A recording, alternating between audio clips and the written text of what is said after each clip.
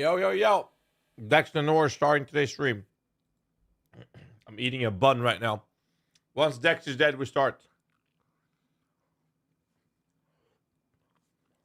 He's still alive. You hear him?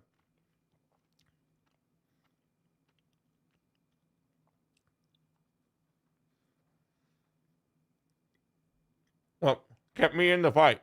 Fucking hell. I'm eating my bun here. Half HP. Ooh, one more. One more hit. Why is this sword smoking? I've never seen that before.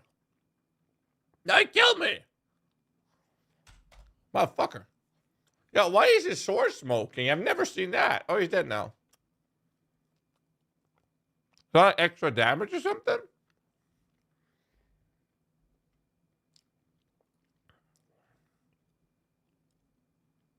I've never seen that before. Cheating? True.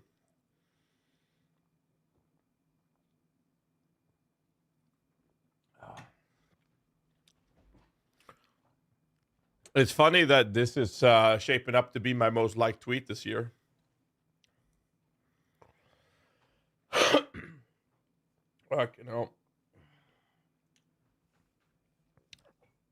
Obviously cheating. I'm going to start today by cutting something up. That's what I was thinking. So I got a knife. It's actually a butterfly knife, but I'm going to cut something up. It's this. Let me see so I don't show my address. All right. Give me a second, chat. Do I even need a knife for this? I don't think so. There we go. Yeah, we're good. I didn't need the knife.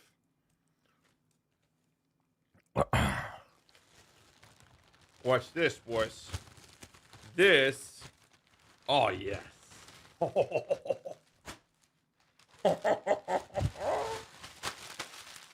Nice. This is from Into the AM. Bro, these pants are like the fucking most comfortable gaming pants I've ever had. It is so nice. Nice. They sent me a batch of stuff. I sent them a list of the stuff that I like. And they're like, yeah, we got you. And they sent me a bunch of it. Fucking love it, dude. Oh, yes. Oh, I'm going to put this one on. Hold on. I got to show you guys this. Bridgeview T charcoal. All right. Oh, man. They sent me 3 new of these pants. Perfect. Perfect. All right. Give me a second, chat. I'm going to put this one on. Gaming pants. They're like shorts. But I always wear them when I'm streaming. All right. Give me a second. Woo! Stripping, boys. See this? I'm almost naked. Almost. Oh, this looks so dope, dude.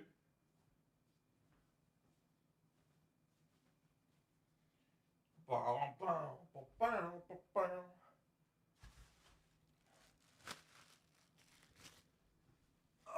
there we go. That's a cool fucking shirt, dude. Look at that. That's a cool shirt.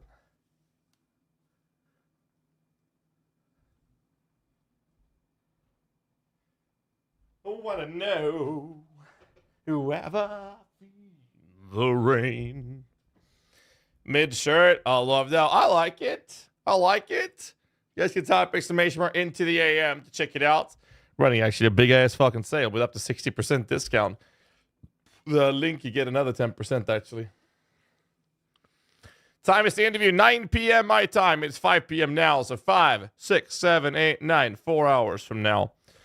There's 2 things I want to do.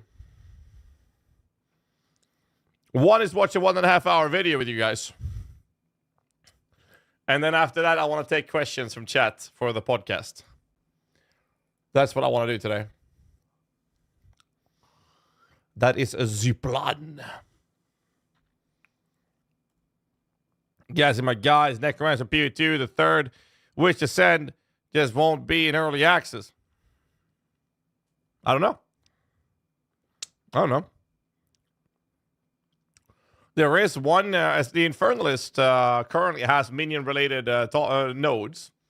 We don't know about the others, and they've shown a caster damage dealer. They've shown a fire-focused Ascendency.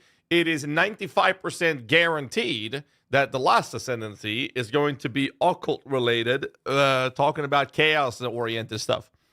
And because it's occult-related, and the fact that the witch base class are referred to as occult skills, and out of those, 90% are minion-related, and then another 7% of the remaining ones, like so 7% are chaos related, and then 3% whatever. So it's very, very obvious to me that we're gonna have the last Ascendency cover more of a minion focus and chaos stuff focused. That's what I'm expecting, at least. SRS Burning Infernalist incoming? Of course. Of course I will play Lilith. I mean the Demon Mommy. I mean the Infernalists. Of course I will. Question for Deb: will there be will be strength female class? Not in the classes that they're introducing with PoE2 as of now, no. Ever? I mean, they're just gonna say that they don't know what the future holds. It's basically the answer they're gonna give us on that one. The skill tree and everything is based around it, so like they're not gonna. That's not in the scope for a very long time forward, is what I'm assuming, because of the way the game is designed. Jonathan, interview when? In 4 hours. Can we have 24 more Ascendencies to be real? I know, right? When is the podcast? In 4 hours. Just make a strength-based witch. True.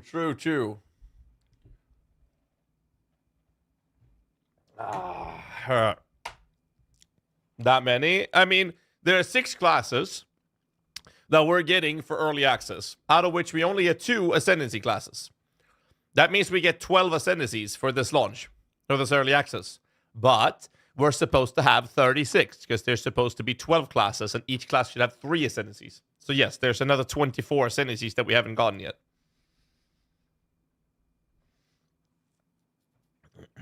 Asking if we can permanently be in demon form? Oh, it seemed like we can. It seemed like you could permanently be a demon. I do wonder how empty access will work for that, though.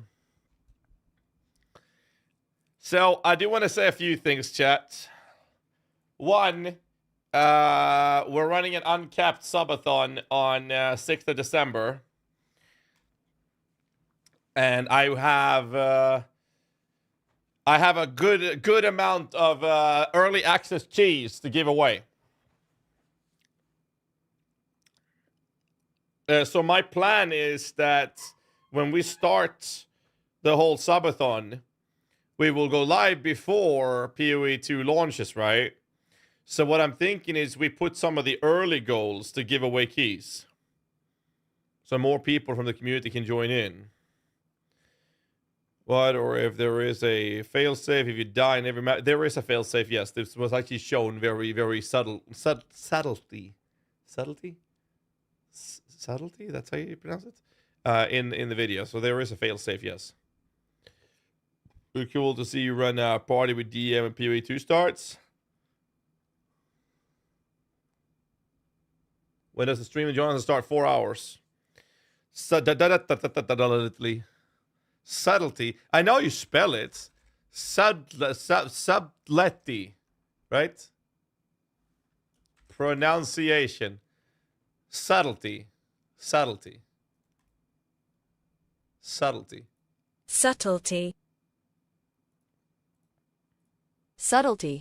Okay, so I have American pronunciation on it. Subtlety. There we go.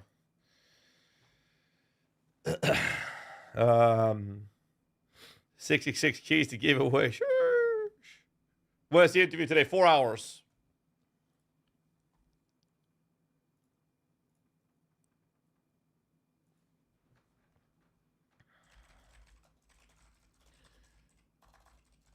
All right, thank you, Kikis. Thank you, Kikis. Appreciate it. Question for Jonathan. We saw in one of the live footages a tight notable colossal capacity, which gives 20 extra inventory slot as a reason for having quality life instead of offense, defense, or mechanical change for an Ascendency node.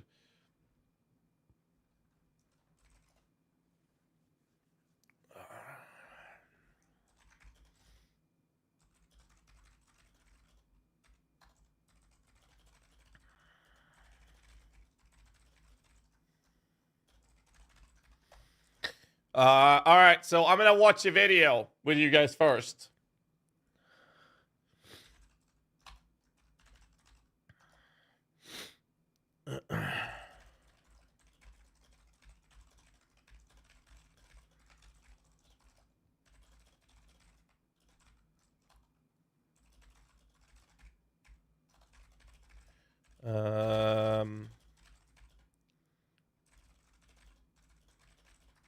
Let's see.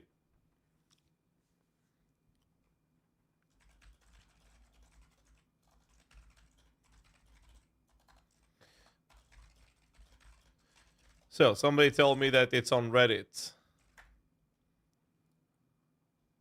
What is on Reddit? So the video I reacted to, someone posted like snippets from the videos on Reddit.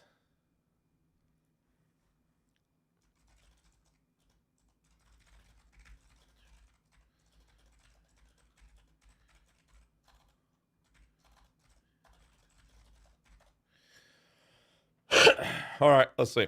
Does anyone have the Reddit post? You know what I'm talking about?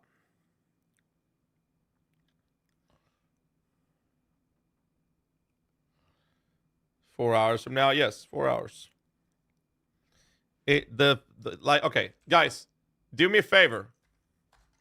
Is it still saying Twitter? It does. And the link is Twitter. Okay. There is this beautiful post right here. You see this one? 9 p.m. CET. 9 p.m. CET should be 12. Let's see, 9 p.m. CET to PT, for example. Merc's Booty subscribed with Prime and included the message. Could you PL ask how many weapon types we will have for melee on launch? Thank you, Merc. Appreciate the sub, man. Thank you. 2 months already. Jesus. Felt like you just came in. Holy shit. Please ask how many weapon types will you have for melee on launch. That's shown in the reveal. Wasn't it? I think. I don't know. But what I'm going to do, we're going to watch a video, then I'm going to focus on taking questions. I think that's the best way to do it. That's what I'm going to do, because it's going to be too much if I do questions and watching the video. So I'm going to watch a video with you guys. When does the podcast start?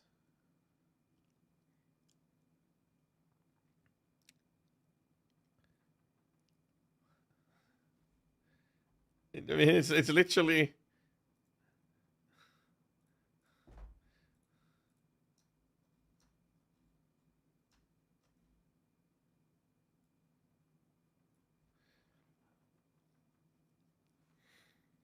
Okay.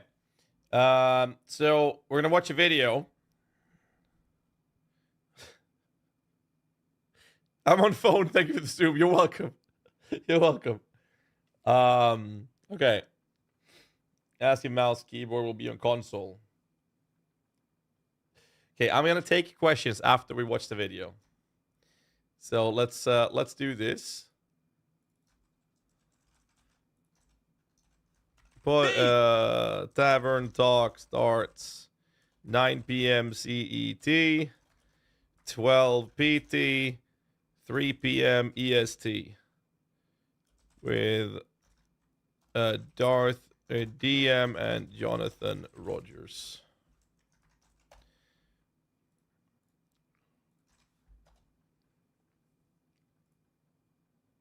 There. Now it's pinned. You want the countdown link? Here's a Thank you. Here, fuck me, I can't. Here's a count. I can't spell countdown timer.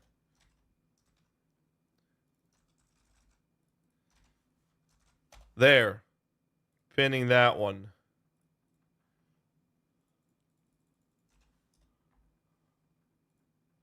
Replace pin. There we go. Okay. Thank you. Nice pin message. Good shit. Kelthrian, thanks so much for the 16 months, man. All right, where's the video? Mo sent it to me the other day. This is the video I'm going to be looking at. Yes, I was flown out 2 This one. It's 1.5 hours, and after this, we'll take questions. Oh, snap. We got a new subscriber. Let's welcome Kelfrian 381 to the fam. Get ready for some epic Diablo 4 hype, buddy. What? Did he just say get ready for some Diablo 4 hype?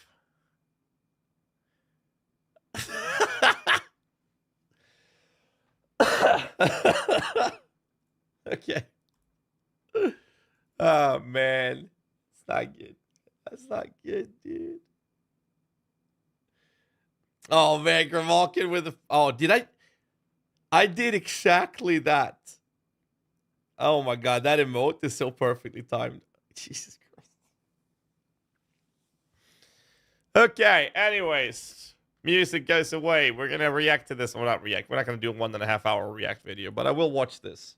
All right, so yes, I was flown out to LA to go and then we'll take with questions. Path of Exile 2, and I have returned with hours and hours of brand new gameplay and all new details from game director Jonathan Rogers. That's what we're going to be taking a look at in this video. We're talking about the extensive in-game system, going over pretty much all of it, the Ascendency class system, what it's like at max level and beyond, a tease at some of the in-game gear that we can acquire, a super detailed look at basically every system in the game, early access details, and yes, you can get access to this game starting at $30.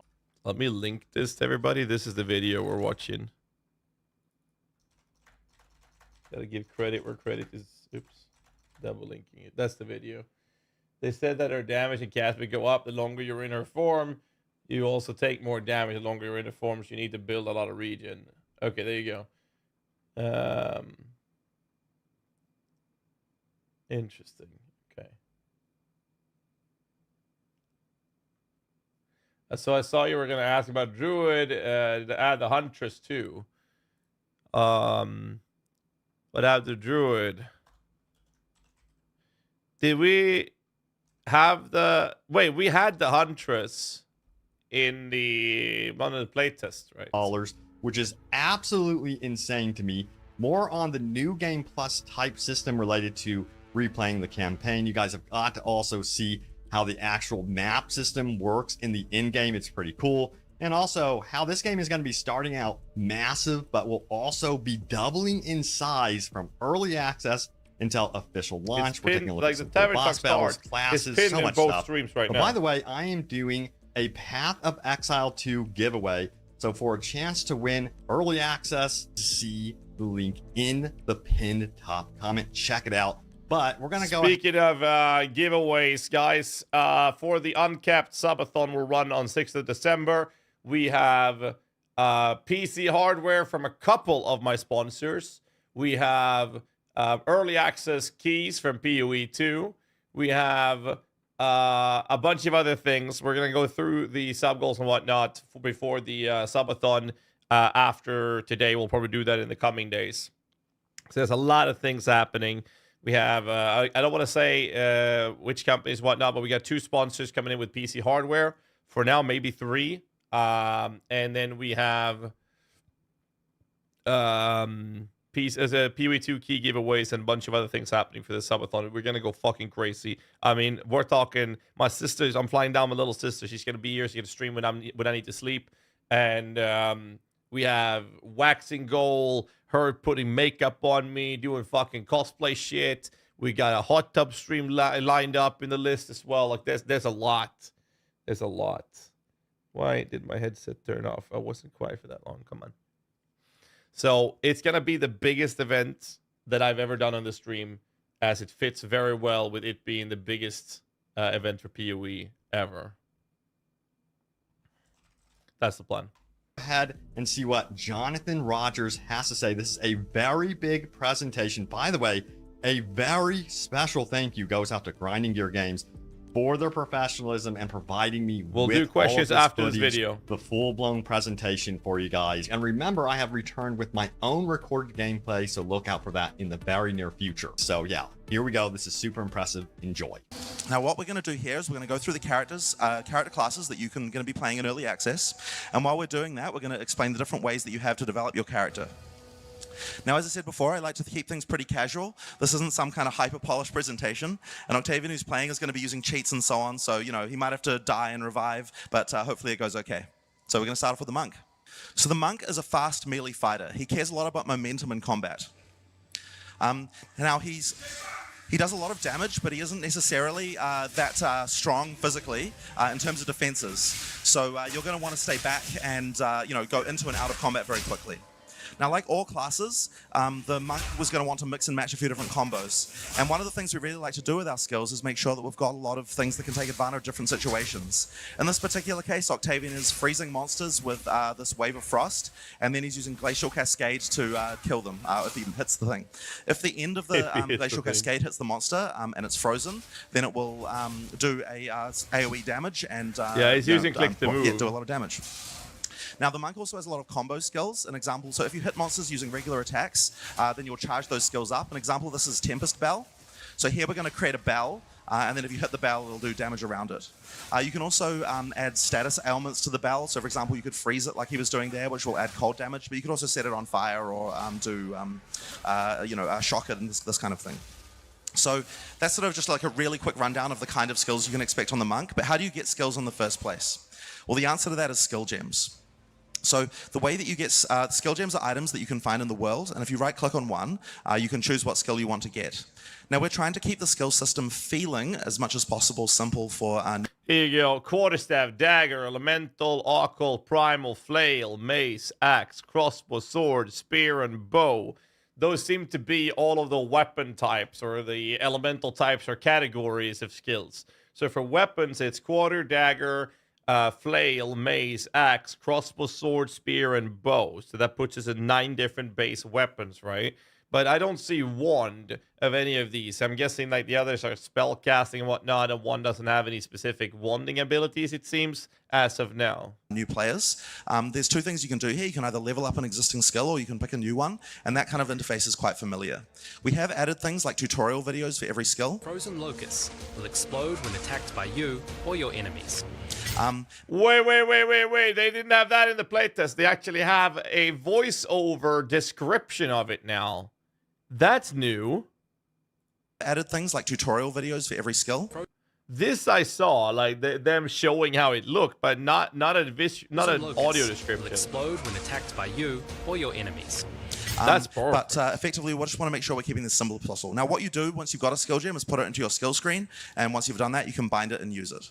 This particular skill is called Frozen Locust that creates a little ice ball there, and then you can detonate that with your Glacial Cascade if you want, since it counts as a frozen object.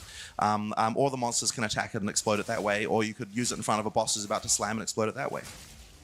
So that's a sort of basic rundown on how you get skills, but it's worth mentioning that you can also use skills across other classes as well. So what we saw there was just the skills for this one class. If we open up the screen again, you can see that the skills for the other classes are still available. If you have the stats to use them, you can use them just as well. And then there's lots of different interesting combinations you can use across classes too. So that's just a quick rundown on what you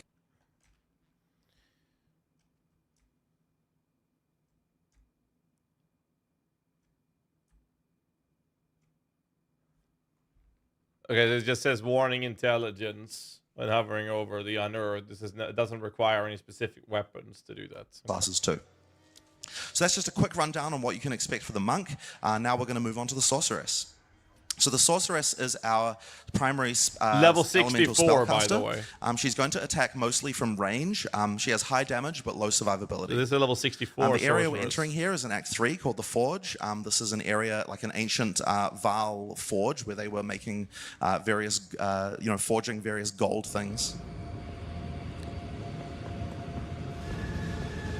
I like the dark, ominous feeling in So this area. she's using a combination of lightning and fire here. Once again, there's lots of interesting combos that we want to do, but one of the things that I'd really like to kind of show you to get a taste for one of the other character development areas we have in PoE 2 is support gems. So support gems are, in PoE 2, you get them by finding an uncut support. And when you open this by default, what you're going to see is just a few recommendations. If you Tavern go through talk the is in different the skills pin that you have on the message. left, there's different recommended skill gems for each skill that you have. So what we're trying to do is just make sure that for new players, it's very easy for them to pick something that's just going to work. In this case, what we might do for Spark is pick Pierce. The reason why that's good is because Spark is a skill that creates a lot of projectiles that run around the ground and then bounce off walls. If we're able to pierce through monsters, it means that they can bounce off a wall and potentially hit a monster again. So that can make it a lot more powerful when you are filling up areas with things like that. Spark looks so good. We're going to try and relight up the forge here in order to be able to get to the boss. So that's what Octavian's doing here. So one of the other things that we might want to pick is multiple projectiles for one of our skills. So for example, we've got Fireball. If you fire it without multiple projectiles, you get a single fireball that explodes, throw multiple projectiles on there, and obviously it does what you might expect. You get multiple fireballs. So one of the things that's important is that you can actually move these skill gems, support gems around between skills. For example, if we took the multiple projectiles and instead we put it on, I don't know, this ice, I think you've got an ice skill somewhere, Frostbolt, then you'd be able to make that into multiple projectiles instead. So effectively, this is the way, another area of character progression that you can use in order to improve your characters in PoE. So you want to, I think there was another one as well actually. Yeah, Firewall. Let's try Firewall. So Firewall is a skill that allows you to create a wall of fire. If you fire projectiles through that, it's going to add fire to the lightning projectiles that we fire through.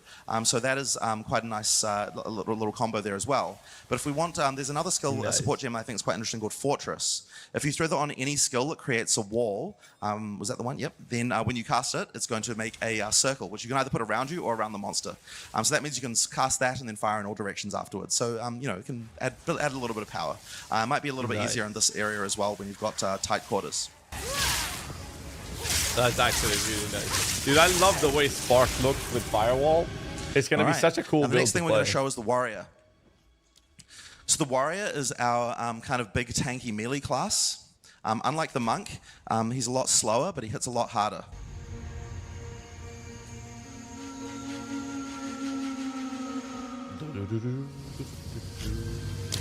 He's just going to change to WASD, which works a bit better on this class.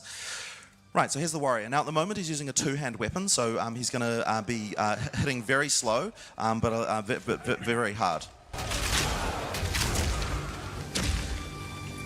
But there's also something else you can do as well in PoE 2, which we didn't have in PoE 1, which is that if you switch to a shield and a one-hand item, then you've also got active block. So this is something that actually comes in handy. It's not so useful for just regular trash monsters unless they've got some special ability, but it can be quite nice against bosses. So let's have a quick look at that. So this is a big boss here, and the thing with bosses, they have large telegraphed attacks. So if you use active block here, you can use that to avoid all damage from the front, which is quite nice. Now there are attacks that have a little red flash that you can't block, but for the most part you can. I need more time.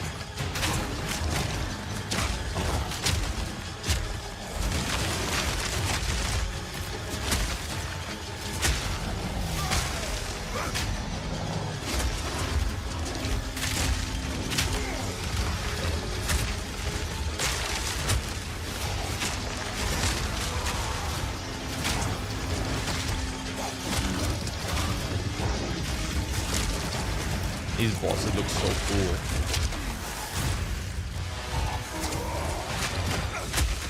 Will you ask a dev why they make us pick up 300 individual splinters to make a breach stone instead of making it rare and only need to click 50 times to make a stone? I don't have it in the list, but guys, do me a favor. Save your questions. We're going to watch this video. We're going to talk about the video, and then I'll be collecting questions from everyone. And I'll try to snipe up what I think would be fitting. And we're going to add them to a document where a DM is going to add it to the document as well. And then we'll I'll call up DM before the podcast. We'll set some questions up of how we're going to run this, and we'll go from there. So that's the plan right now. And the timer, do me a favor. If anybody in the chat comes in and says, oh, when does a Tavern Talk post? When is a Tavern Talk happening? when is the interview starting? When is the podcast? Do me a favor and tell the person that there are places in town they can buy glasses and that they'll find the timer linked in the pinned message literally on the top of the chat in both YouTube and Twitch stream.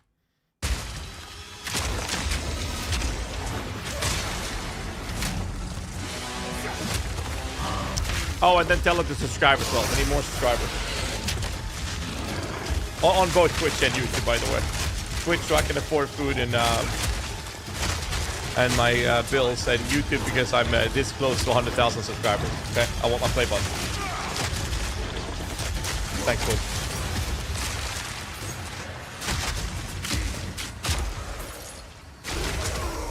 Now, one of the key areas that we haven't talked about yet in Path of Exile in terms of character customization is, of course, the passive tree. So Path of Exile is really well known for having a giant passive tree. There's 1,500 nodes in the passive tree, and all the classes use the same tree. However, they start in different locations. So the warrior, for example, starts on the bottom left side here, and because of the fact he starts there, he gets access to a lot more of the melee-focused elements on the tree. Now, to quickly explain how the passive tree works, there are a few different types of nodes here. The smallest nodes are just like minor nodes, and they'll give very simple increases, like, for example, you've just got melee damage here and that kind of thing. But the thing you're probably going to want to go for are called notables. Notables are the very slightly larger nodes, and they have much more interesting effects. They're often going to depend a little bit on what kind of build you're doing. For example, this one here is 20% more damage against heavy stunned enemies with maces. This is something you're obviously only going to care about if you're heavy stunning enemies a lot, and of course using maces.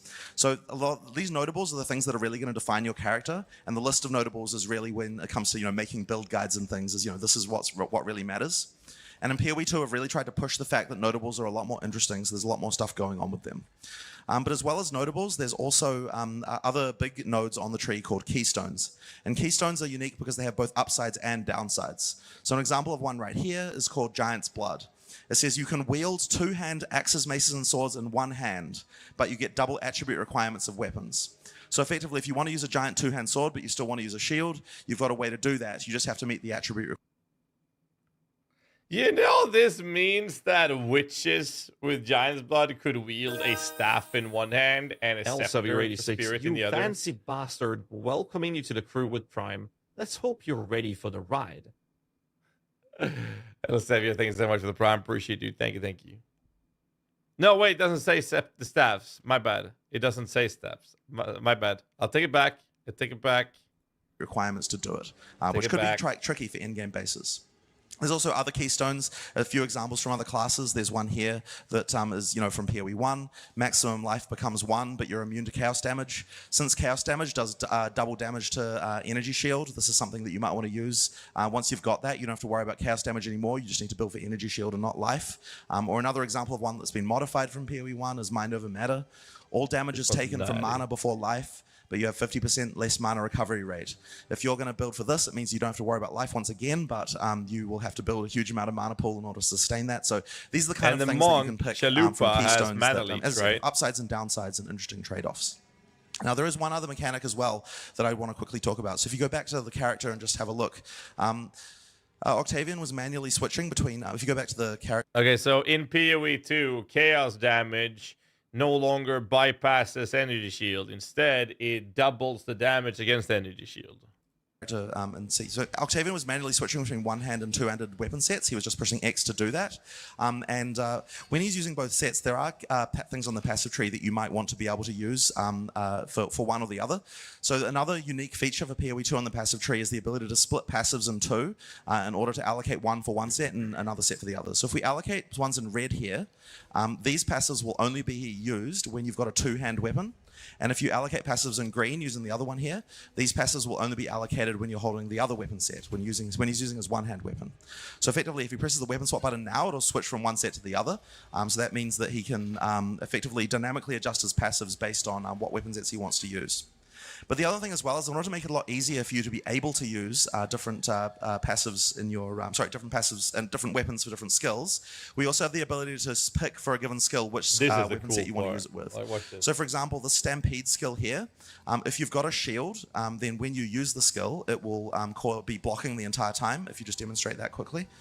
So if you use a Stampede, because you hold your shield in front of you, you're blocking the entire time you're charging. And using the one-hand weapon will also be a lot faster because it's got higher attack speed. So that's something we'd much rather use with our one-hand weapon.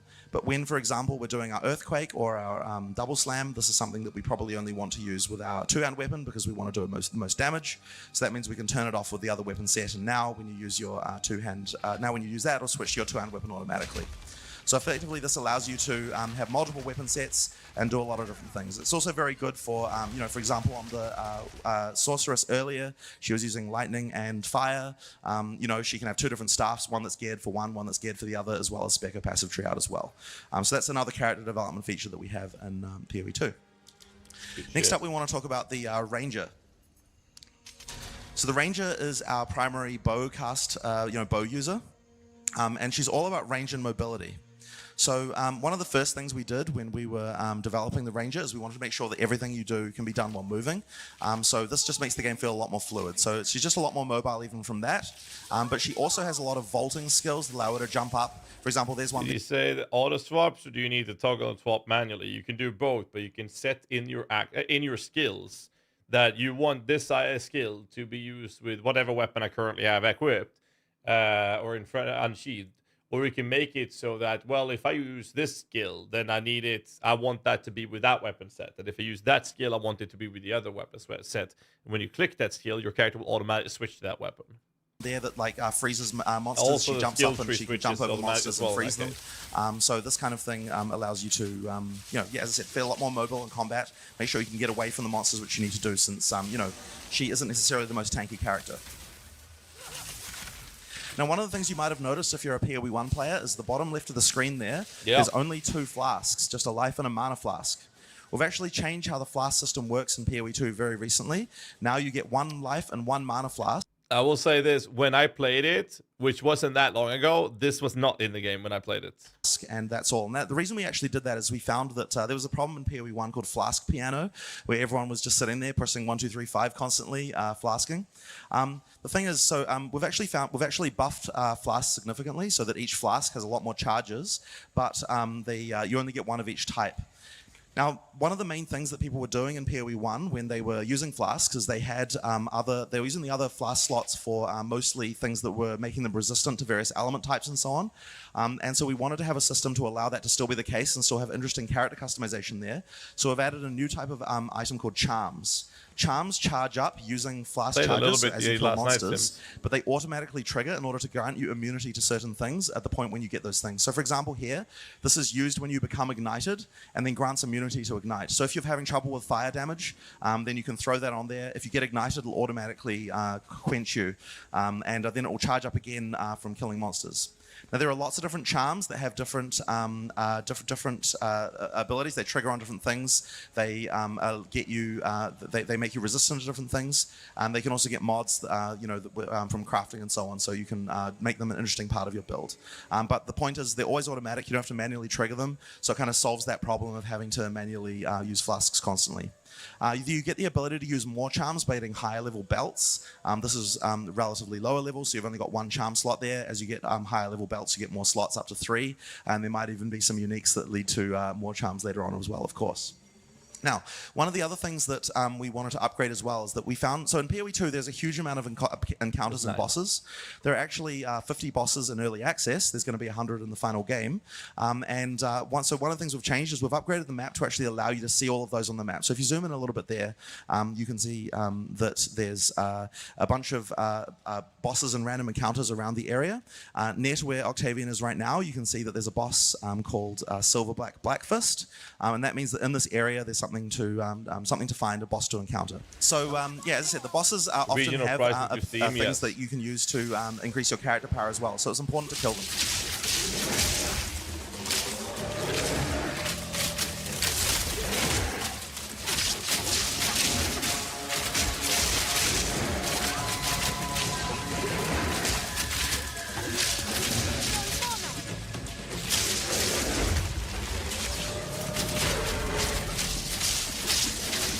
He sounds like the big guys in Act 3 in Diablo 2. Did you hear that? Oh. Like, listen to it. You hear it?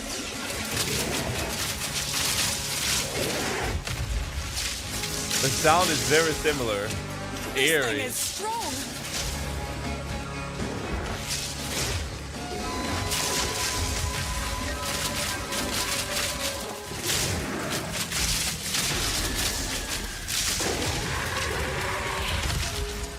Forgive me, great creature.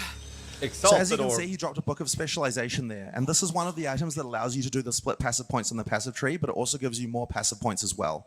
So it's something that you're going to definitely want to find.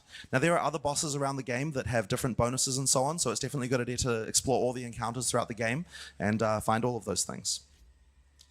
So next we're going to talk about the Witch. Thank you, chat. And while we're showing the Witch, it's See also what I a good mean? time to talk about one of the other character progression systems in Path of Exile 2, which is Spirit.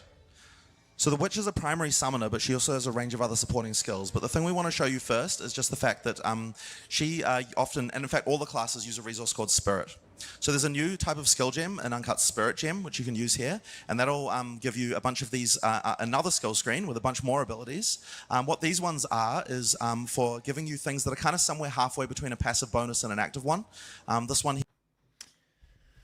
Grim Feast, minion persistent. Feed on corpses to bolster your energy shield. While active, enemies and minions that die in your presence will drop Grim Remnants. Picking up a Grim Remnant grants you energy shield and can overflow your energy shield up to double its normal maximum. That's kind of weird. But... here called Grim Feast, feeds on corpses to bolster your energy shield. But we've got lots of these for all classes. All classes can use them. For example, on Sorceress, here you've got Arctic Armor. There's one here called... Fuck you, Octavian! God damn it! He deliberately didn't hover over the SRS. I fucking knew it! He's gonna hover over it later, but god damn it! Raging Spirits, which means... There we go, thank you. God! He did this! Vroom! I'm like, motherfucker! Alright, here we go. So, we talked about this before, but I'll mention it again since we're watching this video. So they're going to have a 30 spirit reservation. Now, my understanding is that this is a an aura of sorts, if you will. That's what these spirit skills are, which means that Raging Spirit is a buff skill, which means that this is going to take 30 reservation. Not per spirit. This entire effect takes 30 spirit, and it can summon 6 spirits in total per cast, right? Let's see what it says. You can have 10 in total, but 6 max per cast. So you can have 10 spirits total, but that's how it reads, right? Because this is something a lot of people have been asking me about. Every time you use a fire skill, it summons a Raging Spirit. So you can, like as I said, it's somewhere between like an active and a passive. But for the minion characters in particular, they're going to want to get a lot of spirit because all Auras are only for spirit gems, so we can drop normal gems to spirit gems. Both, but auras are spirits. minions are paid for. SRS Demon Mommy, with yeah, with that's the what I'll same be doing. resource. So, what we're going to do here is When you cast spirit skill, fire skill, in order summon to spirit. use spirit, Yes. effectively what you do is you go to the Subsplit skill Moduin. screen, and if you've got minions there, you can just click the little plus button, get some extra minions, and there you go. Now, these are permanent minions, which means that if they die, they're going to respawn again automatically. You don't have to spawn them constantly. And that means that that's during boss fights and things like that. It makes it a lot easier. You don't have to worry about having to have corpses every time, that kind of thing. But we also do want to support large minion armies, and because of that, we also have minion skills that you can summon from corpses as well. So all these little scorpions here, those are summoned from corpses. That's from while you're Unearth. clearing, you'll get large armies. During boss fights, it'll be a little bit more focused using the minions, your permanent minions for the most part. Yeah, because we Now, don't he's have also access got some to other generate supporting corpses. skills, a lot of things focusing on chaos damage. So he's got a skill called Contagion that'll spread between monsters and other things like Essence Drain and so on, like just a few other chaos damaging skills.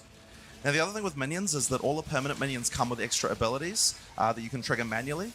So you see those little markers on your minions, you can use those to explode your minions. So that's the Arsonists, it's their ability. They'll throw a little bomb and explode your minion. And there's also other ones. For example, the snipers have the ability to create little gas clouds. And Yeah, you can the more explode minions the you have, the gas more cloud as often you well. can use Watch those this. abilities. So effectively, it means that each minion also There you go. effectively See serves that? as an extra skill as well as being a You can put a meat gas shield cloud for you as down well. with the archer and then explode it. If you explode fire damage in there, see That's how a quick the introduction to gas the explodes? Witch. But now we're going to show off the Mercenary. Oh, Which is actually, pretty wait, no. we did miss something. Sorry about that. Right, so just one other quick thing I wanted to show you as well is that the witch has a lot of other summoning options, even beyond just the ones that we've picked, because she also has things called specters. So basically, anytime you kill a monster on the ground, it can be turned into a specter. We've actually created one here from Act 1 called a Cultist Archer. They cost quite a bit of spirit, so we're going to unsummon a couple of the Arsonists and put this Cultist Archer in. Now, the nice thing is that because lots of monsters in Path of Exile have different interesting abilities, all those abilities can be used by the summoner as well. So this one has the ability to summon these like purple polyp things that both slow monsters and add weakness to chaos damage as well. She's using it there with those little things that exploded there. That was pretty slow. Because those are going to make monsters weaker to chaos damage, it'll be a very good part of this build. Yeah, see, how would the SRS damage be calculated? I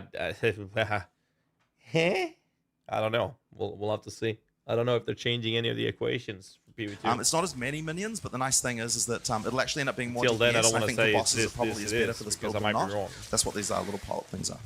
All right. So moving on. Let's have a quick look at the Mercenary.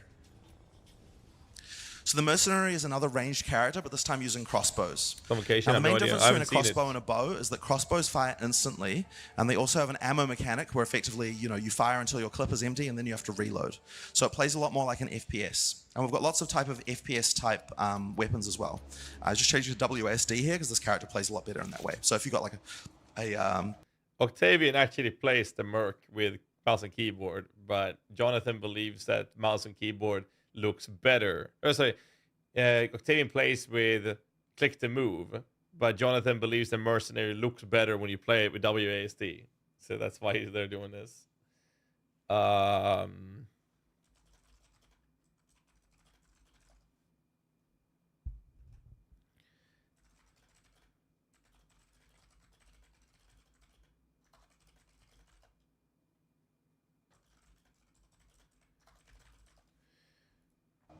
shotgun type weapon. You've got a assault rifle type weapon. Find some holsters. And various other types. You've also got attached grenade launchers and things like sniper rifle type weapons and so on. Now, this plays very differently to the other classes, but I think it's really fun. It's just like a whole different sort of feeling of the game. This particular area is called Doyani's Sanctum. He's doing a lot of experiments on humans and is very interested in anatomy and kind of merging them with machines.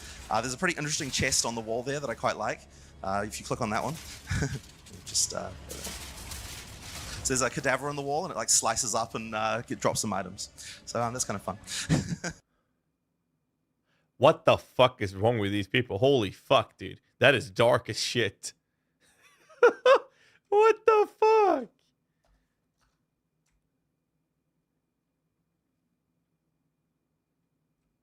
Hey, bruh.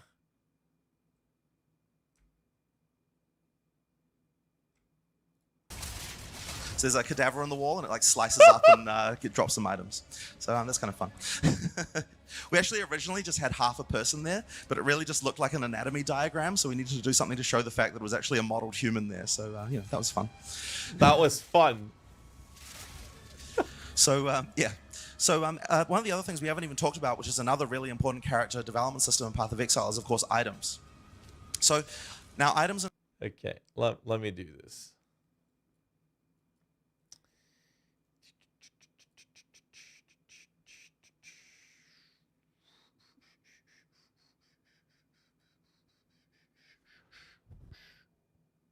No, it's not display capture, is it? It's a window capture. Window capture.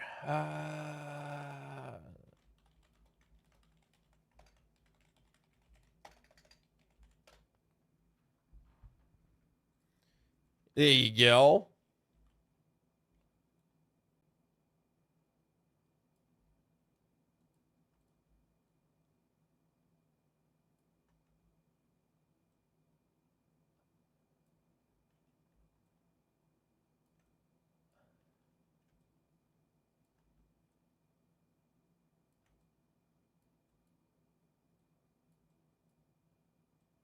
Why is that so messy to do? There. Now people can stop bitching about it. All right, everybody happy? Make it bigger, literally can't see. Are you fucking serious? Happy now? There's gotta be some gameplay footage to watch as well. Plus, it's pinned in the chat. God damn it. And Path of Exile work like many other action RPGs, but I think that we do a particularly good job of having interesting affixes and suffixes. If you have a look at the items on the character, like they generate. We have normal, magic, rare, and uniques. Magic items can have up to 2 mods. Rare items can have up to 6. And effectively, each of the different slots has a pool of mods that's unique to it. But one of the other things that's sort of really important about PoE is crafting items. So here we have different crafting items that allow you to add affixes to items. If you use an Orb of Transmutation, it'll turn this magic item to a 1 mod magic. If you use an Orb of Augmentation, it'll add an extra mod to make it into a 2 mod magic. You've also got Regal Orbs that will turn it into a 3 mod rare, which is normally that have 4, but if you do it this way, you get 3. And then you can use Exalted Orbs to add more mods than that to make up to 6 mods. Now, something in Path of Exile 2 that's very different than PoE 1 Seriously, is that these currency items, to add mods to items, are much, much more common than they were before. And you're really going to be expected to use them throughout the campaign. It's like a really important element of player power. We've actually changed the way the scaling works in quite a lot of elements to kind of try and make it so that picking up like new blue items is going to actually be an interesting choice for you. Using regals and exalts in them are pretty interesting. And also you get regals by disenchanting rares as well. So effectively you can get quite a lot of regals in order to upgrade items to rares relatively easily. So now these crafting items, the other thing that's important about them is you can use them on any base type, not just items you can equip. They're used throughout the game for many different purposes, for the end game as well, and many other things. So is that a unique use them on flasks and charms. I missed it. Did they hover over a unique? I missed it because it's fixing the timer. Is that a unique chest?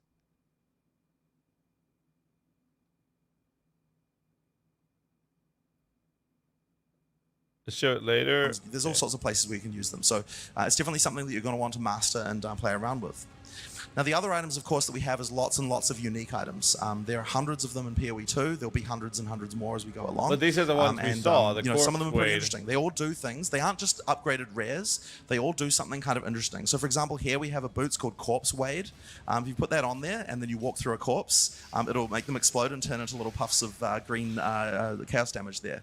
That's not something you're going to get on a rare item. Another one here is called Sands of Silk.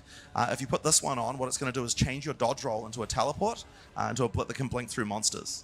Once again, not something you get on a rare. But there's a few others here that are kind of interesting. Next one here is called Couture of Crimson. It makes Life Leech overflow maximum life. So as you attack monsters, you can get like over health above your normal maximum if you're using Life Leech. Another one here, for example, pretty simple in some ways, is Quill Rain. This thing here just has ridiculous attack speed, but low damage. If you want to make an interesting bow build where you're just making, where you want to hit huge amounts of times, don't necessarily care about the damage dealt, Quill Rain is going to be something for you. Or another one here called the Wailing Wall. This one here disables shield skills, but makes you able to block damage from all hits without having to raise your shield. So effectively, if you want to be able to block a lot of damage, but you don't care about being able to use other shield skills, this could be a good one. So all of these are what we call build enabling. They're interesting things that you might be able to build a character around, do something interesting with, and they're a big part of how the end game, things that you can find at end game, things that you're going to be sort of going throughout the game, things that might affect how your character is played. We don't know yet, Matt. No. On the eve of the end, the demon of Atzoatl has finally Atzoatl, that's incursion. So this is what? This is incursion stuff or what? I bear the burden of our future.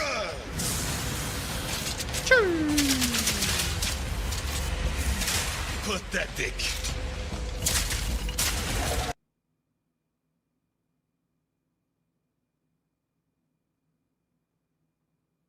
Put what?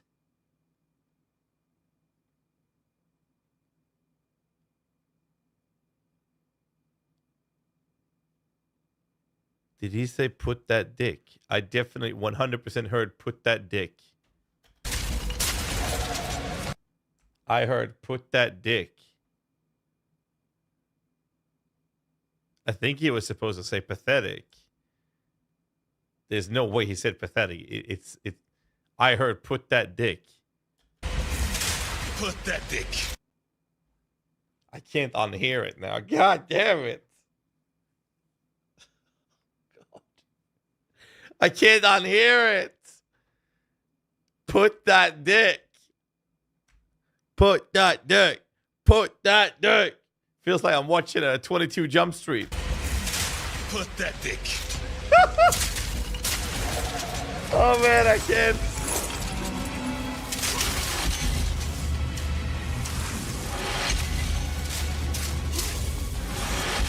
The fight looks amazing though. Put it where though? I mean, yeah, he doesn't say. He doesn't say where we're supposed to put it. That's such a cool fucking fight. Justify the means.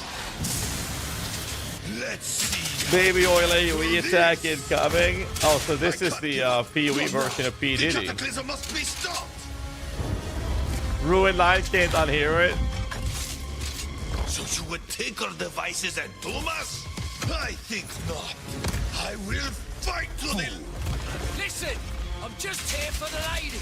There's no need for all this. Wait, why do I get the feeling that there's gonna be small robots coming out and putting fire on the ground?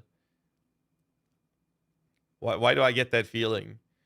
And that if you can do a hard mode version of this fight if you click a big red button here on the side. Anyone knows what I'm talking about?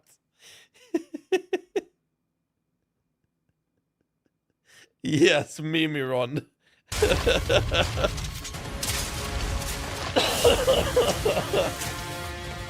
I did that too much, man, back in Math Classic as well. God damn it. This fight looks insane, though. Please.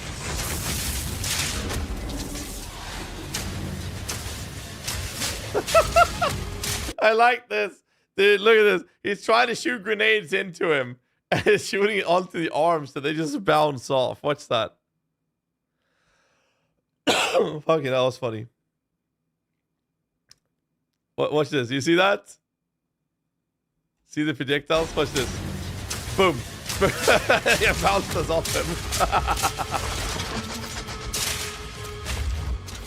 No. I mean, the graphics is amazing. Like, small details like that, it does so much. Activate the beams.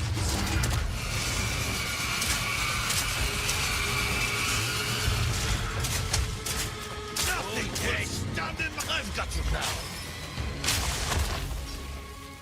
Fatal ambition. Yes, you can see how much damage you've done to the enemy up in the top right corner. Every time you do damage, you'll see how much you have dealt to him in total.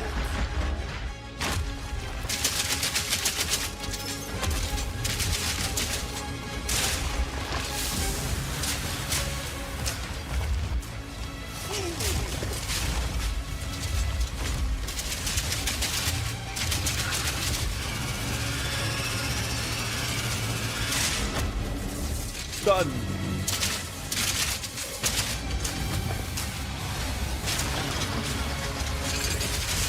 And I guess it looks like the number resets after a while if you haven't dealt damage. You see that? Now it builds up again. So if you do consistent damage, you can actually see exactly how much HP the enemy has. Yeah, that's the Mimiron's head there.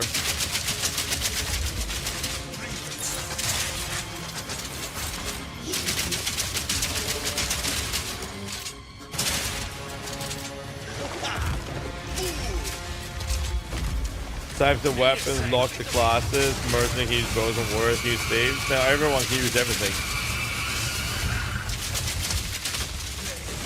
So Ascendency classes will be better for certain abilities, obviously. That's how it's kind of like designed. But unique items can change this and whatnot. All right. So far we've been showing you footage from the campaign. But one of the really important things in any action RPG is the end game. Now, something that happens almost every time a new action RPG launches is people saying there isn't enough in-game content. We really want to make sure that in PoE 2 people don't feel that way. And it's something that we actually changed our priorities for as a studio relatively recently. That's a good one for Kiki to Now, post the on the first short 3 today. acts of PoE 2 take around 25 hours to complete. This is already longer than many campaigns in other games. On the other hand, people spend hundreds of hours in in-game. We realized that finishing the rest of their campaign for early access instead of working on in-game would actually be a very bad idea. So instead of having acts 4 to 6 in early access, it's much better for us to concentrate on in-game Wait, you already and make that posted the great. dick one on YouTube If you're already? a new player, a 25-hour No campaign way. is already a huge game with plenty No of content. fucking way. But if you're an existing action RPG player, then what you're going to care about Bro, it just happened, bro. What the fuck, man? Pathetic.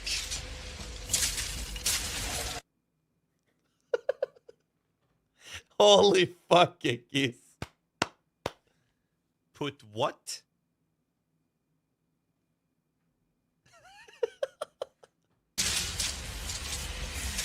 Pathetic. On my face, I was like, oh, hey, hold up a minute now.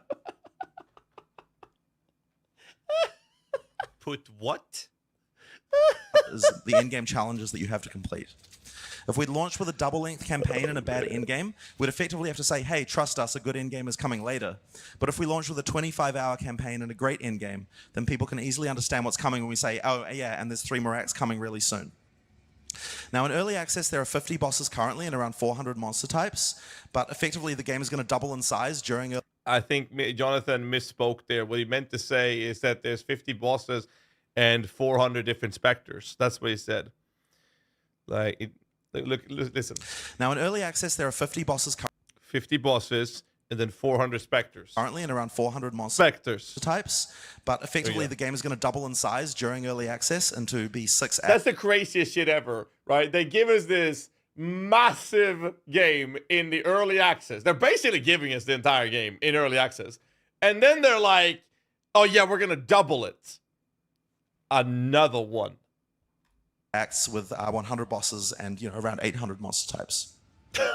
Now the great thing is the rest of the game is like 80% there, and so we'll be adding content very quickly during early access, and so you can expect to see a lot of that coming really quickly. Nice. Now, in order to make the endgame happen at the same player level, we've had to add a second difficulty called Cruel difficulty, where you repeat the campaign with all the monsters and bosses harder, but also better rewards. If you sort of look at it in traditional game terms, you can think of it as a kind of like New Game Plus type thing, but we've actually made quite a lot of changes to the game throughout as well, which you'll probably enjoy as well. And that'll take you to around level 65, which is where the endgame begins. So, let's talk about what the endgame is. So in PoE, there are many different in-game grinds. One of the things that's kind of really important is that people feel like they've got a choice between many different types of activities in the in-game. So for PoE 2, at the start of early access, we're going to have 8 primary in-game grinds that you can do, all of which have their own sort of systems for leveling them up, improving them, unique rewards, player power that you can get only from them. And we're going to introduce the first 2 of them right here during the campaign, which are the Ascension trials.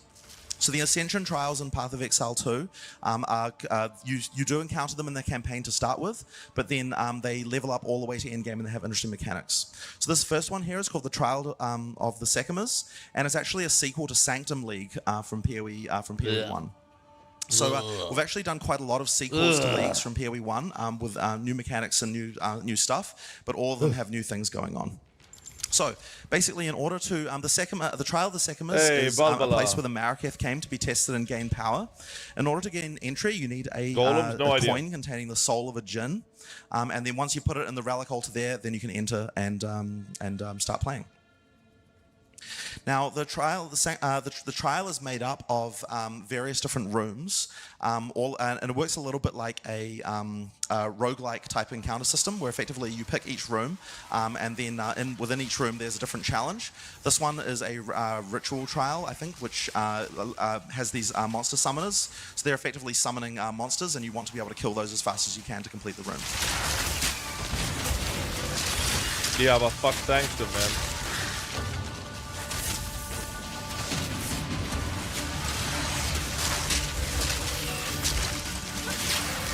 I linked the video in the YouTube chat. So once you've completed the room, you can go into the next room to get your reward. Good morning, man. Good morning to you. Now, in this case, we have a silver afternoon key. or evening for us. Keys can be here in used at Sweden. the end of the trial to be able to get rewards, but effectively you have to be able to survive the entire trial to be able to claim them. Now, this is the map for the trial, and you can effectively pick what type of room you'd like to go to next. There are a few different issues. One of them is that the next room will have a type, so for a type of trial. For example, here's an hourglass trial, and it also has a type of reward, but also some of them have boons or afflictions that might get you. So this one says, for example, when you enter it, that it'll afflict you with blunt sword on entry, which means you and your minions deal 40% less damage. We probably don't want to do that as a minion build, but they have better rewards in exchange for that. So once you've picked your room, you can go and do go and do the next one.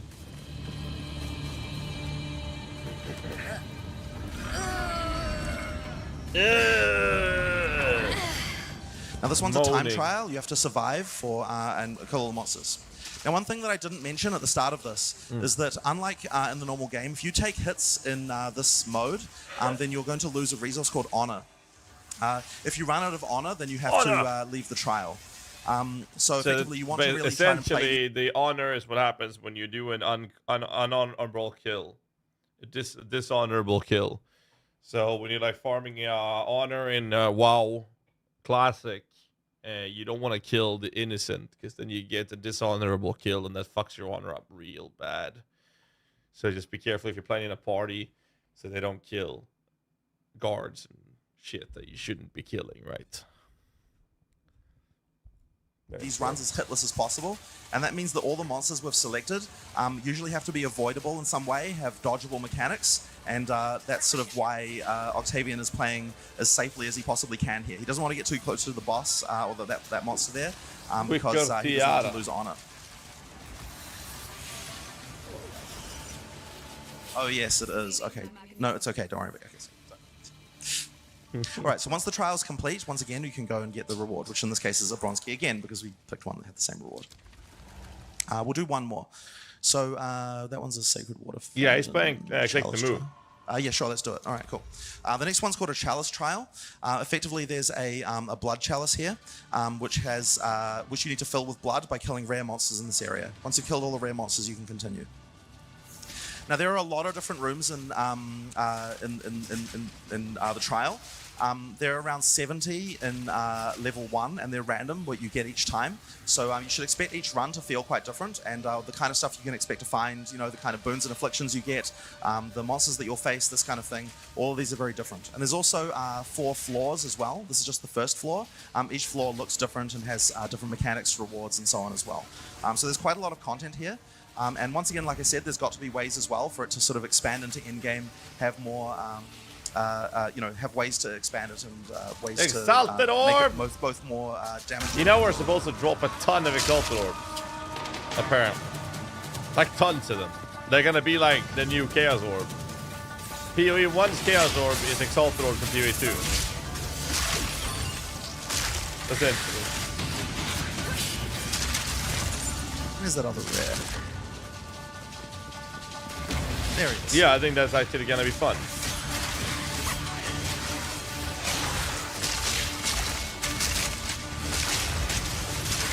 Avoid that one. Avoid that one. Yes. All right. So that's this trial complete. And once again, you can get the reward you picked, which I believe was Sacred Water in this case. Lord Keep with the Prime, thanks so much. So Sacred Water is a resource that you can use throughout your run. Effectively, it's a currency that can be used in a shop that you can find throughout the run as well. Water is obviously a very hard resource in the desert. So in the interest of time, what we're going to do now is skip to the last room in this floor of the Sanctum, which is a boss room. Whoa, whoa, whoa. Hold the flipping phone. Lordy Key just dropped a Prime sub. Hell yeah, let's fucking celebrate. Why does he look so angry? And this guy's like, what the fuck? Like, this is my face. This is the face that I would have. Right? I think most of us would have that face, be like, what the fuck? But this guy's just angry. Why are you angry? He's making notes. He's focused. But he looks angry. Formidable. Steel yourself. All right, so now we have Rattle Cage. No, that wasn't Octavian, no. Oh, he's telling his wife he needs time off for the EA.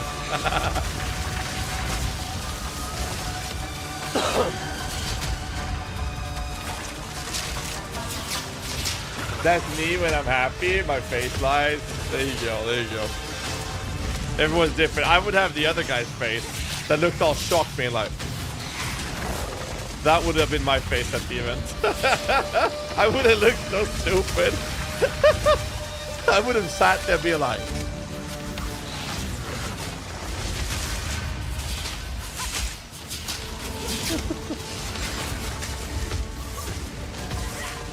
where's the bit face? It's all true.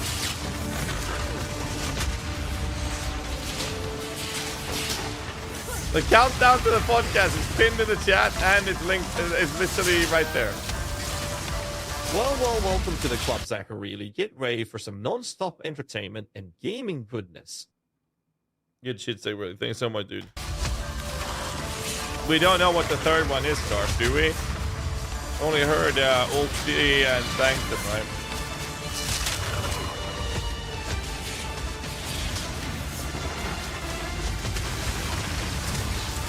That sounds good, Ryu, yeah. We know he's related to the Karui. Okay. Second rally with a gift as well. Well, thanks so much, man. God damn, hype train starting. JP Rodriguez with Prime as well. Thank you, guys. Thank you. You're making me look like an actual content creator. What's going on?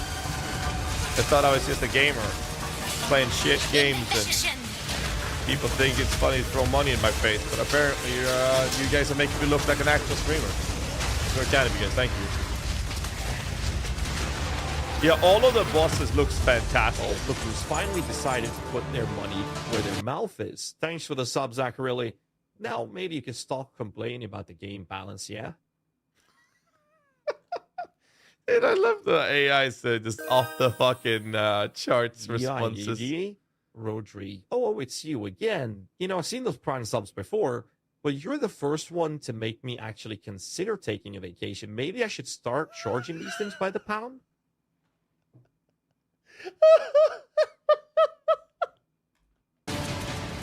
So that's the boss of the end of the first floor of the Sanctum, but there's lots more bosses in Sanctum to find. As I said, there's multiple floors. Do we recognize anyone?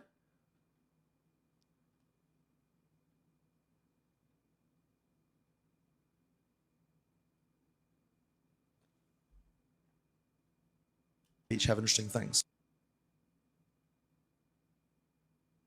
I didn't recognize anyone. Darth is in here somewhere. Now, at the end of each floor, you'll get the ability to pick from various different... I saw him. I saw him. I got him. There he is. Found him. There. Let's see. Darth. Found you.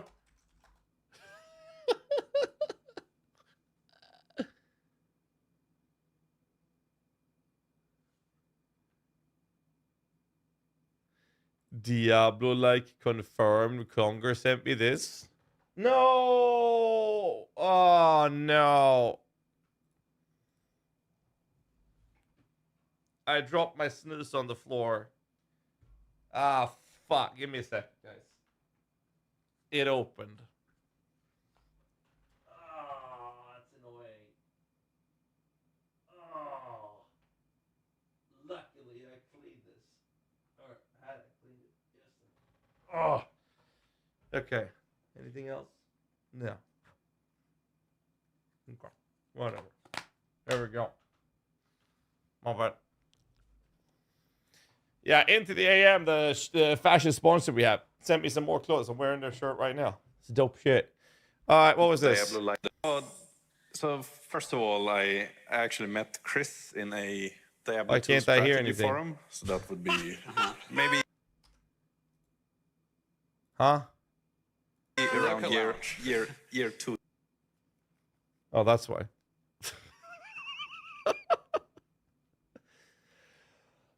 I gotta look it up. My headset just goes off. When I don't have sound for like 1 minute, it just shuts off. I gotta fix that. Now I can hear. So first of all, I actually met Chris in a Diablo 2 strategy forum. So that would be maybe around year 2000 or so. Oh my god, So that man. was back in the day. It was harder to find out the best builds and so on. You didn't have streamers and everything back then. But then a few years after that, I got a random message where Chris was saying that him and Jonathan were thinking about, or like wanted to make a Diablo-like game.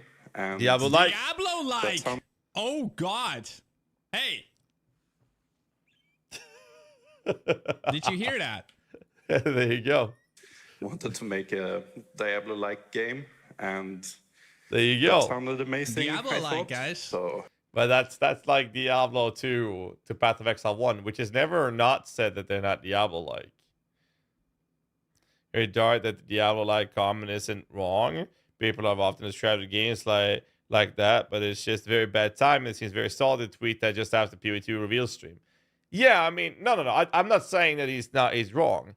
I think that ARPGs have always stemmed from Diablo 1 and 2, and it's always been the thing. So yes, it would have been. The reason we don't call it Diablo-like is because of Diablo 3 and 4.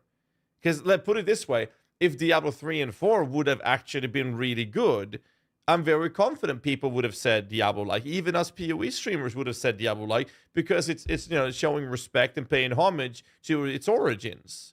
The problem is Diablo 3 and 4 is never really fucking good. Diablo 4 is finally getting better, right? I'd say Diablo 4 is okay. It's a good game. Fuck my headset, dude. Come on, turn back on. So that's like the situation they're in. But it's not. So that's why we don't call it Diablo-like. It's very simple. Different chests, the keys that drop give the ability to open these caches here. So you want to pick which one, because each of them have different types of rewards in them. Now the other thing that you get to do here is use the Altar of Ascendency. Now, unfortunately, we forgot to reset the Ascendency class, so you're not going to be able to see the list there when we did the thing before. But effectively, once you've the first time you use the Altar of Ascendency, you get to pick between 3 different Ascendency classes. In early access, there's only going to be 2 available for each class, and we're going to be adding the rest later. And those give you interesting things that are only available to your class, because no other class gets those things on the passive tree. Now, with Ascendency classes in PoE2 have really tried to do a lot better in terms of how interesting the things are. For example, this particular... Sanctum is now lab. The lab in PoE2 is 3 different things. You get to choose, and you can mix and match which one of these 3 you want to do. You can do all 3. You can do only one of them or 2 of them. You can choose between Sanctum, Ultimatum, and question mark. And people are expecting Blight to be there, because apparently it's supposed to be Karui related. Class, and because I can't see the name on the screen, I forgot what it's called. Infernalist, right? It's got some pretty interesting abilities. One of them here is called the Hellhound. So this one gives you the ability to summon a Hellhound. When you summon it, it has a few abilities. One of them is that it sets everything next to it on fire. It's a minion, so because we're a minion class, this can be really useful. But also it takes damage for you. Every time you take damage, it gets transferred to the Hellhound. So, he's a really good boy. Another one that's really interesting. Oh, not light. Is sorry, that, Tota. My if bad. you just sorry. respec quickly Tota, away from that, is turning into a demon called demon form. So when you use demon form, you turn into a demon.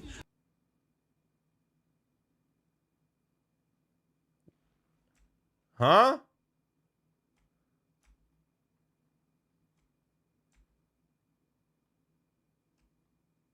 So when you use all the minions went away. Use demon form, you turn into a demon. While you're a demon, you lose life constantly, but you also have much higher spell damage and much faster cast speed. The longer you survive... They're not resummoned either. Maybe weapon set? Sure, but they're not disappearing. They're not resummoning. The Hellhound's not there either. Those numbers get, so but you're going to continuously take damage. So you're probably, if you're going to use this, you probably want to do a build that involves getting high life regeneration in some manner, so you can survive as long. Yes, but in the showcase that I saw it first in, he had minions. Long as possible and do a large amount of damage. So that's an example, just 2 nodes from the Infernalist. But of course, there's lots of interesting nodes there, and you're going to wait. Hold up. Hellhound is a separate point. Yes. This is not minions from a weapon. The scepters only give skeletal warriors. He has skeletal archers, which means that he has points. And you can see it on the right-hand side. He's reserving spirits. Spirit is being reserved. You can see it right here. Or it's hard because I have a fucking overlay. But he has spirit reserved. And the Hellhound's not here, but I guess that is because he hasn't summoned it. Some interesting nodes there, and you're going to want to ascend, get more points by doing more Ascension trials, and continue to get more player power. Now in PoE 2, you actually, all of the Ascension trials, oh that's right, sorry, we haven't even finished this one yet. All right, hang on, where was I? All right, that's right. Okay, so let's talk about how this extends into Endgame. So effectively, as you go through this trial, you might find items called relics. And relics are these items here, which can be crafted. You can see an example of a blue one here. This one says monsters have a 4% chance to drop double sacred water and gain 16 sacred water at the start of the trial. Now, these are ways that you can effectively improve your odds as you go through, but there's some pretty interesting ones as well. Let's have another look at another couple. Bosses deal 4% reduced damage. These ones are very low level and simple, but they can get quite powerful. If you click on the relic altar before you start your run, put a coin in, then you've got these slots here that you can put the relics in, and you can also unlock more slots by doing more, by doing this more in order to be able to put more in.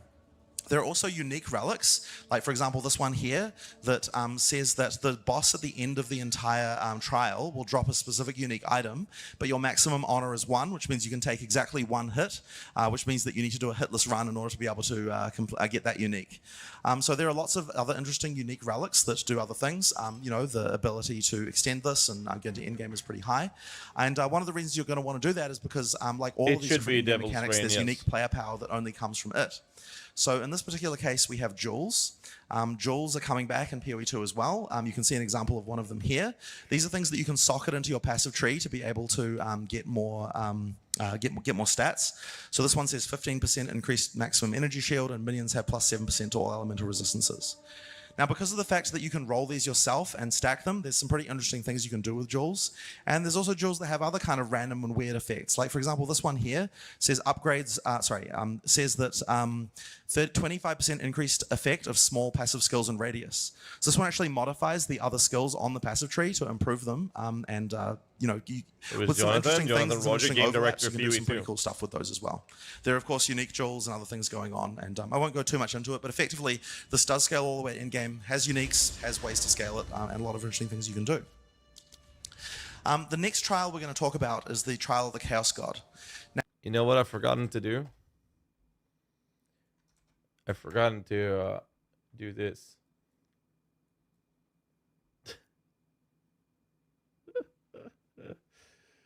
I forgot this little detail.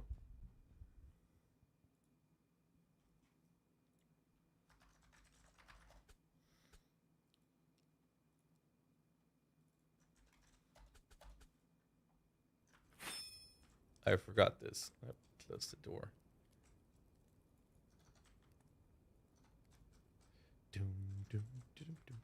No! It's... Bust. Who the fuck, man? Alright, never mind. I can't do it. Someone's taking my dummy. Never mind. I'll do it later. Now, unlike in PoE 1, every time you want to get more Ascendency points, there's a new trial that you have to do to do that. So this is the second trial that you can do. You closed my door too. Shit. Mechanic that you have to do it yourself, man. Expanded upon. I'm logged out already. So we're going to use the Mercenary for this one. Now, this is the one you're going to encounter in Act 3 for the first time, but as I said, it extends to endgame as well. Finishing the Ascension trial was kind of an ancient rite for the Varl that conveyed power and respect. Entry requires a token from a strange entity called the Trial Master. And this is actually a sequel to a league from PoE 1 called Ultimatum, but it works very differently. So this is the second version of lab trials that you can do. You don't have to do the Tankdom. You can do this instead, or later when the game releases, there will be a third one, which we expect to be Tota. Didn't know you were coming. No, Nippy, man, take it, man. It's all good, dude. Yo, Nippy, are you in the Discord? Nippy, are you in the Discord, by the way? Like the little Tibia Discord hangout. Why don't I see you there? Oh, I do, because I don't have... Yeah. Never mind. Sorry, I did see you there. So to start with, he's going to offer the trial. So I have offer- streamer make the mode offer to enabled. I the didn't trial, see you and then can first, walk so I out. only see the first letter. I got you. Now, before you enter each room in Starting minions, the of course. trial of the Chaos God, you're going to have to pick from one of the downsides that's going to affect you for the entire rest of It's the all trial. good, man. So the trial No master is stress, you can here, take and he's it. going to offer you an item to start with. We need Here's the another item dummy you're in gonna the get house, if you though. complete this room. And he's also going to say, pick one of these 3 things that's going to potentially hurt you. In this case, we're going to pick blood globules, which will one of the easier ones. And what that's going to do is mean that these blood balls are going to appear above your head and slam down periodically. Are you ready, Challenger? As you walk into the room, he's going to summon a bunch of these monsters. Now, each of the rooms has different mechanics. This one's very simple. You just have to kill all the monsters. Not dinner.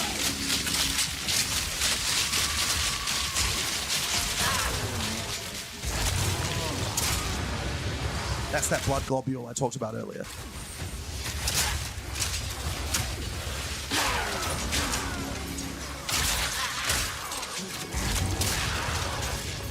Now, the blood globule may not seem very threatening right now, but as you go through each room, you're going to add more and more mechanics that are going to hurt you, and so it can get quite intense by the time you've gotten to the end. One down. Who's next? Yeah, fuck Sanctum. There we go. So we've defeated all the monsters in this room, and we can move on to the next one.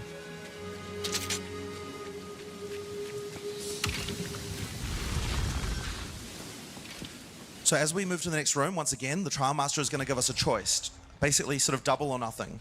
Do you want to take another reward and make the game harder again, or do you want to take the rewards you've already received so far and leave with your ill-gotten gains? In this case, obviously, like most players, you're probably going to want to pick another reward and keep going. So there's the existing one, blood globules, and that'll keep stacking up. But we're also going to add shocking turrets here, which are going to add turrets through the room, which you'll have to deal with as well. Now, this one is a trial that requires, it's a timed encounter type trial. Live. As you can see, there's those lightning turrets there now, which you also have to deal with, and it's going to spawn a lot of monsters that you have to survive. You don't have to actually kill all of them. If the time runs out, then they're all going to go away, so yeah, you can, you just have to survive.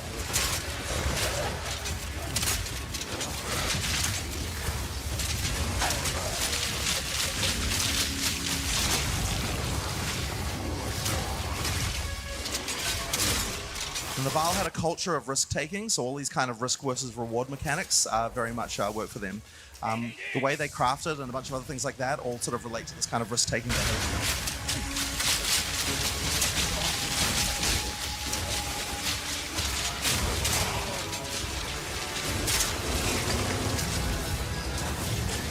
He's stuck. Uh-oh. Only got 4 seconds. Just survive for 4 seconds. Yeah. Here we go. Okay. Managed to flask through it, so it's okay.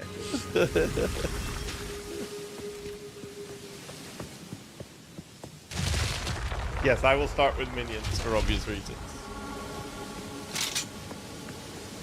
So as you get towards the end game, It's there'll on be a brand. very significant number of rooms you can do in a row. I mean, you can just keep on making it harder and harder. In this first version of it, you're going to... in this first version of it, you only have to do 4 rooms to be able to ascend. But once again, if you can't do them all in a row in one go without dying, then you'll lose your entry ticket, so you'll have to get another one to get in. So once again, like the other challenge, you'll want to be make sure that you're ready before you do this trial. Now this particular one involves pushing this idol forward. When you're near the idol, it moves forward. When you're, as you get further away, it falls down and doesn't move anymore. So ideally, you can get close to it. Now, as you move it forward, it's also going to spawn these, trigger these monster elevators with monsters that are going to come down as well. Not dinner.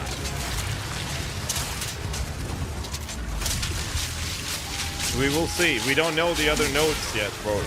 So we have no idea. And there's a journalist has some minion stuff for fire minions for the early access, and I think that the third Ascendency will be more minion focused. That's my expectation of it.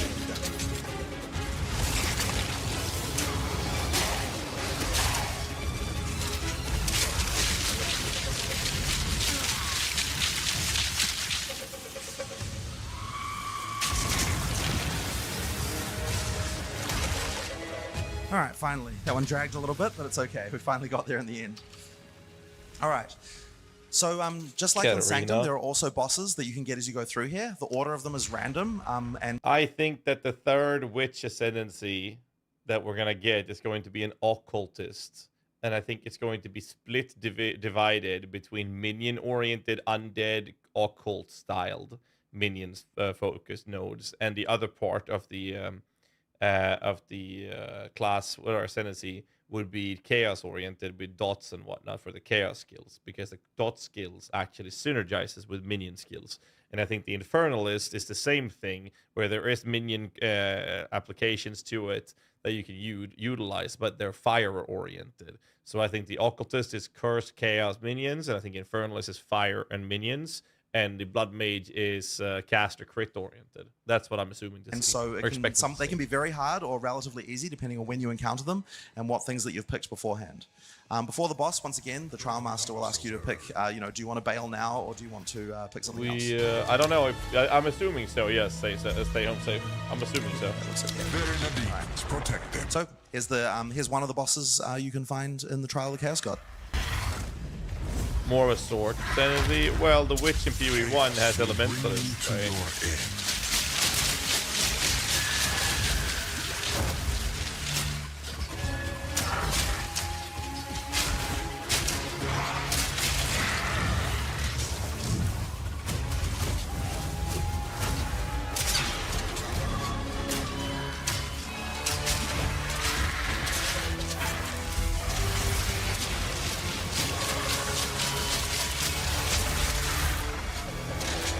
We have not seen golems, no.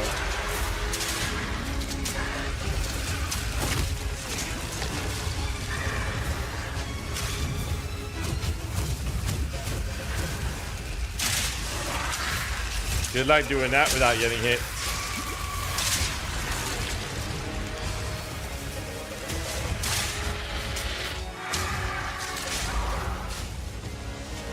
Current thought of best Ascendency, most times in practices, by the way. It's lethal.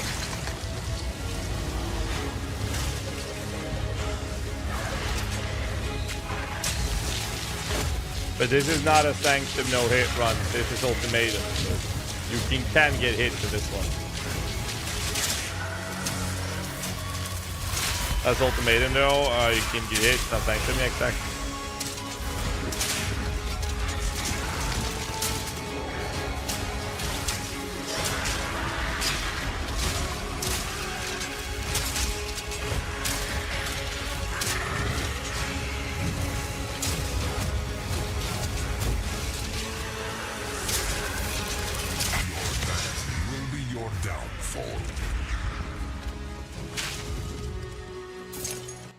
So that's as far as we're going to go in this trial for now at this low level. And of course, once again, you'd be able to ascend here if this is as far as you can get during the campaign. But there's a lot more stuff you can get.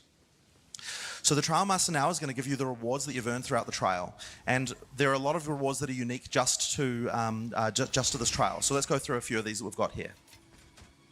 Now, the first thing he's going to offer, one of the things we've got here is an item with a socket in it. Now, we removed gem sockets from PoE 2, but we've actually re-added back sockets in a much more traditional way as things that you can put items in to get extra mods. So if you have a look down the left there, you can see a thing called a Soul Core. This is a Soul Core of Thunder. If you put it in a weapon, you get lightning damage. If you put it in a shield, then an armor, you're going to get 10% lightning resistance. Now this is player power. You can't get any other way than sockets, and it's only unlocked through content that you can get through here. Now, if you want to be able to actually add sockets to existing gear as opposed to using the sockets that are on gear that you get from here, you're going to have to use these things called Vile Orbs. Vile Orbs modify things unpredictably, and they work a little bit differently than they used to in PoE 1. Now, the first thing I want to mention is the fact that these corrupt items, and what that means is that after you've used this, you can't use it on another item again. So that's the last thing you want to do in your crafting step. This particular one here rolled with it got an extra mod. It got 14 to 20 chaos damage as an extra mod, as well as getting corrupted. But they can also do other things. So we'll use it on some of our gear here. You can equip it. I think you can leave it equipped. Yeah. So we're going to use it on his bow here. Okay, so that one gave him a socket. Excellent. So now he'll be able to upgrade his bow with a soul core to get an extra mod. So that's really valuable. Probably wouldn't have picked that one, but that's fine. That's what he had. Then we've also got, let's see in some other results. That one, okay, so that one just modified random mods on the item. So probably not good, not what you wanted. That's a bad outcome. On the other hand here, all right, added another mod, 25% increased armor and evasion. That's a very good roll.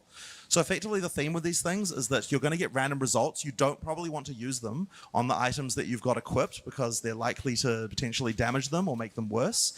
But there's player power that you can get from this that you can't get any other way. So it's something that you're definitely going to want to be able to do as you go through the game. Don't know yet. Now, of course, because we got to the end here, we can also ascend. For this particular one, we might as well just ascend this character. So there's the Witch Hunter, which you could pick, and might as well just pick a simple node. I mean, there's a basic one that's just Culling Strike. You might as well pick that. We didn't actually plan to show this character class while we're doing here, so just, ascending while we're at it. Now, right there, you also see there's an entrance to the Trial Master's Tower. That's like a special end. When I'm done with this video, I'm going to call Darth, and we're going to set up questions. We'll take questions from chat as well. Thing, which we're not going to show you, but effectively that's the pinnacle boss for this particular end-game grind. But let's talk a little bit about how you're going to expand on this. So if you go back to the start of the area, the keys not only have let you get into the trial, but they also going to have mods on them as well that allow you to do different things. And just like the Vaal always have, we want to make sure that there's things that have both bonuses and downsides, that they're very double or nothing type culture. So this one here says sacrifice up to 10 exalted orbs to receive double that on trial completion. So effectively, you can go double or nothing on currency as well. But it also has minus 25% to maximum player resistances, which is a pretty nasty downside. You can roll these things and they have some pretty interesting mods in them. So yeah, it's one of those things you can specialize into in game. Now, of course, there's also uniques only available here and various other things available here. So yeah, you're going to want to do that. So those are the two trials that extend into endgame that are during the campaign, but now we want to show you how the actual endgame, sort of primary endgame system itself works. So we're going to have to get a higher level monk to be able to show you that. Now, I'm not going to get too much into the plot of this, but this is where you're going to start in the endgame. And just like in PoE 1, we have a thing called the map device that you're going to be using to travel around. But what you actually get when you click on the map device is going to be quite different. Now, the storyline here effectively is that there's corruption from the beast has spread across the land, and you're going to need to try and cleanse it. Now, this is actually an infinitely scrolling map that goes in all directions and contains all areas you can go to. You can go to each map only one time, so you're going to want to, you're going to try and want to find, interesting places to go. Now, this is the primary thing to explore after you finish the campaign, and there's all sorts of things to find on here. There's bosses, there's towers, there's beast corruption, there's rare areas with interesting mechanics, all sorts of in-game content that you can see these icons for around the place, and hideouts, roving merchants, and even cities. Now, effectively, in order to travel to one of these, what you're going to do is click on it, and then you can travel to it using a waystone. Now, these waystones effectively work like maps did in Path of Exile 1. You can craft them and so on as well. Once you've gone to the map, then what you're going to find is a randomly generated... Oh, okay, he immediately clicked the portal back. Classic mistake. So what you're going to find here is a randomly generated area, and we've really ramped the random generation up to 11 for this. Obviously, all the monsters here are also going to be random, and one thing I will mention is that the variety of monsters in PoE 2 is a lot higher, and they have a lot more interesting abilities, which means that interesting combinations of them in maps can really produce interesting results. These particular ones that were randomly picked here seem to be relatively simple, so I guess that point isn't that well made today, but... Please ask him if someone deliberately dies in all maps at the start of endgame, will it brick the whole character session? Is there a fail-safe? There is a fail-safe system. That's right. There is one. Now, this monk is effectively the same kind of build that we were doing he before. He was frozen and still rolled. It's a lot faster for in-game. That's not what we're going to to do is we're going to amp it up a little bit further just to sort of see some of the kind of things that you can do in in-game as well. So after we've finished clearing this pack, then we'll do that. So let's open up this, and what we're going to do is this is a character that frees a lot of things, so we're going to add a cast on freeze gem here. And what that's going to mean is every time you freeze a monster, it has the ability to cast whatever spell of your choice. In this case, we're going to cast Frost Wall. And we're going to add Fortress. What happens if you fail all 4 of the starter maps? You get a free CD key to Diablo 4 because you suck. God damn, YouTube chat's vicious today. and reduce cooldown to that so that we can cast them all of the time. And they're going to go in a circle around the monster that got frozen.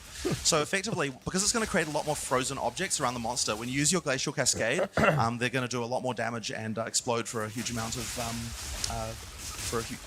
damage as well. Is this new footage? This is the latest footage we have access to. So the goal here is to cleanse the corruption on the map, and you do that by killing all the rares, and if there's a map boss, then killing the map boss as well. Now, there are map bosses that can spawn in every map, but we've actually decided to not have a map boss every time you go to them, and instead you can see which areas have map bosses on the main map. What that means is that we've got the ability to have the map bosses be a lot more challenging, but also drop a lot more items as well. Because you don't encounter them quite so frequently, and you can also choose, do I want to do bossing, or do I want to just grind maps and do other things? So it kind of gives the player that choice. So once you've completed the map, it'll be green on the in this area, and then it effectively allows you to continue to explore. Now, this map is kind of somewhat randomly explored, so don't concentrate too much on that. But effectively, you're going to be expanding outwards from the center. Now, of course, the other thing you can do is craft maps with currency items. So if we get an orb of transmutation here, we can use that on there to get a mod on the item. Now, the prefixes are benefits to you, and the suffixes are negatives to you. This is something that we've changed a little bit how it works.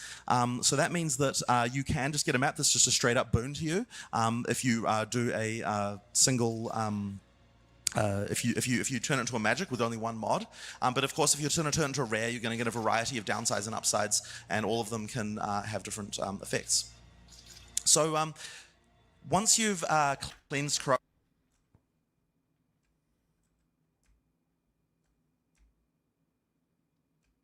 Was that a scour or a null? I keep mixing it. Because it's white, I'm assuming it's a scour, right?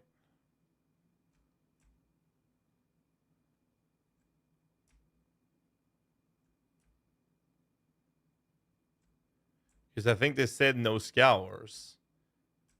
So I said annuls, but someone told me it was a scour. No, it is an annulment. Yeah, because I'm pretty sure they said the scours don't exist, right? And when they show the metacraft, it's a null. Yeah, it's just a white annul. Into rare, you're going to get a variety of downsides and upsides, and all of them can have different effects.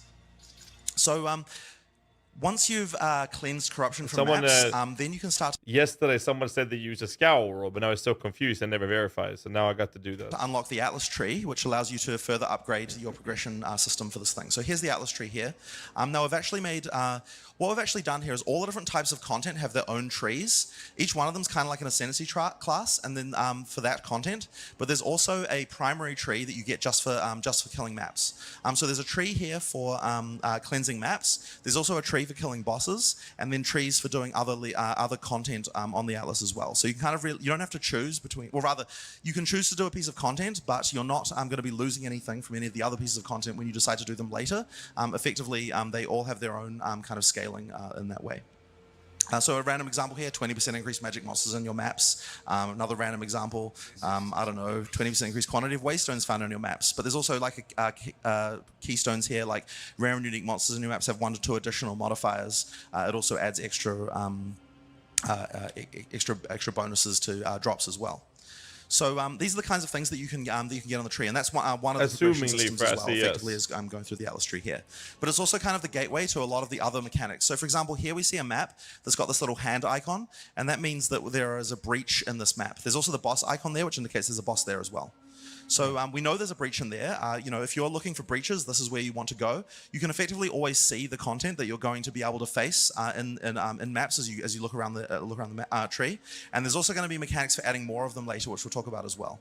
So at the start, you'll just have to find them randomly, but later on you can add them.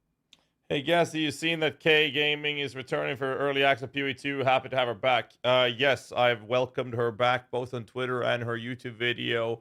She made a mention a couple months back that she was going to come back for PoE 2, so I've already given her plenty of shout-outs and been very, very, very clear that we actually have one of the most prominent minion-related guide creators of the PoE community. We don't have that many, and seeing K Gaming coming back is actually a very, very, very good thing for the entirety of the community, to be fair. So for those of you who don't know who she is a former Path of Exile guide writer focusing on minion stuff, just like myself, and we have Balor Mage as well. So that means that we have yet another one that's going to make very high quality content. I'm very excited to see her coming back as well. It's rough because we're not that many people focusing so much on minion related stuff. So it more often than not has felt a lot like the very few one of us that are left have had to carry the entirety of guide writing on our shoulders in the community for it. And seeing someone like Kay come back is fantastic for the entire community. She makes fantastic, high-quality guides. So if you haven't checked her out, I can definitely recommend doing so. Minions aren't exactly easy to build around. No, at least in PoE 1, they're very, very advanced. Playing them is easy. Designing them is harder. Much harder. To maps too. So let's have a look at this. All right. So, Breaches.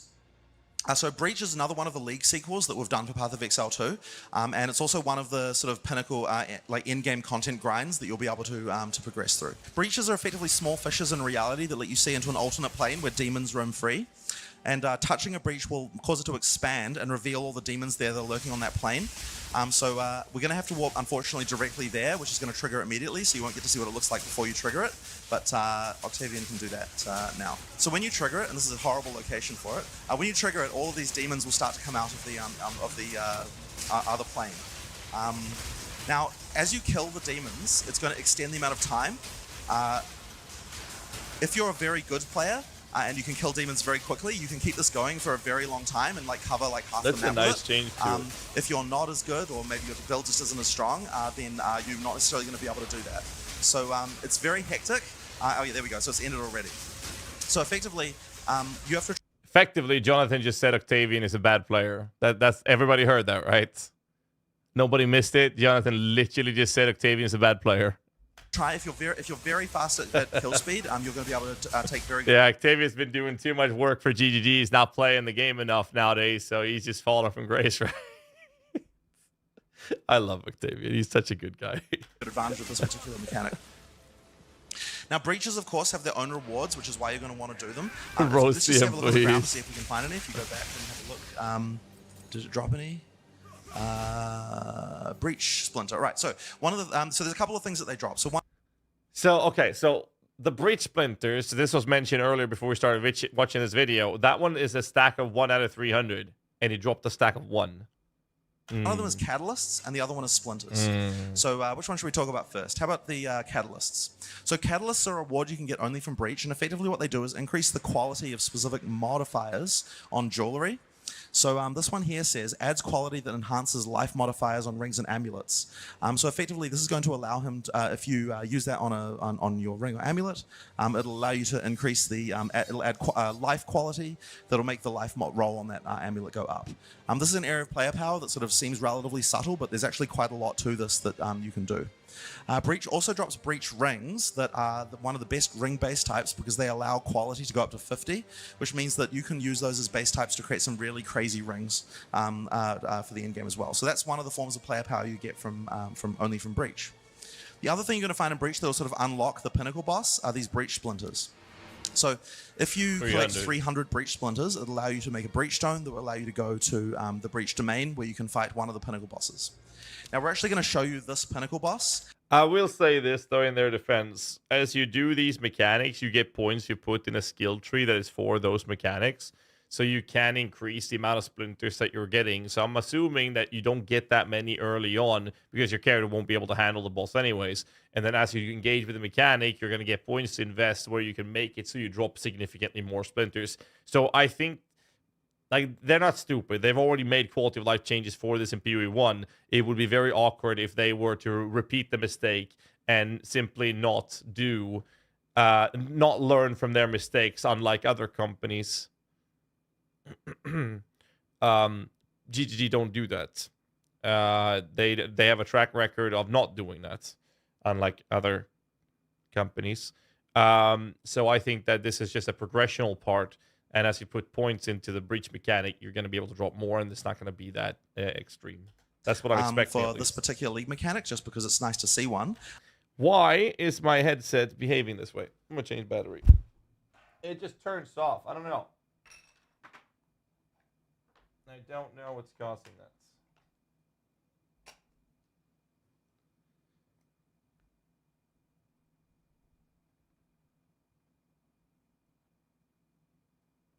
System settings.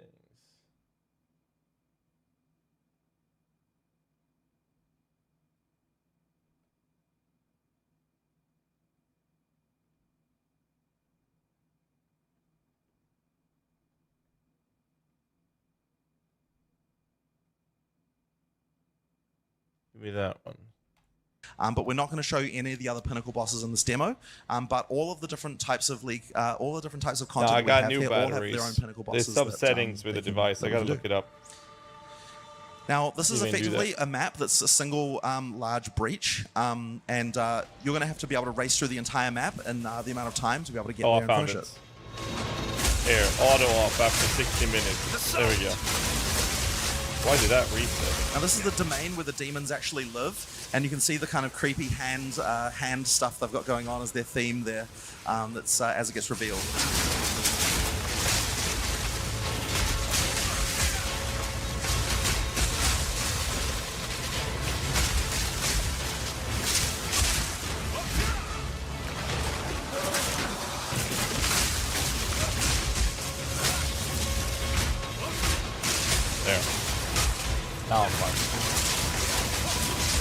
It was set to turn off after 1 minute to be united.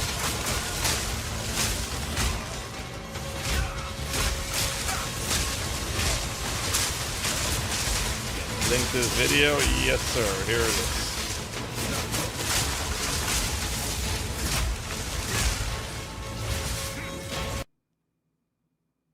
On 4chan, a leak came out about PoE2 development from a GGG dev. That wasn't guaranteed that it was a GGG dev, but it's allegedly one. I have not read it, no, because I'm not interested in going through leaks and spoiling myself and ruining my experience with a game and others for going through leaks like that. I mean, sometimes I do. For the most part, I tend to avoid it.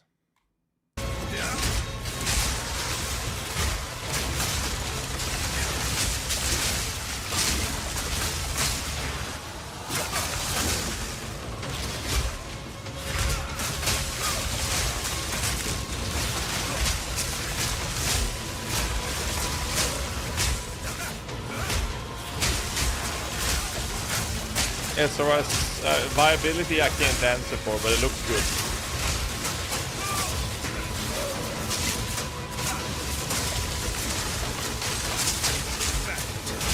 We almost lost the timer there. You saw that?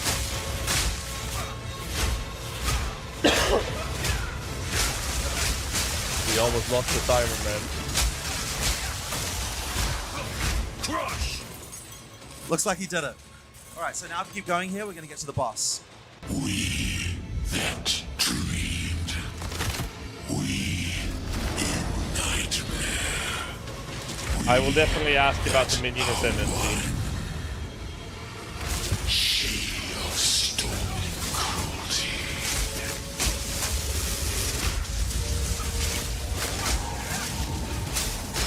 I need mana.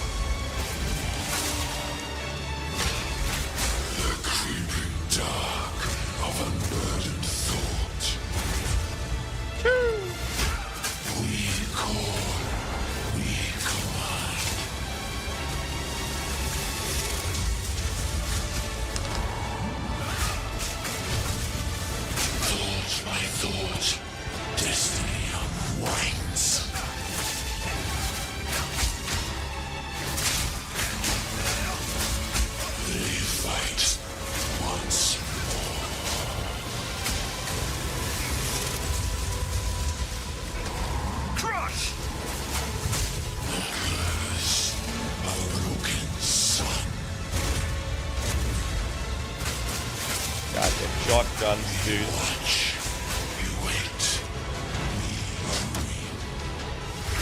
I like how that hand begins as a shadow with the telegraphing. So it's harder to see. And then before it goes up, it lights up the outline of the hand, brights up. And when it's super bright, then it slams down.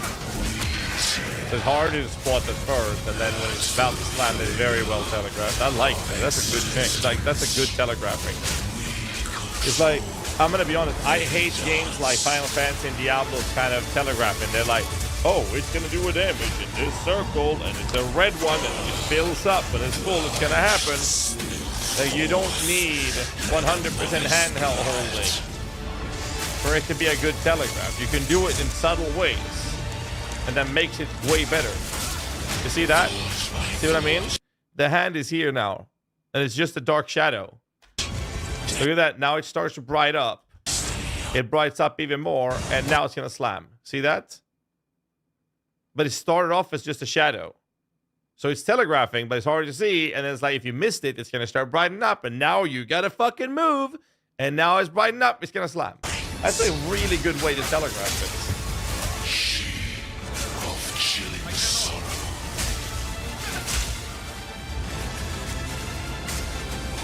Choice of wording was perfect. I'm glad you like that one. Wasn't intended, actually. Alright, I need to get a drink before this fight's over. I'll be back in a second.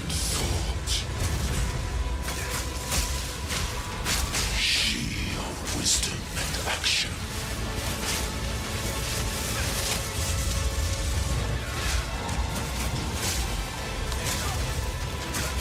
Hear the grey winds.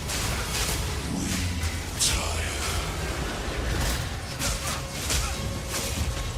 The fury of the high fury. She of wisdom. We that fail. By the way, guys, we have a custom GHAZZY TV summoner shaker. All right, so that's an example of a Pinnacle boss. There's And, only we're like not gonna show 30 you of the them rest left them, for but that's sale, just by kind of give the you a way. flavor for what Just wanna check it out. Pinnacle boss might be like. But just Type like all exclamation of the mark Pinnacle gamer bosses, bulk when you in defeat the them, Twitch you're going to chat. get points for the Ascendency tree. It's like 30 left sorry, of them, not though. Ascendency tree, for the Atlas We won't be making tree more, for that that's it. particular content. So this is the breach one Wow, here. Sims. Now the idea is that you kill the boss, you make the whole league more difficult, and then you can beat the boss again at a higher difficulty and get more points. So the first point here you're going to see is +1 to Twisted Domain difficulty, which is going to effectively make breach harder. It says here difficulty causes monsters to have increased damage and toughness, as well as making them grant more experience to drop better items. But there's also effectively specific nodes that will give you interesting changes to that league mechanic. So for example, classed hands in your maps have a 25% chance to be guarded by a pack of magic monsters. Breaches in your maps have 50% more classed hands. Those things are effectively like breach chests that you find as the breach expands there. So that's like a bonus that you might choose to pick. There's lots of other ones here that you could pick as well.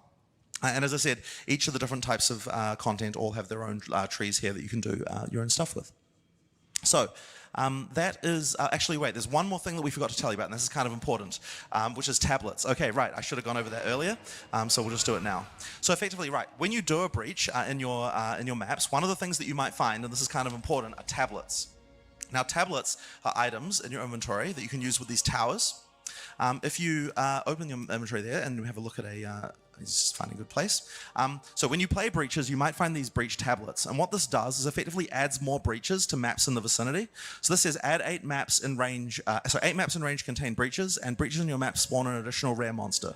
So if you open a tower, it gives you this interface. You can put the tablet in there, and then when you use it, it affects the local area and adds a bunch of breaches around the place. So what that means is that all the content is self-reinforcing. If you want to play breaches, then you're going to find this, these tablets. You're going to use those to add more breaches to maps in the area and also boost what the breaches are doing, and then which will get you more tablets, which will get you more and more and so on. So it's effectively a way to, if you're choosing breach is the thing I want to be doing, then that means that you can effectively self-sustain breach for as long as you want to, and sort of effectively turn your map into that. This is true for all the different mechanics that you can find on the Atlas. You know, you've got ones here for Ritual and Expedition and Delirium right there. So, all right. So that's kind of important. So what we've covered here effectively is, okay, obviously, actually, one thing I, of course, failed to mention is that, there are uniques you only get from that Pinnacle boss, of course, and so on. There are uniques you only get once... Chat, we have like, what, 15 minutes left in this. Once we're done with this, I'm going to call Darth Micro, and we're going to talk about the interview with Jonathan. And during that conversation, we're going to take questions from chat and whatnot, and we're going to discuss them and see which ones we include and which ones we don't. That's the plan right now. So let us finish the video the difficulty first. of that Pinnacle boss up to a certain Then let level. me know with the question. So of course, once again, each endgame grind has to have a way to expand it, a way to make it more difficult, a way to specialize into it, a way to get rewards that are specific to that. So next, let's talk about Expedition. So once again, we've done another sequel to a leak from PoE 1. This one's Expedition. We'll put a map in here, and just to make it a little bit easier, we're not going to actually do the rest of the map, we're just going to do the expedition part of it. So what Expedition is effectively there are some Kalgurans, a group of people called Kalgurans, who are trying to dig up some old burial sites from their ancestors, and the goal is try to get Verisium relics that are left over from their past. Yes, Bumby, Endgame is included. If you play PoE 1, the mechanic is quite similar. Effectively what you're going to see is there's all of these markers here on the ground that are going to tell you whereabouts things are buried, and they're going to dig these things up using explosives. So effectively you have to choose carefully where you're going to place the explosives in order to be able to get the most amount of bonus. There are also these things called remnants here that give you both bonuses and downsides for doing them. After you blow up the remnant, all the future monsters after that point will be stronger but more rewarding. So effectively, Octavian's going to place down some of these dynamite charges in a string, and then once he's done that, then he will be able to detonate them and spawn things. Now he's choosing carefully which remnants he wants to use based on his build. He wouldn't want, for example, to make all the monsters immune to ice, because that would completely destroy him. Now there are lots of interesting things to find under the ground. There's like chests, and there can often be caverns and things like that. Once you get to the end game system, the Pinnacle content for this league, there's going to be bosses and so on to find and things like that.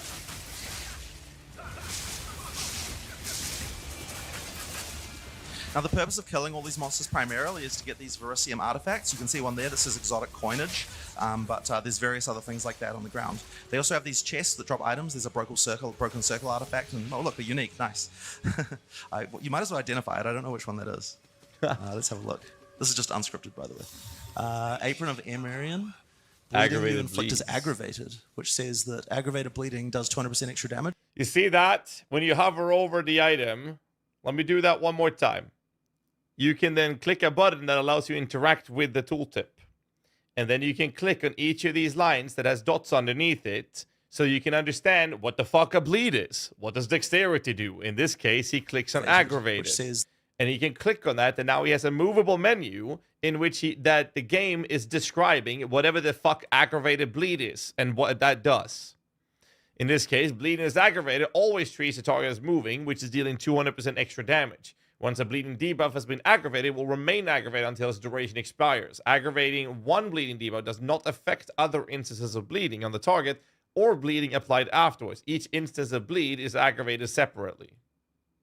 Is that aggravated bleed? Which seems to indicate that you can have multiple aggravated bleeds on the targets. That's what this indicates. I don't know if that's possible, because in PoE 1, you can only have one aggravated bleed. Does 200% extra damage, right? Cool. So this is a bleed build type unique. Actually, whatever. Anyway, yeah, once you've got these artifacts, then you can trade them with the Kalgurans for various different rewards. And once again, I'm not, in the interest of time, I'm not going to go into too much into this, but probably one of the more interesting ones is using crafting with a guy called Rog. We'll do that one here just so we can have a look. The big bomb is must for expedition. Not really, not every build can do everything. You can re-roll it using the currency as well. But once you find something that you want to kind of start with, which maybe you don't, there we go. Then what you can do is after you buy it, he'll offer to do various crafts. Okay, so this is an interesting one, Sebas, before you click anything. So what this is going to do is remove all prefix modifiers from the item. So if we like the prefixes, we probably want to skip this one and not do it. So let's skip this one. We got the same one again, which is very annoying. So, okay, so I guess we just have to do it then. Then re-roll suffix modifiers. Now, there's quite a lot of different modes here, but effectively you get various ability to modify the item before you go. I think this one is going to turn out to be completely crap. Remove a single modifier with the lowest modifier level. Sure, I guess you could just take it. Anyway, that was a pretty crap example, but effectively this is a crafting system that allows you to make some pretty interesting items. Now, the other thing you're going to get from expeditions, other than the tablets that allow you to do more of them, is what else do we have here? Dang yo right, we'll just do the gloves, logbooks right? next. Okay, right. So we've got logbooks. So if you can get a logbook, it effectively allows you to do a like super expedition, which is like an area that has only expedition. These logbooks have various mods and things as well. And then once you go there, then you can do an expedition that has a lot more. You get a lot more dynamite to make it a much larger string. So there's a lot more strategy in picking what type of things you want to find. Also, if you there's also things like bosses and uniques and like special underground areas and things like that to find. So there's just quite a lot of stuff hidden under the ground that you want to do. So at least find an underground area, maybe. Yeah, is that one there? Okay, right. Find an underground area. He's like doing this with the mouse. Like there is one there, man. Okay, right. What's hidden this? under the ground that you want to do. So at least find an underground area, maybe. Yeah, is that one there? Okay, right.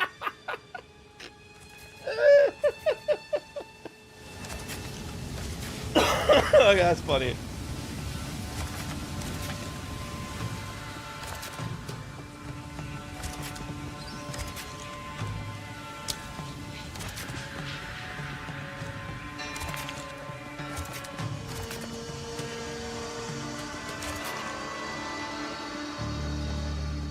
And then when you detonate it, you're going to get the string of monsters, which you can try and keep up with. Although I hear the balance of this league is a bit wrong at the moment, so he might get one shot. So we'll see. Now, as the remnants trigger, all of the monsters are going to get harder. So they might get. I've heard you hard can by even the play end with an very easy at the overlay start. map open. Yes, like every other ARPG game in the world except for Diablo 4.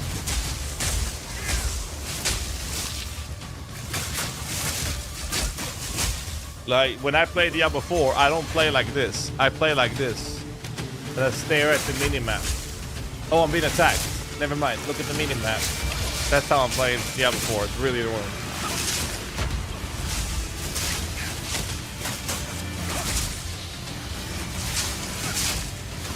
I think the worst part is that I think Diablo 4 has finally gotten to the point where the game is good. But it's taking them way too long to get there, and they have tons of things to work on still. Diablo 4 isn't good. I mean, it's preferential. I think the game has finally gotten to the point where it's good. The problem, obviously, is that it took them over a year, and you have to buy the game twice for it to be So rather than borderline keeping on good. killing those guys, we'll just quickly show you Yeah, one of that's the a things huge that problem. he found. Anyway. So there was a sub area down here where called Hidden Aquifer. There's quite a lot of variety of different things like this. I'm not sure what's in this one. But yeah, as I said, some of them contain bosses. They all contain interesting rewards that can be unique just to them. So yeah, there's quite a lot of things you're going to want to find. Questions, suggestions after the video.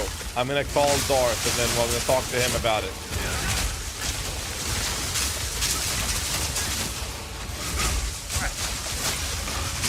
So like all of the end games, completing the most difficult content in this end game is going to allow you to get points to put in the Ascendency tree, make it more difficult, add more of them, that kind of thing. So yeah, we almost died there. Let's go on to the next one.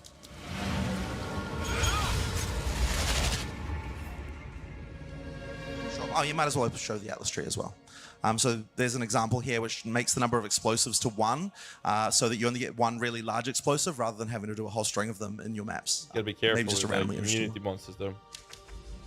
All right, let's have a look at the next one, which is Ritual. Exalts are supposed to be really common as this, yes. So Ritual is one of the other in-game grinds. When you enter a map with this mechanic, you're going to find these ritualistic circles through the area. Leroy with 35 months, thank you, dude. Oh, so there's one right there, great. So when you kill monsters inside them, it effectively grants the monsters as tribute. And so when you summon the ritual, all the monsters that you killed within that ritual circle will spawn again. Why does that root spider have no eyes?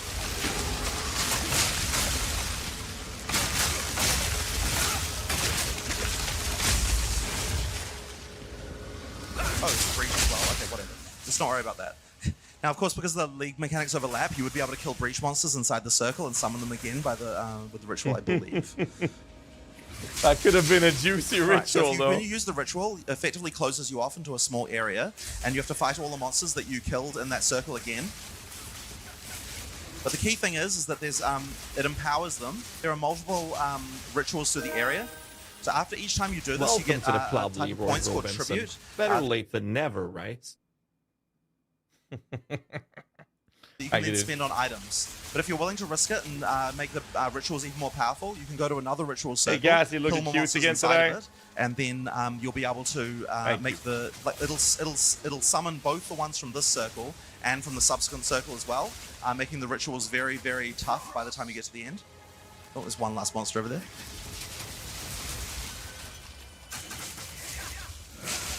All right. So then when you click on the ritual,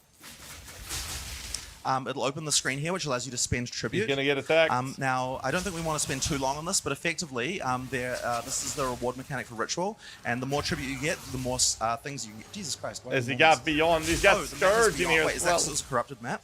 Okay, right. So because this is a corrupted map, by the way, every time you kill monsters, it's got this mechanic called Beyond, where it leaves these little orbs behind, and then demons can get summoned from them when you kill them. That's just one of the random corruption outcomes you can get due to beast corruption in a map. By the way, anyway, the screeching guy, that is a demon harpy, which in PoE 1 is an AoE cone-like ability, which is equivalent to the same in here. And it's safe to assume it's going to have the same debuffs, which applies a stacking increased physical damage taken debuff. And they exist. Right, so this is tribute. You can buy items. So None of these look particularly amazing, that's but do you one have we might want to run with. An omen in there? No. Okay, so in that way, we've got the end of the inventory. Right, so one of the things that you're going to be looking for this Well, it is omens. called Beyond. So omens are a high-level But crafting the old Beyond monsters have been replaced item with Scourge monsters, that, but you the can use mechanic to is still make, Beyond. more targeted changes to your items. So let's have a look at what they do. So here's an item here where we might like the prefixes, but thinks the suffixes are crap. Normally what you might want to do is either re-roll them with a Chaos Orb or maybe remove them with a Orb of Annulment. But Or annulment will remove only suffix modifiers. you can't normally choose which mod to remove. This is an omen of dextral annulment. What that does is while this item is active in your inventory, your next Orb of Annulment will remove only suffix modifiers. So if you use that, and then use an Orb of Annulment, it'll only remove suffixes, not prefixes. And if you want to remove another suffix, he's got another one there. So this is a way of kind of doing meta crafting on items that allow you to make targeted changes. And with this, you can make some pretty broken stuff. There's another one here that says while this item is active in inventory, your next exalted orb will have 2 modifiers. That just effectively is a double exalt. This kind of thing is like a pretty simple one, but there are a lot of these and they do very interesting things. So that's just a sort of interesting way of crafting. It's one of the types of player power you can get only from this league. Of course, like other in-game mechanics, there's an uber boss for this as well, and killing that boss is going to get you points in the Audience with a King. But we'll get you points for Octavia, nice. For that league. So that's one Audience of the with a King, dude. It's in the game as well. Right, next up, we'll talk about Delirium. So Bench in is Delirium gone, yes. maps, your mine is going to be infected by a mysterious entity known as Tang Mizzou. You see these mirrors, and when you go through them, it kind of affects your mind and starts creating all these nightmare creatures, as well as affecting, kind of giving these strange things for other monsters as well.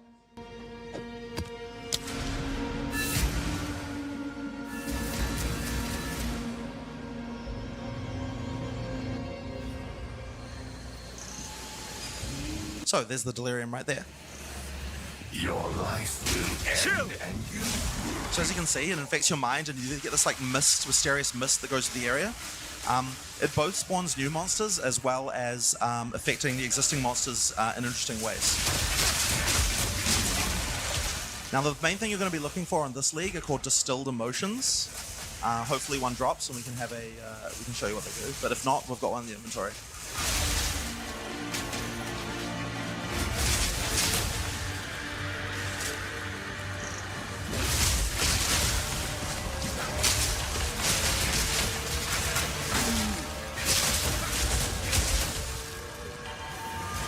Infernalist seems to be the only minion Ascendency. I will talk to Jonathan about it in today's stream. With this mechanic, then you might be able to cover the entire map in it, in which case you can get some bonuses on map bosses as well.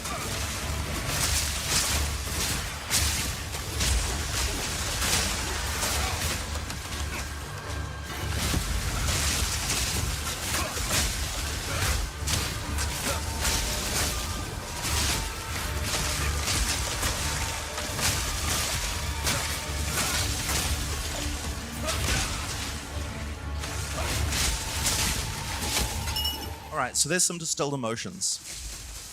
We have distilled ire and distilled paranoia. Now, what this allows you to do is craft mods onto your amulet that grant you passives from your passive tree.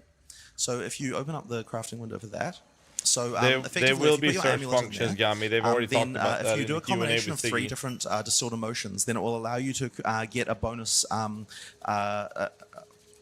passive. What's it called? A notable from the passive tree. Sorry, I'm getting a little. It's coming through a lot here. A bonus notable on the passive tree. So that one's quick recovery, 40% increased stun and block recovery, regenerate 10% of life over 1 second when stunned.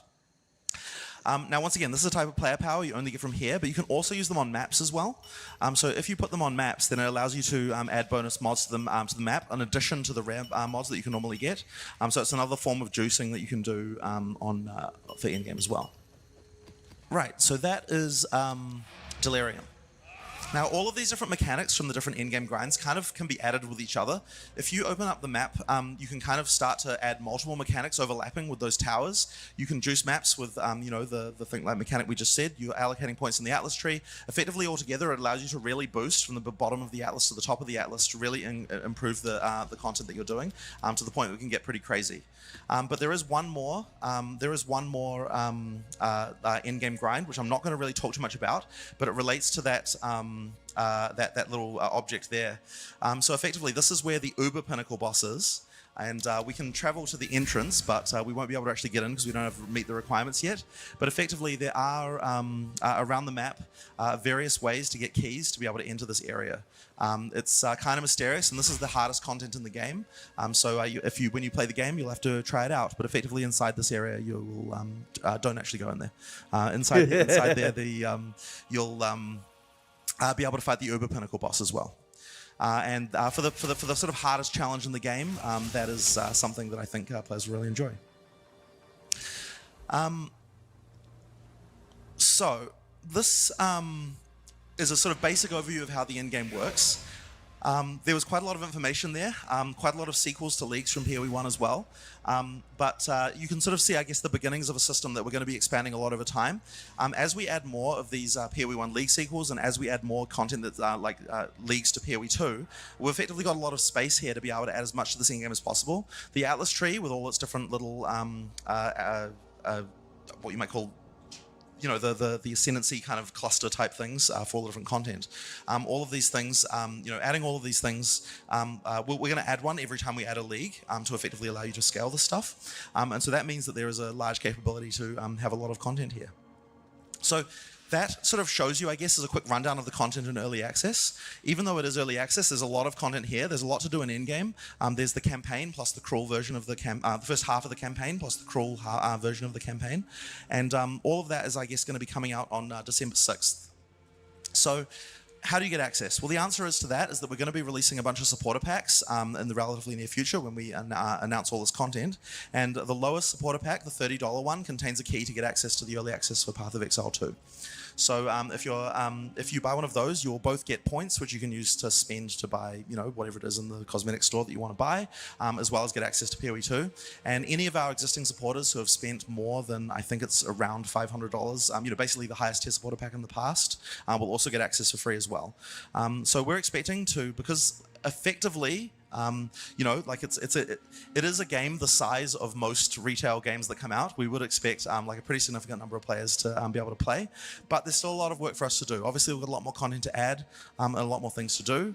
There's by the time we're finished, I'm hoping that PoE 2 will be, as we get to release, will feel like it's as large as PoE 1 is easily. But that's all we have for you today, and hopefully you enjoyed it. So thank you very much.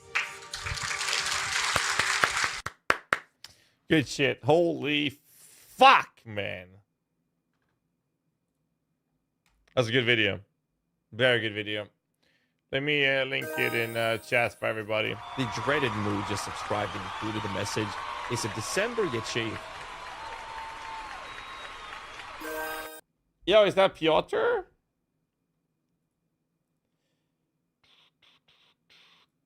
Is that the Piotr?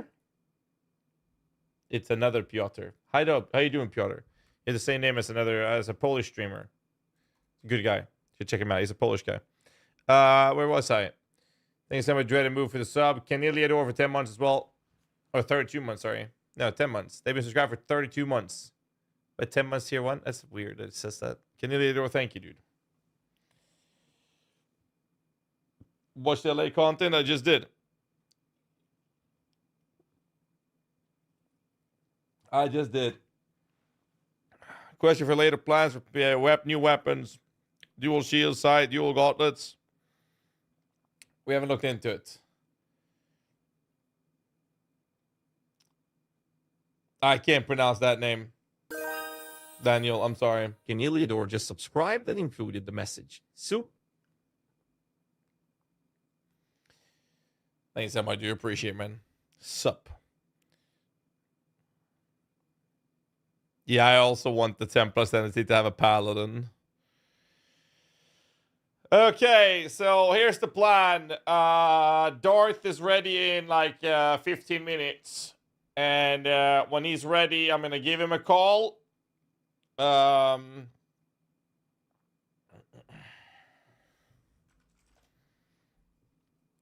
then we're going to go through the questions that we have.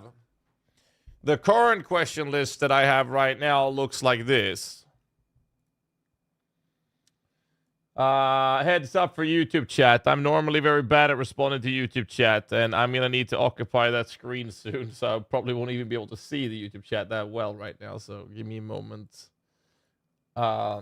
Just a little heads up for you guys. Question for Jonathan. Are you planning to add remaining acts one at a time or all at once? I think that new content during EA, or could you elaborate on when and or how that will be implemented? I think that's a better way to ask that question. They will release leagues once on PoE 2 and then once it ends on PoE 1. Well, I don't know exactly how they're going to do that. We'll see, though. Will Infinite Atlas not bring issues for players that clear a lot of maps? Take too long to get to the edge. So there's going to be there was a system they talked about in the reveal that puts you to the latest map you just finished. We'll see Ascendency and more content being introduced to the early access in the coming months. That one's been confirmed, so I'm going to remove that one, yes. Thanks for pointing that out. Would like to know the interaction between Time Mage and Ascendency's Time Stop and Rewind and Minions. How do you mean? If you could show Jonathan Rogers 5 years in the past, current PoE 2, what aspect do you think would surprise him the most? Jonas, I would love to hear him talk about that. You got to keep in mind that Jonathan is very much like most of us here in both streams right now. We're very passionate about this game. If I ask him a question like that, he's going to happily answer it, and he's very, very, very fun to talk to when it comes to these things, and he's going to talk about it for the next 30 minutes, and I don't think a lot of people really want to hear that. I think a lot of people would, in a setting that we have, the opportunity that we have with this interview on the Tavern Talk, we're going to be asking questions that as many people as possible would like to know the answer to, and we can't ask everything, so we'll have to nitpick a little bit. So I'll take some of the questions that I see, and then we'll add them to the list. I got to talk to Darth in about 10 minutes. But time stop allow your minions to move or just the caster, or rewind move the minions back like the casters. I would assume that it will do that with the minions, but I think we just test that in the early access, to be fair.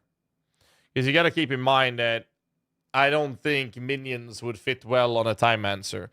But it also says that it stops enemies, and minions aren't enemies. I see you, Twitch chat. Could you ask him specifically about multiplayer deaths in maps? There was a video about campaign, but too much conflicting info about map behavior in such situation. They talked about this. Again, a lot of the questions you guys have been spamming has already been answered in the actual reveal stream and the Q&A with Siggy D. Such as the multiplayer one, where they said that if you die, you die. You can't be resurrected. It's going to cost a portal to go in because there's an actual associated portal cost of entering a map to basically not party play cheese maps, essentially, to avoid that the opportunity cost. Weapon swap with minions being removed if they're tied to the spirit from your scepter. I would assume so. I'm not sure how. We'll have to double check that as well. Multiple projectiles in the arbalete increases ammo usage. No, that's not the case, Ranade. One shot will take one ammo, and if that shot then has an effect that it will shoot as multiple projectiles, it's still only going to cost one per shot. You need one key for crossplay. Should only need one key access, to my understanding. Yes. We know the Battle Pass and Challenge Leagues might work for PoE 2. No, haven't heard anything about that, as they haven't talked about it. I guess that is not a focus in early access. Whether across the line, what goes to PoE 2 from PoE 1, and same league be released in both games, I have no idea, and that's a future thing. They haven't even designed leagues for PoE 2. They're working on the base game at the moment. Questions for Jonathan. Is there any plans for economy changes once the league starts to die down when there's less players? I would like to see Last Epoch, Circle of Fortune-esque, as Soul Self, and can migrate at the end of the league. They've never had that as a focus, Chiro. So if you want to go away from the market, you just play Soul Self at that point. Kaz tipped $5 and included a message. What are some of the changes surrounding dual wielding? Thanks so much, Cass, for the $5 donor, man. Appreciate that. What are some of the changes surrounding dual wielding? Benefits, restrictions?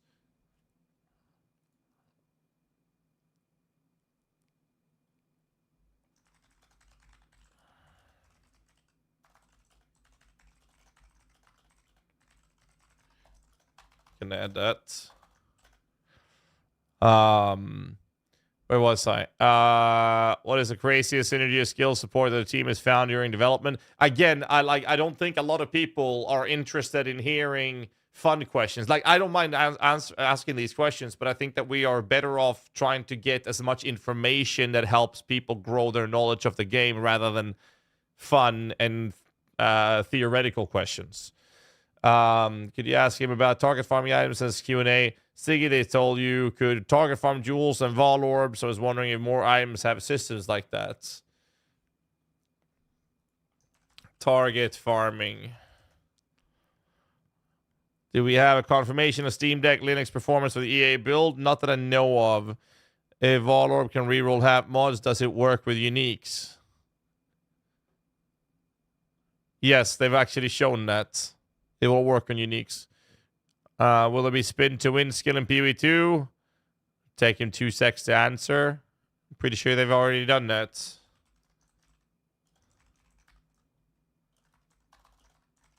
Are you Pretty new sure that's to already in PoE? there.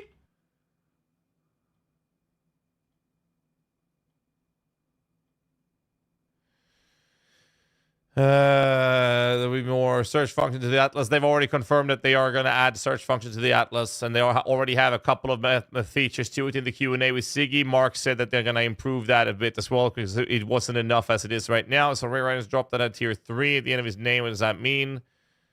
No one weapon skill line. Plan further down the line.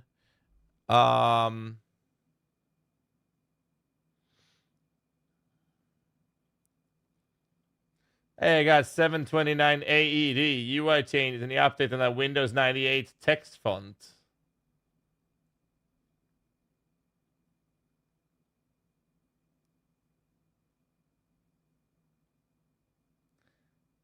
I didn't mind the text font. People actually don't like the text font. Am I going crazy? I didn't mind it at all. Yeah, Terrence with a raid. What's up, dude? How you doing, man? You ready to die a lot in PoE 2?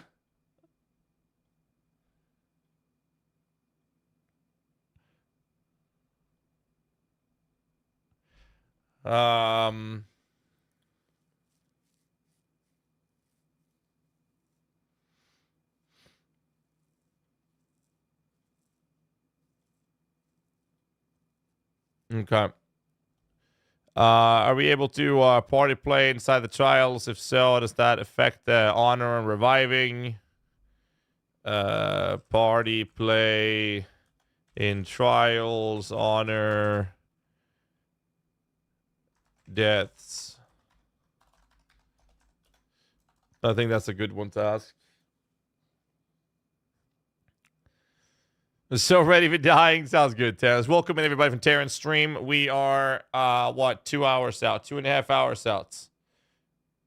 Not even that, 1.5 hour out. I'm going to call DM in a moment here. Let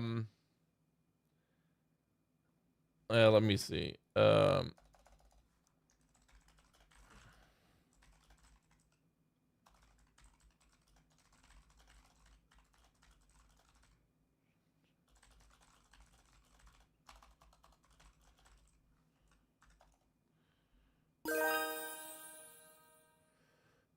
Question for Jonathan. Is XP loss on death still a thing in PO2 or does the map fail on death replace that mechanic? Won't tell who see you ask about XP loss. But I ain't got no time for your flaws. In 4.2, that ain't a big deal. Map failure's the new mechanic, that's the real deal.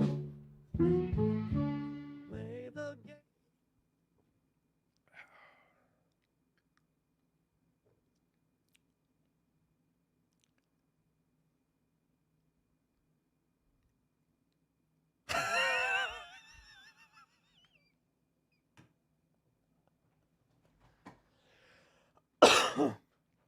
So if you're in the Twitch chat, you can type exclamation mark AI. Essentially what happened here is Takashi donated $25, and if you do, the AI will make a song based off your message prompt. And the message he had was, question for Jonathan, is XP loss on death still a thing in PoE2, or does the map fail on death replace that mechanic? XP loss, honor, deaths, maps, XP loss, still a thing. We'll add that there. So if you type exclamation mark AI in the Twitch chat, you get a list there with prompts. So based on the donation support, you can actually make the AI create an image of me. Based off the prompt message in the donation message. And the test one I did with the bot, or with the AI, it sent me this. So this is what it sent me when I tested it. Yeah,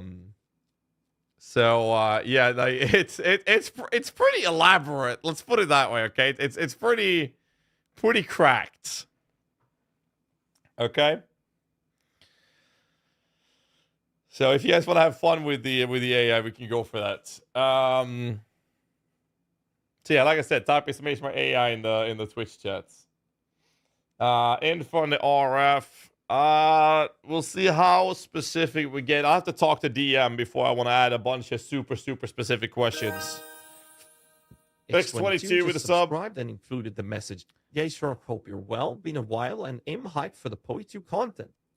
Thank you, man. Bro, that's 112 months resub. Thank you, dude. Thank you. Thank you. How many sanity points do we have? I'm expecting 8. Regarding trials, do you get more ascendancy point for going deeper into the trial, or 2 per entrance no matter how deep you go?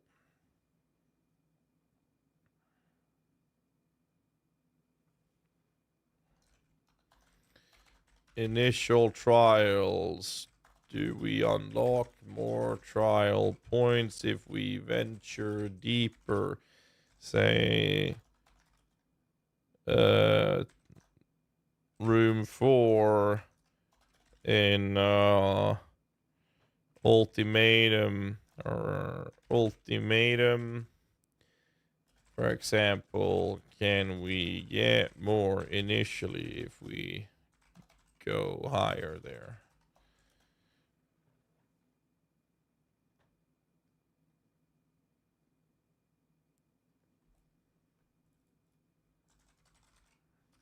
Ascendency, of course. Joe Elizabeth with a $5 Canadian donation. Thank you. What's the target pace of play in Endgame? How will it be curated? Is there a sort of ceiling on player power to avoid trivializing contents? I have another question, which I think is it's summed up in there. It's power creep somewhere. Where the fuck did I put it? Separate clients. What happened to do it? Import, export, elaborate on auras, loot filter, Emmy Guardian, T-series, equip gear itself, plans to merge severe. Plans to manage severe increase in power creep moving forward. So your question is kind of covered in this one.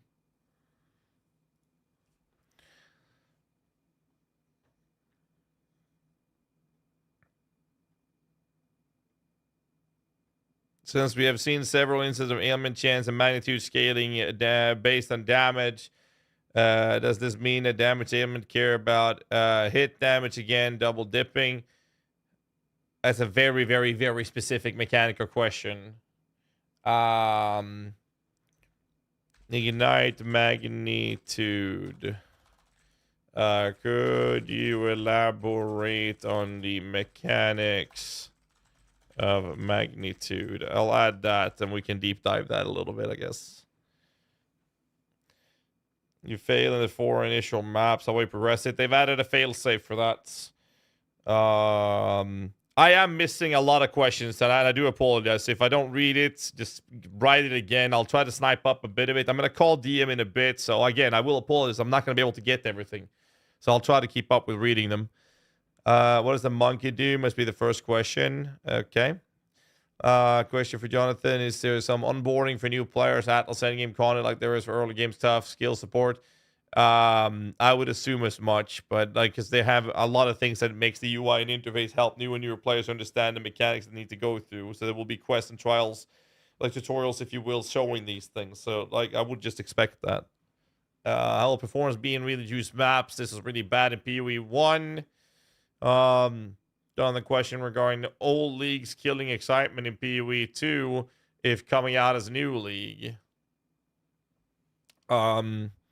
Recycled content versus brand new content for future implementations. One scepter staves didn't have a separate skill section in the footage we've seen. How come? Alright, so it's going to roll a random tier within the category, or instead of the shown S's of haste adds 1 speed modifier. I mean, I'd rather not deep dive crafting too much. Elaborate on the mechanics surrounding crafting. No scours. Meta crafting with new currency orbs. Essences. Are they guaranteed X modifier, or you get 1 speed mod instead? Something like that. Crafting bench is already confirmed to be removed. Again, a lot of the questions you guys are asking, I will say that I'm not gonna like tell everyone who's posting a question that has something that's already answered in the Q&A from Siggy D after the reveal. A lot of the questions you guys are asking are already answered in the Q&A from Siggy. Like a lot of them. A lot. Just want to point that out.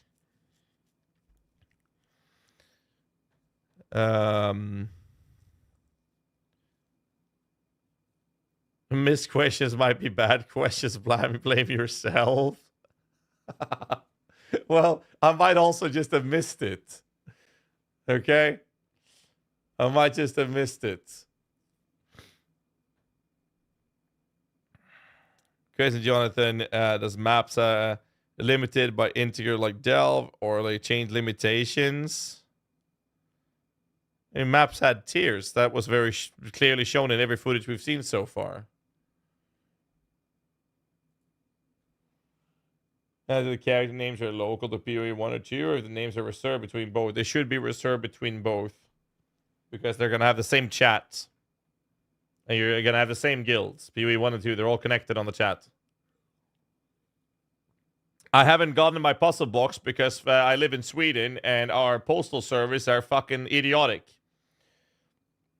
And because it's idiotic, I still haven't received it. It said it was going to arrive, and now I got a message with them saying, oh, but it's clearance delay. You'll have to contact us. And I can't call them till Monday. Thanks for the subscription, Damian125. Welcome to the fam. Let's see if you've got what it takes to survive the chaos of my streams.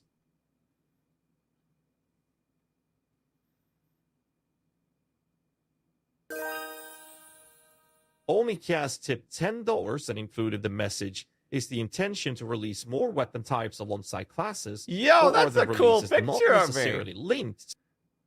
Bro, okay, so when you donate $10, the AI makes an image of me based of your prompt. So only Kaz donated $10, but you can type in the message. You can type in there like, I don't know, Necromancer, Summoner, Dark Overlord or something, and the bot will make an image based on that prompt. So now it made a prompt based of you saying, is the intention to release more weapon types alongside classes, or are the release not necessarily linked?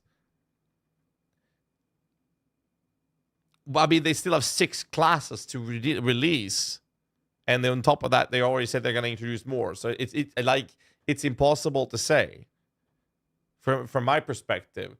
And if we're gonna start asking those type of super specific questions, we're not gonna get anywhere. Like I'm trying to get as broad scope as possible.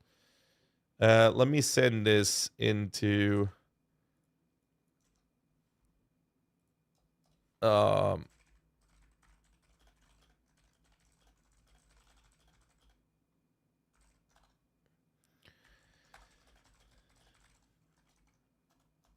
there. Let me send it over to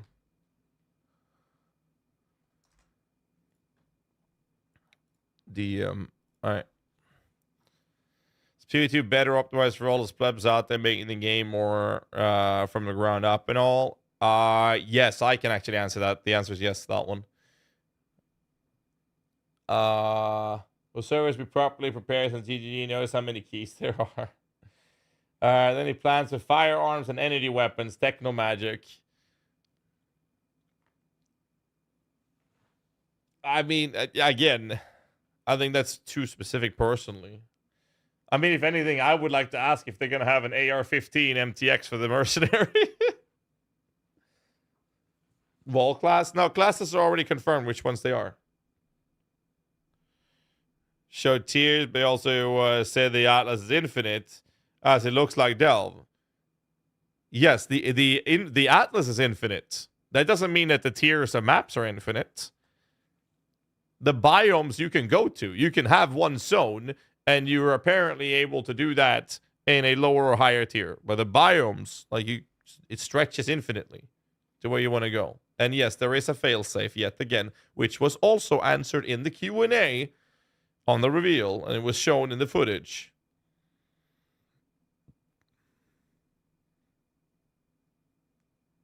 Can you weapon swap passive keystones? Yes, because they count as a passive. No, yes. You should be able to swap keystones based off your weapon swaps. Console on mouse and keyboard support. Does a controller automatically get a WASD?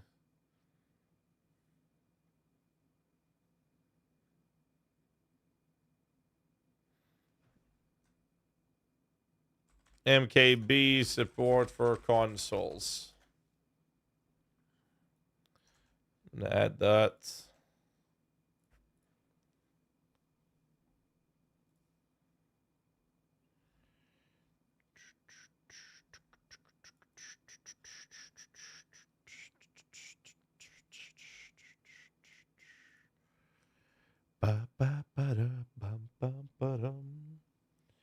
Firearm energy weapons. I think it would be really cool, you know. That's what I'm thinking. Does biomes and Atlas itself are limited, like Dell with 65k limitation? They change the integer or something else. I mean, they said infinite. So, like, if they said infinite and I asked that question, what do you think he's gonna say? Either he doesn't know what the integer is, or it's gonna be 65k. I have no idea, but it's like no one's gonna reach that point. And if someone manages to reach that point, then they'll tackle that then, right? So it's like I don't see why we should bring that question up to begin with. Like, I'm not trying to sound rude or anything. I'm just saying, like, we need to be in a position where we actually try to aim for the questions that matters, that is more pressing right now kind of approach, right? All right, let me call DM. GHAZZY. Yo. I'm curious, DM. Adding in questions right here. How many questions did you get? I just dumped a bunch of questions in the documents. Okay, let me look here.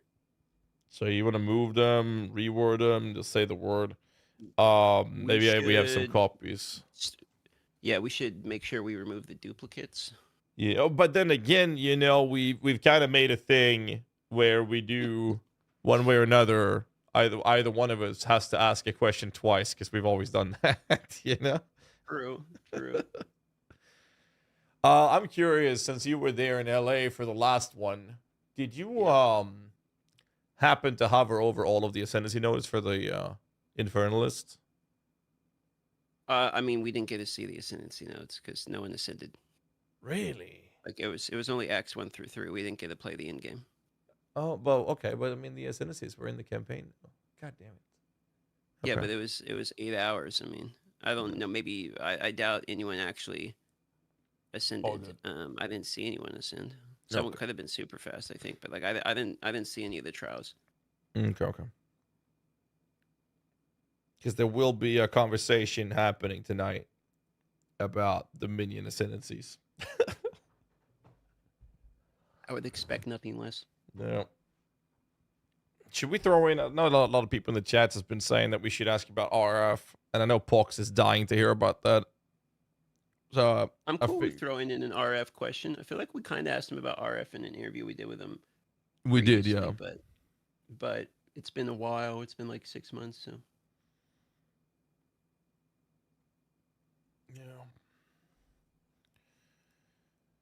Yeah. Okay. So we both have loot filters. I'm looking at the list here. Launch notes with questions in there. Remove my What do you mean? Just like filter question. I can't share the document because it's everyone with the access to that link can type in it. So we don't want that. So we have it in yours.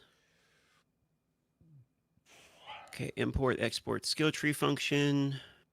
Druid and Huntress, Necromancer Ascendency, separate clients. Teasers. So right now we're going Guardian, through the document right now. So let's see what happens. Equip gear, plans to manage severe increase in power creep. Quality of life for Ascendency node. Am I able to pull this document in front of the stream now? Or is that URL at the top? I would not pull this document in front of the stream. Yeah, okay. Let's see here. Theory93 subscribed with Prime and included the message, "Hey, I'm still around, who'd have thought?" Thank you, Leary. Hope you knew well, man. Keyboard support for console. Yep, that one's been asked multiple times. Has it? I mean, like by people wanting it in our list is what I mean. Not yeah. I think there was an answer to this during the Couch Co-op playtest. Yeah, I mean, like a lot of the questions people spamming are either answered in previous interviews, LA convention events, gameplay footage from previous streamers or other streamers in the previous events, or literally in the latest reveal, or in the Q&A from Ziggy. So I try to siphon out the ones that's actually been answered. Same. There are some that I am willing to re-ask, just for clarity. Ads are coming, by the way, guys. Most common misconceptions I've seen. Ads are coming, so if you're not a subscriber, hold on to something. I'm not going to delay the ads. I'm going to let them run so that we don't get them during the show. We'll probably just ask a clarification question for that one. Yeah, I mean, I think that repeat questions for clarifications or elaborations, I think that would be more than fine. Like the brick in the Atlas, for example, there is a subtle display in the reveal that there is a fail-safe reset way. But since everyone's asking, I think that it doesn't seem like it was communicated well enough so that it's a common knowledge thing. So it would probably be a good thing to open up and ask to have them officially confirm it, right? So that's a good way to do that.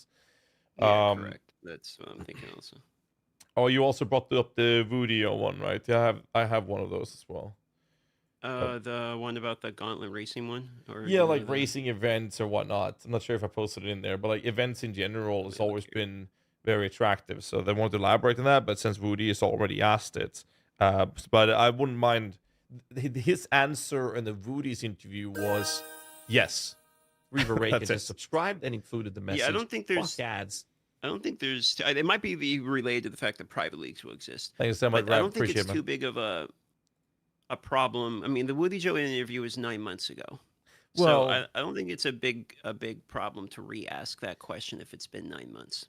Yeah, that's part of it, right? The other part of it is I think that a lot of the questions, like you and I talked about before, we kind of want to avoid asking questions where the answer is, yeah, we are. Or can you elaborate? No, I have no idea. And then, okay, that's the question. And it would be better to try to have questions where they can actually, or where Jonathan can actually elaborate on it and give us actual content for us, but context. Fair enough. Are you in favor of removing that question then? No, I think we should bring it up for that specific one since it's such a big thing, right? But it's 9 months ago. Maybe it has more to add, but the questions that are already covered in like the reveal and whatnot, unless it was super clear. If it was super clear in like the reveal or Q&A, I don't think we should ask it.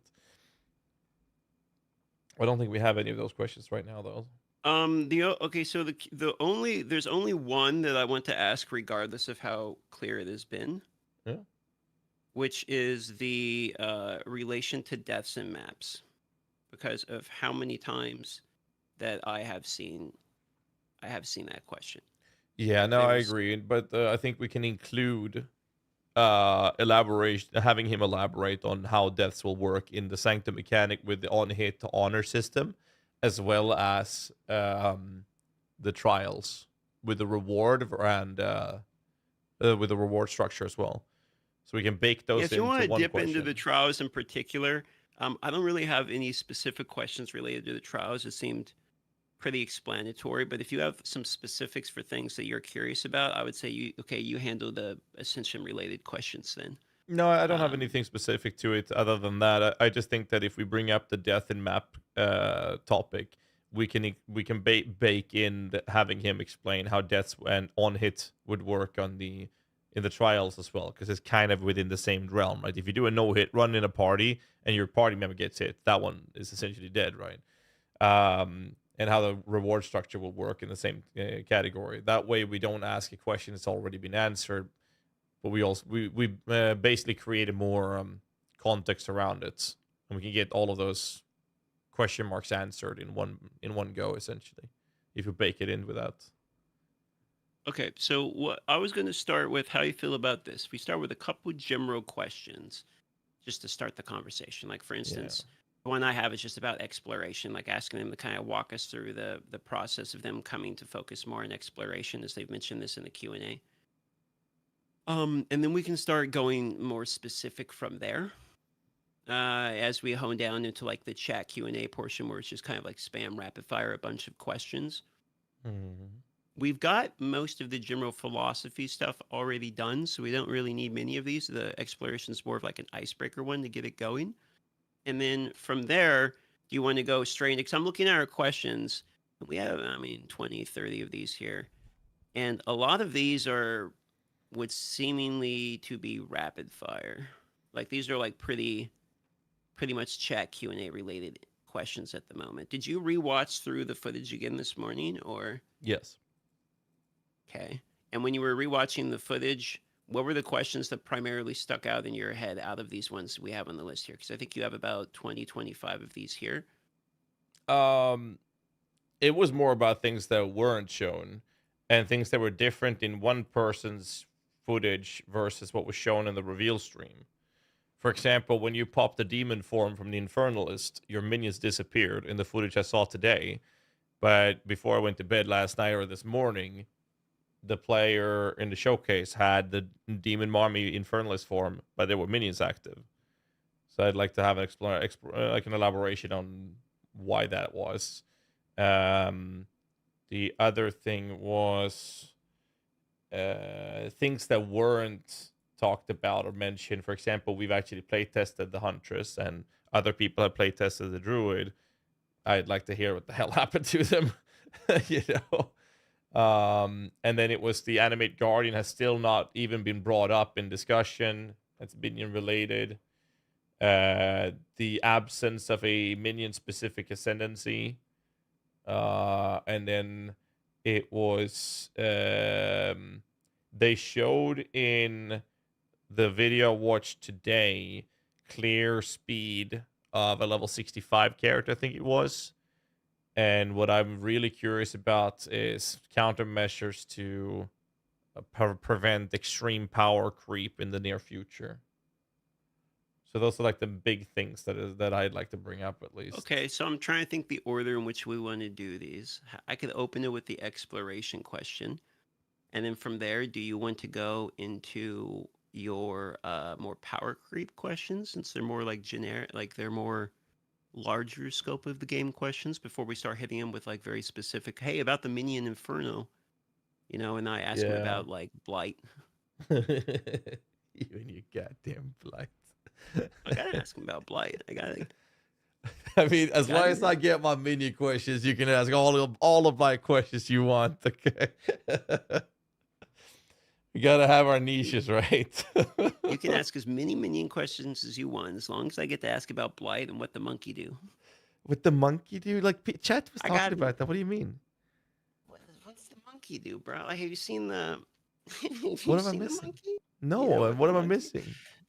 Okay, so the warrior, the warrior ascendancy Huh? has got this one. The warrior ascendancy has got this one node that summons what they call an ancestral spirit, which is the spirit-born animal. Yeah, he's like a monkey that shows up and like pounds his chest and then runs away. So I like. Okay. I'm on the same page of the book now. I got you. Yeah, I gotta know what the monkey does. Okay, now I'm curious as well, because it looks like a spirit-born gorilla, and then it didn't do anything, and then he ran away. That's true. And then as far as length goes, I think we should aim for like about an hour. Try not to drag it out too much. Like just get all the questions and then let them go. You know what I mean? He's got a lot of these. I think that's a good one. And that'll keep the VOD short enough it will actually be consumable. I don't want it to go on too long. We do multiple hours, it's going to drag out a bit. So I think we just one hour. Yeah. I mean, you know how Jonathan goes. It's like you ask a question and you just see the passion, the fire in the eyes just sparks up, and then you start talking. And just let him run. If we ask a question, he starts running. That's like absolutely let him go. But sometimes some of these questions we're asking are shorter ones anyway. So like I'm looking through all the questions, and I think we can get through all these questions in an hour. Like I think we have about an hour worth of questions here, and then I think the last, let's say, 10 minutes, maybe 15 minutes of the chat, we can just post straight from Q&A. I think that's a good idea. At that point. Okay, so order. Do you want to color code who takes what so it makes it easier for us? We could do that. That's fine if you want to color code it. Makes it easier to not repeat questions. Yeah, sure. I don't know how to do that in the Google Doc though. I don't know if you do in particular. Let me find out. Oh, it's the A with the white text on line under it. So let me look. Oh, paint and format.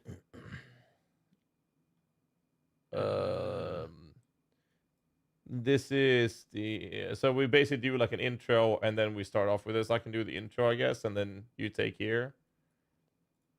Yeah, why don't you do the? I normally do the intro, so why don't you do it this time and just kind of like welcome to whatever the Tavern Talk is. I guess you can just keep mine in standard color. If you want to highlight yours. Can do. So I grab this one then, I guess. Yep, and then I'll go Ascendency points. Oh, that's good. And then you can grab the next one. Yeah, I need a more readable color. That's Jesus. Yeah, that's not the right. Green's not the right color. That is way worse. I have black background though. That's fine. There you go. Yeah, that works. I'll ask about how many ascendancy points. I think it's going to be 8 anyway, but like I'll Yeah. ask just in case. Like there's some. You want to question take the about next one after that as well, then? that. Yeah, sure. I can Because do that one both. feels like a very short one. Like this one, clarification. Can you explain how deaths and maps work? There's some confusion. Why 6 probably die can't go back in. Sure. I'll include. I'll take a separate one and then ask deaths in trials, sanctum, no hit run, and rewards, for example. Next one is with PoE2 early access being stated to be approx 6 months. We expect in 2 leagues for the duration. You take that one, and then we have PoE2 looks like there's a significant amount of ways to increase power in maps. So that's juicing compared to PoE1 for any mapping. So I'll take that one then. Sure. Did you add the questions I've smacked up below as well to the list here? You didn't. Okay. No, I haven't. I removed, I think, 1 or 2 of the questions that look like they duplicated, but the ones from below, they're in the next page there. Okay. I haven't moved yours. Yeah, they're touched yours. All right, so we'll maybe we should do that first before we split up who takes what then, because they might end up in the middle here. It's nice of you, the raid. It's good to see you. Do you have any questions you would like asked for Jonathan? By the way, we're in the section where we're adding questions in. So if you have something particular you would like to know, you're welcome to add some questions in. Who are you talking to? Imp just raided. EMP? Next time, brother. Empyrean Gaming himself, the man who was he was testing the party. Actually, I want to ask him some questions related to party play. I didn't get a chance to know anything about that. We'll have to talk about that later then. We should. Actually, how about this? If MP wants, we should have a tavern talk with MP and talk about how fast he's going to break the game with his team.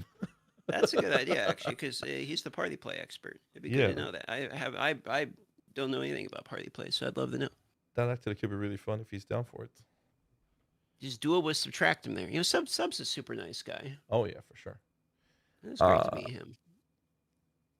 I said you weren't there. I would, but yeah, sorry. We should focus. My bad. I'm getting off topic. My bad. Yeah, we have an hour, so. I know. You're right. All right, so I'm just gonna say the first one in the list I send out was the separate clients able to play both games at the same time. Now, what they have said is that you are able to, both PoE1 and PoE2 will be connected to the same guild and the same chat system, which is archaic, but whatever. That's the decision. Wait, really? The same chat? And okay, I didn't know. Are you wanting to ask a question related to that? So the question I've been spammed was if you're able, if the game itself will have separate clients to start with, and also if you can play both games at the same time. I'm not sure how valuable that kind of question is. Should I save that for like a last thing? Oh, like log into both PoE1 and PoE2 at the same time? Yeah. Can I just call that a stupid question? Oh, that's what I said. I literally said that.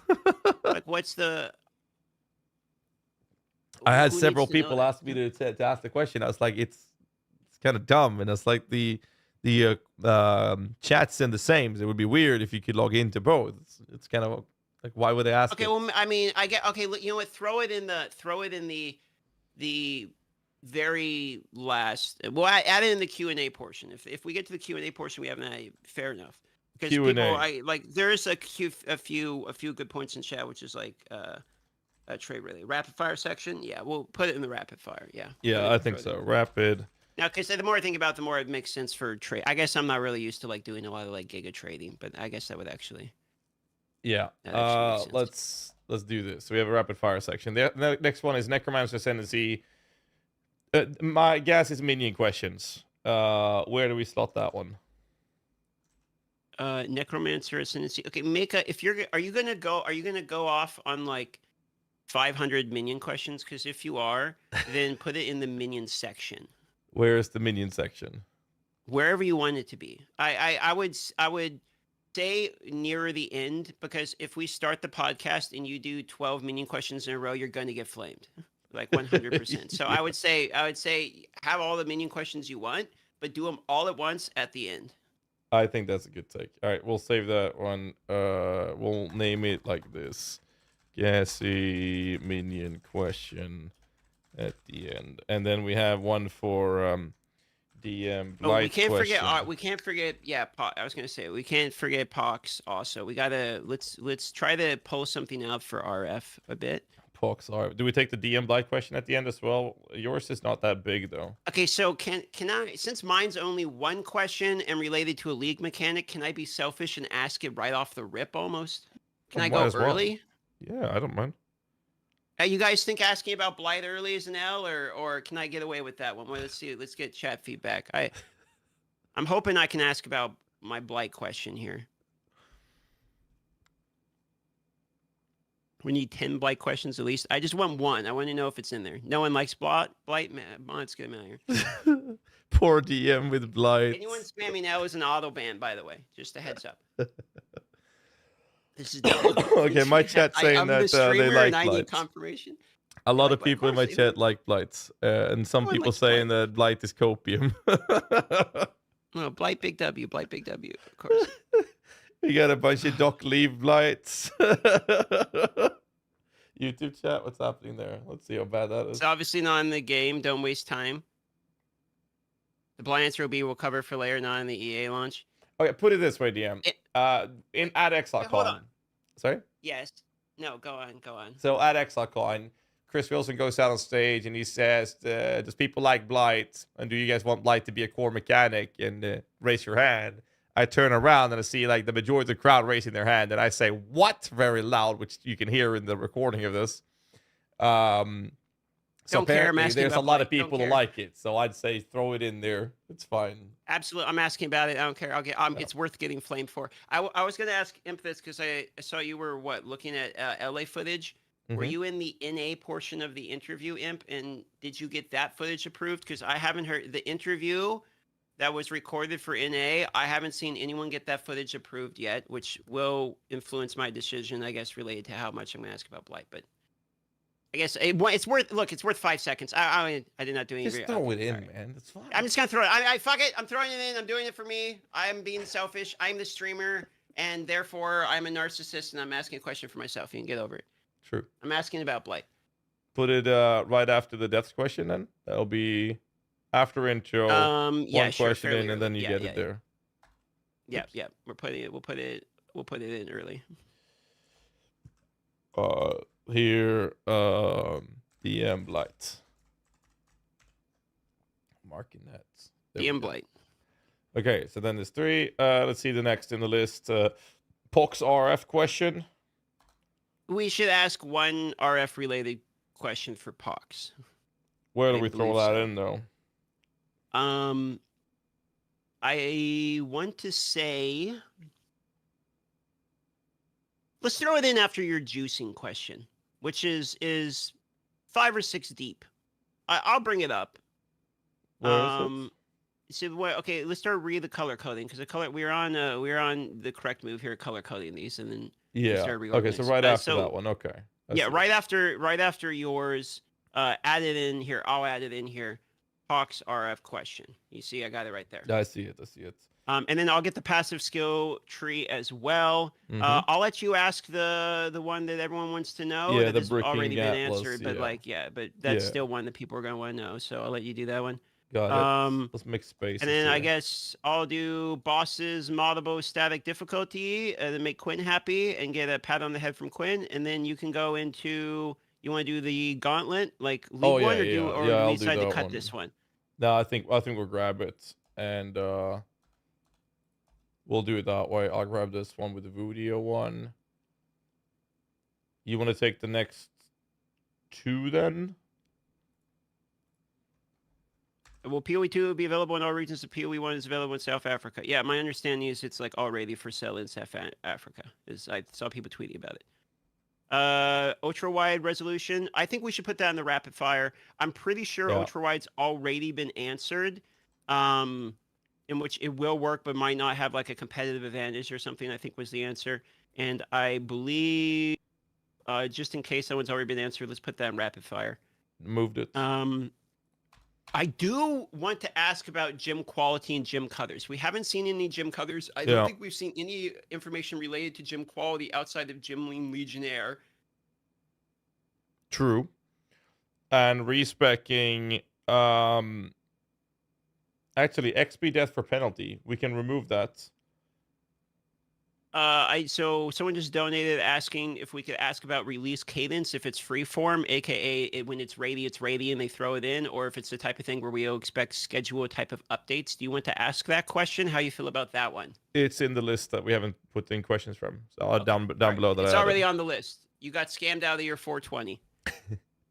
Thank you I'll very add much for that. the deaths in map work, confusion, as well as experience penalty still being a thing. There we go. I added that next one in that baked question we have in the start. Also, someone in chat is correct, which is the PoE 2 early access, 6 months, 2 leagues was already answered in the Q&A, I believe, with Ziggy. So I'm actually going to remove asking about leagues because I think that one has been asked probably too many times. I think so, yeah. I'd be making him repeat himself too early into the talk. Yeah. More weapons still Can you to ask come. about how I party have... loot? Sorry? Sorry, I'm answering questions in chat. Oh, and thanks for the $6.9. And he says he was not scammed. Okay, thank you, sir. Okay, one question from Targets, who I'd like to get his question in because I think it's a good one. Can you ask about how party loot will work? Now, this might be a good time for you to bring this up after the mapping. You can kind of put this in together. Not so much the juicing of the mapping, but will deaths reset the poor, though? Like, are the poor those there so you can claim loot? If you die, what happens to your loot with the other people that might be in your party? Type of thing. This might have actually been answered by Imp during his gameplay of the multi-party play, but this is probably still a question that people would like to see. There, I baked it in. Okay, there you go. It's cooked in early.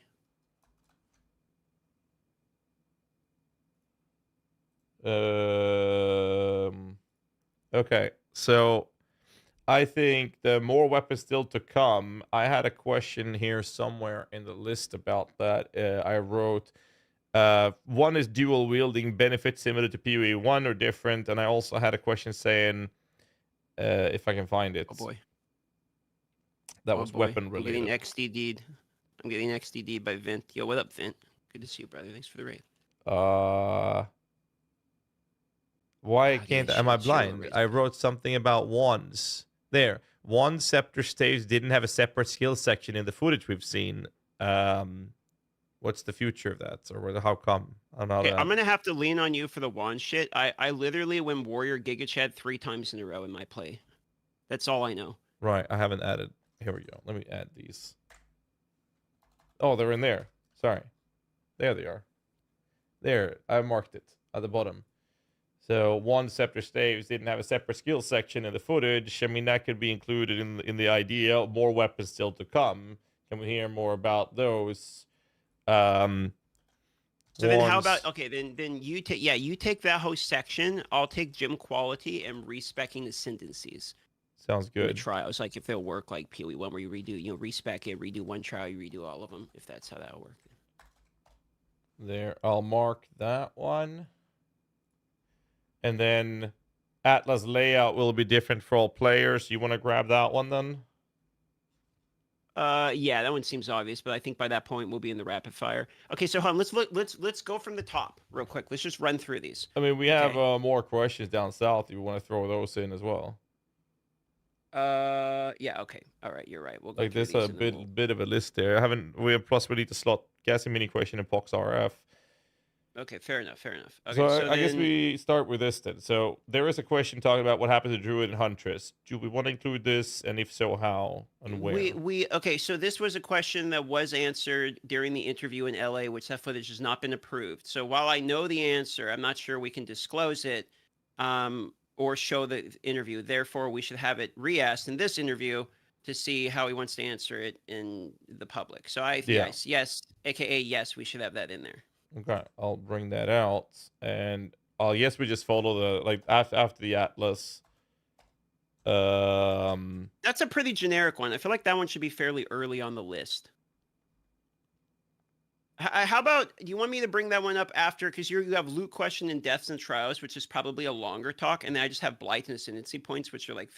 I'm going to go on a minion rant. I'd rather have you have more questions. Where do you want it? Okay, fair enough. So then let's put it, grab that one, put it near the top, after your loot question before I ask about Blight. So I'll hit him with the Druid Hunt. Like, so there's a few, that way I can like seem not like a selfish piece of shit. And I can say like, there's a few bits that aren't in the game. What happened to Druid 100 Blight, you know? There, yeah, I can throw it all in there and then just... Okay. Next one is, I think this is a rapid fire. Import, export skill tree function for guide new players. Yeah, rapid fire. Smacking it in. Agreed. Done. Another question was, elaborate on auras with the new spirit system as minions will also take reservation. I'll just try to include that in my minion question, I think.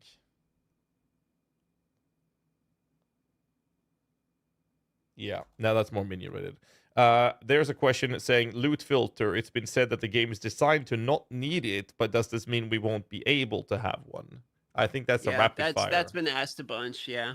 Yeah, I think that's just a rapid fire repeat question, right? Yeah, probably put it in there. Animate Guardian, that's minion. Then the next one is GHAZZY teasers from now till launch. It's more generic. Like, do we want to ask that at the start? Rapid fire. I think that Yeah. low importance. Agreed. Equip gear, even though the gear itself makes you fulfill the attribute. That's a rapid fire question. Like, if you lack dexterity, but it's solved by your gloves, so you want to equip a new pair of gloves, which also has dexterity, can you just automatically swap that? Like, that's a rapid fire. Okay, there is one question, actually, that when you say gloves and loot, it's making me think of something. In the loot, there was tiers that drop. It was like tier 1, tier 2, tier 3. Did you notice that in some of the footage? I don't know if this was an We started talking about it on stream today, yeah. Is that a question that you want to bring in, or has this been answered somewhere that we haven't seen? I don't know. I think we should ask it. You want to grab that? I wouldn't mind. How about when we bring up the loot during that first question, that you chime in on that during that? Because it's a big one that I'm taking there at the start. So maybe you like sneak in when loot is brought up and ask about the tier. Then that's going to put 4 in a row for me. I'm okay with asking that in that section, but if we do that, then why don't you take ascendancy points as well? That way, because it's, or else I'm going to have 4 questions. Yeah, I'll grab the ascendancy then. Yeah, but that's fine. I'll put it after Blight. Yeah, okay. So I'll grab the ascendancy question then. Got it. That's a quick one, anyways. You know what? You're right. Put before the Druid Huntress. You're right, because it is related to. Yeah. So we do this. DM sneaks in regarding loot tier. Yeah, that's fine. Tiered. And then I'll Sorry, boys, I'm not really reading chat right now because we're going through the questions we already have. Once we're done going through this, then we will start reading chat and adding more in. We're honing down ones we already have, so I'm not, if you're spamming or something like that, sorry, I'll get to them in a moment here. We're trying to filter through the ones we have. We're going to keep the podcast to just an hour. And since we're running out of time, let's wrap it on. So the next one is plans to manage severe increase in power creep moving forward. You know how all our ARPG starts off slow, and then, except for Diablo 4, and then you just go really fast, and then it just becomes this one-shot the screen move, one-shot the screen kind of thing. So the question is more about how to manage that. I'm gonna be honest. This is a question I don't want to ask. I would like to ask it, but I'm not sure if it's rapid fire or not. I'm saying I don't want to be the one to ask this. Like, I don't know how to approach this topic because I haven't exactly gotten into a position in the game where I feel like I'm power creep to fuck. Like, I'm always struggling to beat the content that's already in PoE 1. Like, I beat all the Ubers, but only on softcore. I haven't done it, like, I'm not, like, insanely popping off. So I feel like I'm the wrong person to ask this question. If you want to ask about ramping power creep, I'm okay with it, but I don't know how to position that question in a way that's, like, intelligent. So wherever you want to, I'm not sure where you want to position that one in the list here. It's getting more and more specific in future rather than present, right? So I'm just gonna add it at the bottom of the list right now. Okay. And then we might move it later, but I'll add it and I'll mark it. Next one is quality of life as an ascendancy node seemed a bit off. Could you elaborate on this decision? You know, was it a warrior had an ascendancy that gave you 20 inventory slots or whatever it was? Yeah, I wasn't sure what you meant by this question. So there is an Ascendency node with one of the reveal. You tweeted about it. No, I do understand that, but I didn't mean like what exactly is the question? Like, I know it exists. Yeah, so I mean, is the having an question you're saying, Ascendency like, node why is say, it? yeah, why is this an Ascendency node? Quality of life feature in an Ascendency node. I don't think any other class has a quality of life node as an Ascendency. Okay, so wouldn't the counter to that be, you know, for argument's sake, that it was originally introduced as an Ascendency node, so they're kind of keeping the same thing? It was the rucksack was part of the war, then, wasn't it? Yes, but that was a sub Ascendency that everyone had access to. True, that's true. Like, I don't mind asking it. I like, because there's a lot of people were asking and yeah. questioning why this was a thing, because everyone else is getting character power, and then you can spec this for 2 Ascendency nodes and get, yeah, you can get a quality of life instead of power. Yeah, sure. No, I get the argument. Okay, yeah, sure. Yeah, if you want to ask it, go for it. Okay, I'll just add it to the bottom here then. Again, marking it. Next one is in-game wiki monster description, mostly referring to ability specters are using without requiring third-party tools. I feel like that's a rapid fire because it's either yes or no kind of thing.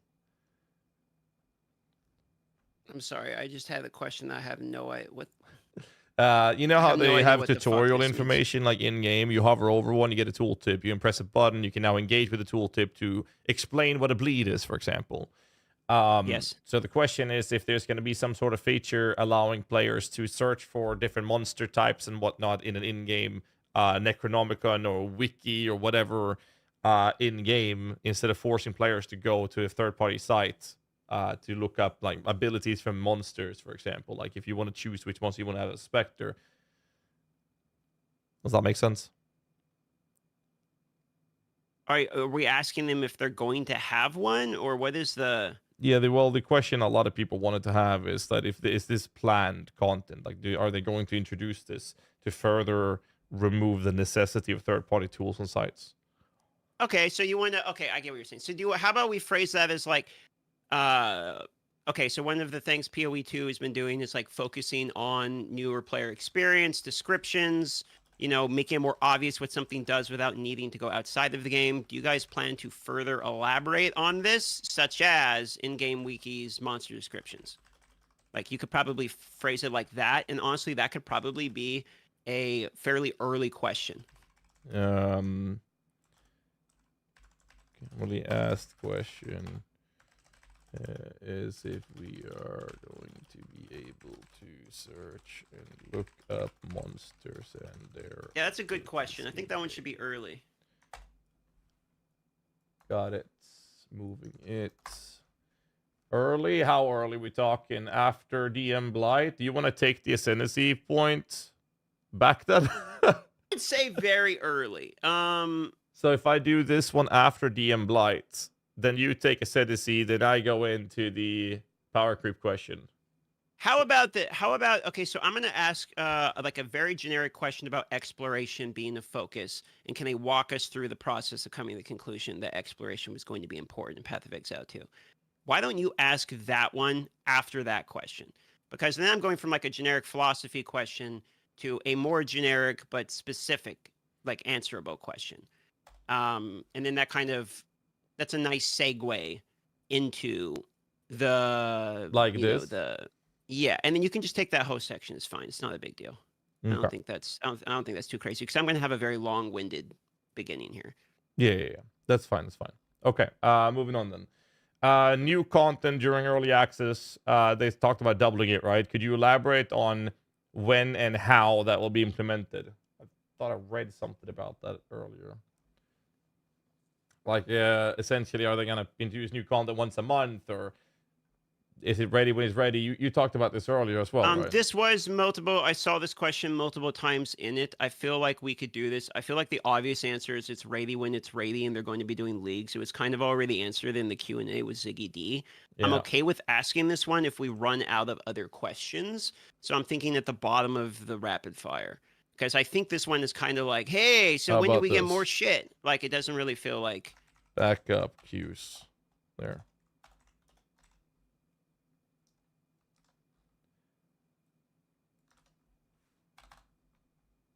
All right, backup queue section there. Okay. Added it there. All right, next one is dual wielding. Benefits similar to PoE 1 or different. I'd say rapid fire on that one personally. Yeah, that's fine. I'm personally invested in that one, but I think that should go rapid fire as well. We can put it early. Or here. Since you invested. We'll color code those as well later. It's fine. Target farming. So they said that certain items only drops on certain mechanics. I guess the question people have about this is whether or not they're going to have more of a focus of target farming items. You remember how Last Epoch allows you to essentially almost very, very, very target farming. How do you say that? It's more or less target farming. It's not 100% guaranteed target farming, but it's target-ish farming. You want a ring. Okay, here's where you go for rings. Here's where you go for boots, right? And I guess the question is if PoE 2 is going to have more of those features. More or less deterministic. Sorry, I was having to get this set up. The image that your editor Kiki sent over here. Yeah. Set up. Okay. Let me look here. The target farming. I understand the question. So, how do we want to phrase that? Phrase it, and is it rapid fire or a separate big question? I feel like target farming is an acceptable enough question to ask. I don't think that that's really a crazy it's not like a crazy question. I think there's going to be some people that want to know the answer to that. Yeah. I don't think it's super early question. I would assume this is going to be, you know what? I think after boss is modifiable and static difficulty in that section. Where is that? That is below the Pox RF question, below the Breaking of the Atlas, first page near the bottom. There. You want it right after modable? Like here? Yeah, that's fine. That's fine, yeah. You want to rephrase that, or you want to keep it that way? Or should I take it? I think I can probably Yeah, you take rephrase on the fly is fine, yeah. All right. Let's see. Next one. We're almost done. So this is very specific. A lot of people love Cyclone Spin to Win. It's like an ARPG classic, same thing as Minions, and there being a bow character, for example. So Cyclone Spin to Win question. I feel like this is without a doubt a early rapid fire question. Sure. Yeah, I don't think there's no problem with asking Spin to Win. I've seen that one asked a few times as well. We'll grab it after the dual wielding. Sorry. Party play, trials, maps, honor, deaths. We already added that one. That's covered. Initial trials. Do we unlock more ascendancy points if we venture deeper? Like room 4 in Ultimatum, for example, we get the first ascendancy. Can we get more ascendancies if we initially are able to clear higher? Did they ever answer that? Because I don't remember that. Hold on. Trying to understand this. So the first time you do a trial, Ultimatum, for example, you go to room 4. That's where you get your first ascendancy points. Oh, so you think it's like you go as far as you can, get as many points as you can. If you can't beat it, you come back later type situation? That's my understanding, but they weren't very specific about it. I think that's a fine question if you want to throw that one in. Maybe during the Ascendency portion. I'm not really sure how to word that one as well. It seems like you got a grasp on that one. You can throw that in if you want. Yeah. I could go either I way can't with show that the one, question, 'cause I'm Sims, kind of because if I assuming post there's, them, like, it's here's an the edit link. difficulties of I it, can't do it right now. You're right. That part wasn't actually like super clear yet either. Empyrean saying kind of specific crafting question for rapid fire are just omens. subscribed and included the message. So pumped Sorry, for hold on. PoE 2. Stackable. Thank you for the sub. Appreciate it, man. Thank you. Our common, yeah, I think you posted in your chat as well. Can you use multiple omens for one craft? I'm very curious about that personally as well. Yeah, that's good. That's a good one. That's a good one. Omen stackable. Use multiple at once. Thanks, MP. And I can't show you the document, Sims, because the link would allow you to edit it. The URL. Okay, so back to the whole Ascendency venture. You get what I mean, right? Because they weren't really specific about. Yes, you want more details on Ascendency points and acquisition, effectively. But we have an Ascendency question. We have I two. think that's fine. If you want to add it in with the Ascendency question as like a follow up, I think that's fine. I don't think that's. I got two kind really of an issue. bigger ones. It's Wudio question, like the event one, and then gem quality gem cutters. Then you're taking respecing Ascendency trials. Maybe you can squeeze in, example, you get, more Ascendency points on the first go. You get your first. Yeah, I can. I'm happy to do that at the same time. People are still spamming the static bosses for Quinn. That's already in the list to be asked. It will be asked. It is early enough. It will 100% happen. You will have an answer to that question by the end of the stream. Okay, I added that into your question there. Ignite. That's misspelled. Ignite magnitude. Could you? I can't even spell in this fucking language. Ignite magnitude. Could you elaborate on the mechanics of magnitude? Do you know what I'm talking about? Nope. Don't understand magnitude. No one does. That's the problem. So one of the things is the Ascendencies for Infernalists, for example, they're talking about how the longer you stay in there, your damage and your minions damage contributes to Ignite chance and Ignite's magnitude. Essentially, it seems like you can build up the amount of damage the Ignite's working, but we have no information of what this magnitude is referring to. That's only an educated guess. So somehow want Jonathan to elaborate on the mechanic of magnitude. Or what that actually means, the mechanic itself. Sure. Where do we put it, though? Because it's kind of specific, so I'm thinking kind of late. Yeah, early rapid fire, maybe. Early rapid. Let's do it after the omens. Or you can put it in your minion section if you want. It's related to your Oh, the minions can already be kind of big. I'm trying to make sure that's not... We can't add more to that. You have like no questions in that. So do you have like a whole separate document you're about to I'm just winging copy that. paste in? I'm winging it. Okay. Yeah, there's too much. I might have time to MP has another one. He wants to know about share Atlas progression in group and do you share ascendancies when you do trial multiplayer. That's probably worth asking because it is it's definitely a game that's more like co-op based for couch co-op, for instance.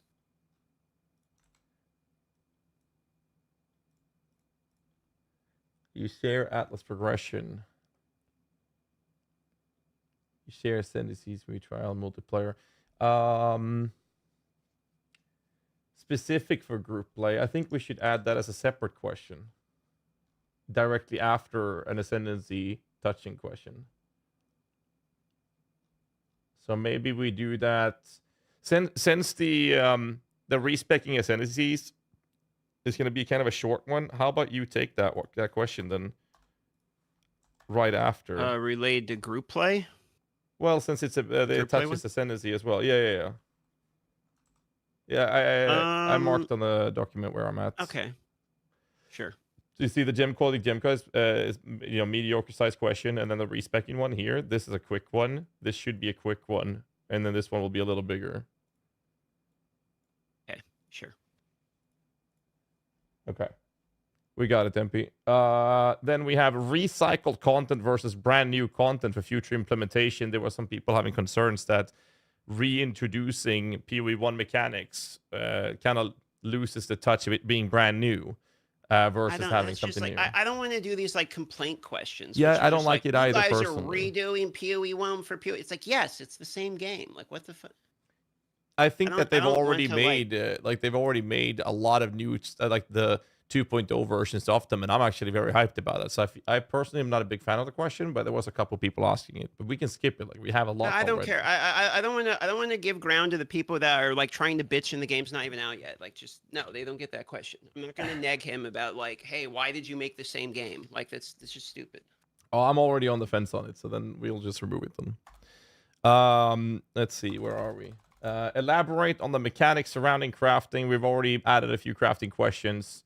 So where was the crafting questions? Crafting I think was fairly late. But where? Let's see. Good. I think we should do it right before rapid fire if we're going to go in a crafting section. Because omens we have in a multiple. How about after gem cutters? I can take a question after that and talk about crafting. Because like then I can actually smack in the bit. Yeah. So we do That's this. A good call. I like that.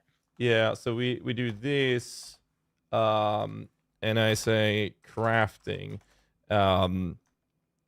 essence, like I can't spell, guaranteed mod or something like 1x speed modifier. Stackable omens using multiple metacrafts at once.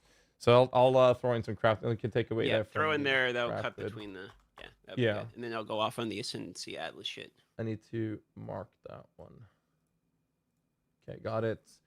And then we have one last one. Is MKB support for consoles. That's a rapid fire. Guaranteed. Yeah, rapid fire, middle or end. Like Yeah, that's after the that's ultra wide, I question guess, think's like been that asked. in the middle. Yeah. Did that cover the? Right, we gotta add. Yeah, where do we put the minion question, and where do we do the RF question? Those are like the two. Okay, the RF question's already in there. We have it after the juicing. Like I'll ask it midstream, basically. It's fine. Yeah, we added that one. The minion one, if you have a whole fuckload of minion questions, let's do that more nearer the end. Near the end, I would already say- have quite a few things that I'm taking. You want to take over some of those? Let's see. Maybe this last one. I don't want to ask the I don't want to ask the power creep one. Yeah, so if I'll you ask take about the quality of life because that's related to my ascendancy, so that's fine. If you want to take then me the I'll quality of life do one, I'll- see minion rant. Okay, then I'll just GHAZZY need some notes in here. All right, go. So I'll do that, and then that's the list. If you want to like check with chat or something, you see if there's anything else you want to add. I want to go through before we add more. I want to go through the list now, top to bottom, and look if there's. I want to like proof check it first. Like I want to do a run through. So let's just do like a mock run here, okay? So I'm going to start by asking exploration related question, like the decision, and they're slowly adding more and more focus on the exploration of the world. Then we're going to go into the new player experience question from yourself, and then clarification on how deaths work in map and the deaths and trials. I'll ask then about regarding the loot and seeing like tier 1, 2, and 3, if that could be explained. I'll ask about Druid, Huntress, and Blight. After that, you're going to ask about Ascendency points and map juicing, and power is PoE 2 of map juicing compared to PoE 1. I'll ask the question for Pox related to the RF. Then I'll ask passive skill tree change coming up when we add more classes. You'll go into the bricking of the Atlas, and does it have a reset mechanic? Hold on, I'm gonna run a long ad now, so that way we don't get ads during the thing. I gotta start building up the ad resistance. Right. so you guys can get ads I'll during do the same as well. running- If you're not a start sub, running the hold on ads to now. something. Okay. Let's see. And then bosses, moddable or static difficulty. I'll ask that after the bricking and the target farming. Then you'll go into the post Woody Joe interview question related to Gauntlet, game modes, etc. I'll ask about gym quality, gym colors. You'll then ask about crafting. I'll do the respecking and ascendancy / trials related questions, as well as group play with Atlas progression. After that, then you're going to go into asking about more weapons. They said there's still some to come during the supporter pack portion. They mentioned there's some still to come that aren't in the game yet, but they'll be coming. And you'll ask that. I'll ask about the Atlas layout. I'm pretty sure this is already answered, but for clarification purposes, if it's different for all players. Plans to manage severe increased power creep. You wanted to ask that. I'll ask about the Titan quality of life ascendancy. Then you go off for your GHAZZY minion rant form thing. And then we do rapid fire questions, any of the backup spillover questions, and chat Q&A at the end. Looks good to me. How's that sounding? Yeah, it looks good. We have one backup question right now as well, but I think we're easily at an hour with this. Okay, I'm going to copy pasta all these to them.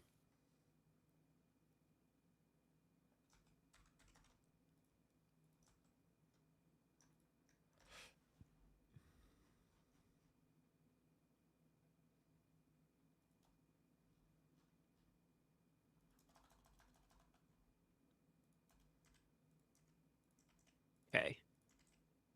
Let me look. I'm going to look here on Twitter and see if there's any that were posted in the tweet that I might be missing that could be good. Check the if you're going through that, you can check my retweet as well. There should be some questions there. If you're going through all of them. Okay, Chronix was the one that asked about the Woody Joe.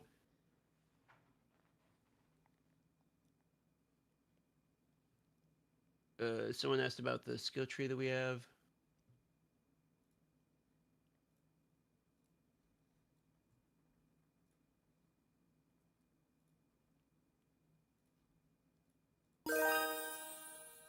Punish People- not, okay, you this big old is a spender. question Welcome to the that Prime people Club. have been You know what that asking, means, right? which I Double feel the like perks, I don't double the kind of want to fun. get into. Let's 'Cause we're celebrate trying with to a talk about the round game, of but it keeps a coming up, virtual which high is about the fives. regional pricing change.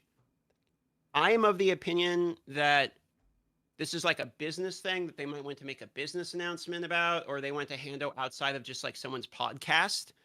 So I'm kind of more of the opinion we stick to like game related content questions as opposed to like what's happening with like pricing and business related shit. But how do you feel about that one? I am more in the boat of sticking to game stuff. Like I talked about this earlier as well with the chat. I don't feel like asking like meta questions is we're not in that position to do that, and I believe that we are also we have to think about our tavern talk has always been this let's call a friend and have a chill chat and drink some beer. Agreed. Or like and just get wasted and have a good time. It's too hostile. It's too hostile of a question. Like, yeah, I and like don't want to put them on edge. I want them to be comfortable. Yeah, and the setting we're in when we do an interview with Jonathan, as we've seen in previous ones, we have to, I'm mainly talking about myself, have to remember that this is a very different setting in which the focus is to talk about the game, and it's an interview. So I think we need to keep that professional aspect to it. Yeah, and stick to that. I agree. In the same thing, let's not bring up or meme on like the Rod tweet or anything.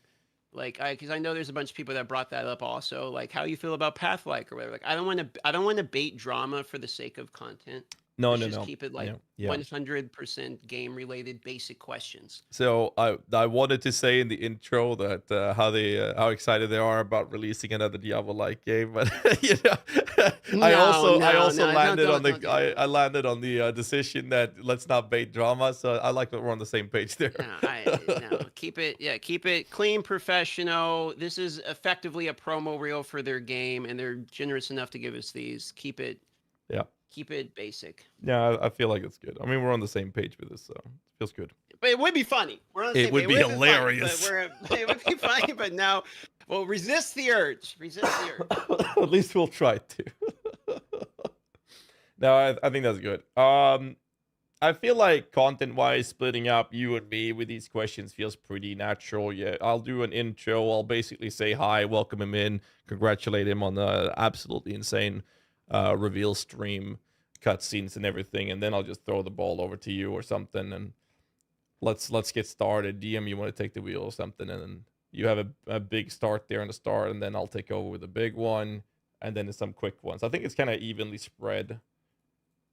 We don't, this should be a quick and clean podcast. Like there's not an insane amount of questions. All of these are pretty much ones that like the community asked us to ask for the most part. I have one selfish question about Blight in here and one general philosophy question to kind of like open up the, break the ice. But other than that, these are basically all pulled straight from what people asked us to ask them. And we'll get through these. I imagine we're going to get through all these, including the rapid fire, like pretty fast. And then I would imagine within 45 minutes, we're into chat Q&A. Give them 15 minutes of last, off the rip chat Q&A questions. And then, I think we pretty much got it. I think that's fine. I think so. And I think it's good that we put the GHAZZY minion rant in the end, because then I can kind of see what time we're at. Yeah, you can go and not feel bad about doing a million minion questions. I think the one mistake we made before is not having minion questions, but having 15 minion questions interlocked between like other questions. So it's like minion question, normal question, normal question, minion question. Like that's the fuck up. I don't think there's a problem having a minion section if you're curious. Yeah, I think that's a good way to do it. And I'll keep it kind of generic because there's a lot of things we don't know. So it's like there's going to be a couple ask of about the specific monkey. ones. I'm adding the monkey in. I don't care. I'm asking about the goddamn monkey. I'm going to ask that before your minion section. Okay. Ask about the monkey. I just have it in all caps. Ask about the monkey. Good. That's a big one. We need that. I'm getting my monkey question. Goddamn. Oh, that's a good one, because then we can segue that to be like speaking about the monkey and it being kind of a minion. We need to know about the monkey, dude. Yeah. Release the monkeys. All right. Monkey build incoming. Yeah. No, I like that. All right. That'll work. All right. What monkey? It's what class was it? A warrior, right? Warrior. Mm-hmm. They could summon the Spiritborn's animal from D4, and it just made a sound and then ran away. I'm guessing it's gives you a buff or something. I mean, he's got to, dude. I think it's a war cry. I think the monkey does a war cry because the only footage we have of the monkey is it being summoned and then he runs into a tree. Like that's all he's done. It has to do something good. Well, he does smack his chest first, right? And then runs away. I mean, that's what I'm saying. It's a war cry. He goes like, "Rah!" And then he like runs away. It's like, what's going on with the goddamn monkey, dude? Yeah, no, that's a good one. I wonder how much, which kind of questions I should grab from the minion stuff without being that, taking an hour. Like, obviously, I have the one with the demon form, remove the minions in one footage, but in the reveal, you kept the minions, or the minions were there in the demon form. And then the animate guardian question is a big one. I don't know what else I could really ask, because, like, most of the other minion questions usually comes after playing the game. So I don't have that many minion-related stuffs. Auras, I guess. Aura versus minion, spirit, power. So I guess it's there. Weapon swapping. Non-scepter.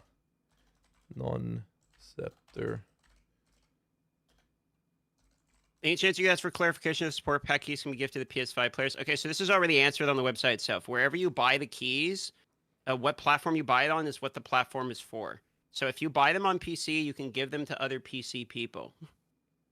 The keys are for the platform that you purchase them on. People in chat saying ask about race specters. I mean, what do you want me to ask? What else is there to add? Except for the wiki question, which we have.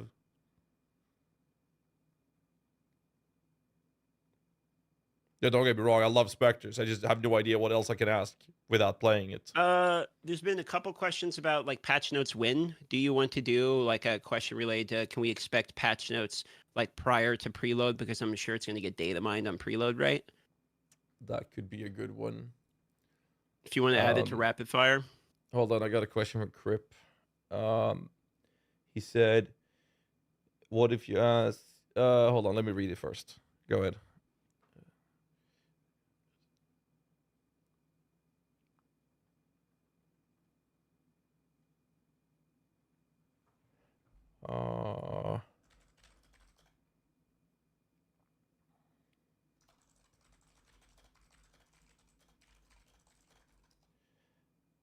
He said, ask Jonathan like an open question, like what kind of builds he loved seeing in PoE2 testing so far, that he can describe on a surface level. Well, yes and no, because I'm pretty sure that was brought up, right? Was it in the Q&A? Siggy asked it, and in one way and different wording, and Jonathan said that right now his favorite was Mercenary because he's currently doing a playthrough of the Mercenary, right? Yeah, I mean, I suppose. I'm just thinking I like the question because it's sort of like open-ended and gives him a chance to talk about what he's excited about. Could be a good way to start. How's your starting? If you want to start with that before I ask my question, you're welcome to. Like in the intro. Do we know how many skill sockets Ascended skills have?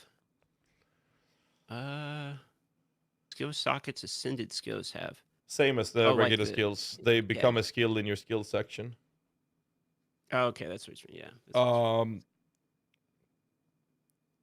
So they can have five sockets, right? 6 sockets.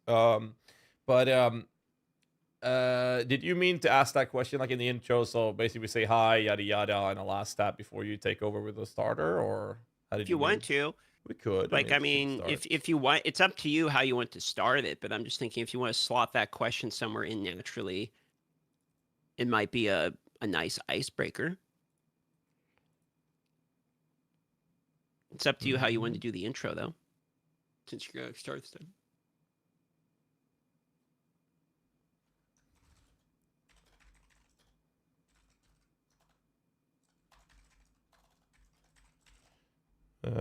we could. I'll keep it in the back of my head because I feel like he's just gonna say Mercenary again because it was just a few days ago that he already answered that question in the Q&A. And then you can skip it. I mean, I think I'll skip it.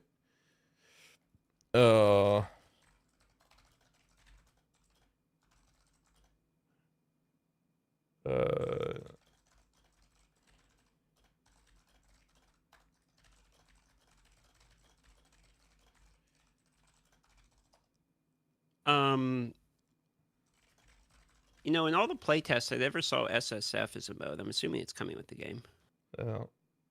We only saw hardcore, right? I'd ask it, but I think it's an obvious one. I think it's like obviously going to be there on launch.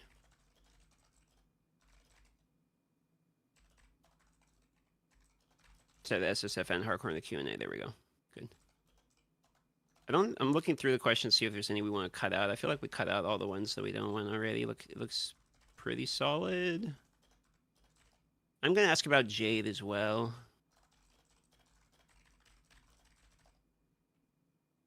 Is there any like Ascendency related questions you want to ask other than Infernalist? Sorry, I was typing something. Say again. Is there any Ascendency related questions you want to ask outside of Infernalist? Like, for instance, someone says, what's happening with freeze time when you use it in a party? Like, do you want to... That's a good one, actually. It was brought up about how it affects minions, but I think we can slot that in somewhere. I will be asking on the minion rant the Necromancer Ascendency, or Minion Ascendency. Okay. So that's in there. Where can we slot in the time in party play? Time freeze. I can ask after the Jade and Monkey question. You want to type it up? I can, because it's, yeah, I got it in there. Added. Okay. Gotcha.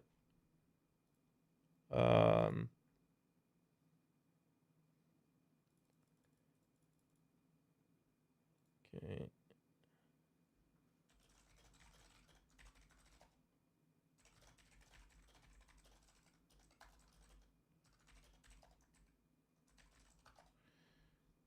Yeah, let me scroll down. People can see the questions we have. We got about 15 minutes. You posted them in there. Okay. Yeah, I sent the questions over to him.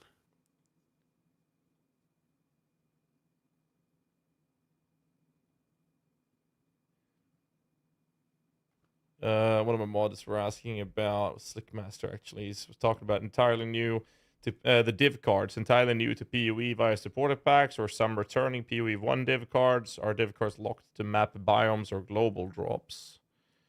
Kind of like a rapid fire thing. Div cards would be a good question because they were confirmed with the Valdo's puzzle box. True. We could also ask that in relation to how many of those, because they said they're going to be selling the designs in early quantities. If we wanted, we could ask the cadence of when those packs are being released. As a rapid fire? Yeah, if you want to. Or actually, how about you take that one as after the minion rant and segue after that one into rapid fire, because it's kind of like in between. Sure, I'll add it in.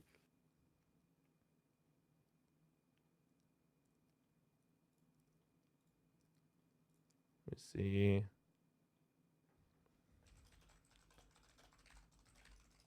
Sure. Okay, I add that one there. Why can't I see the color? There. There we go.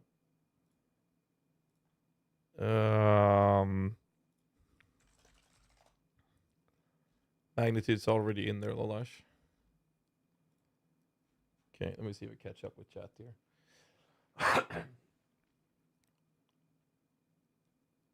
Forbidden Flesh and Flame. I think that if they have Forbidden Flesh and Flame duels in the game, they wouldn't tell us, and it's gonna be something we like get to see when we get there, because that's like an endgame Pinnacle, endgame boss kind of thing in PoE 1.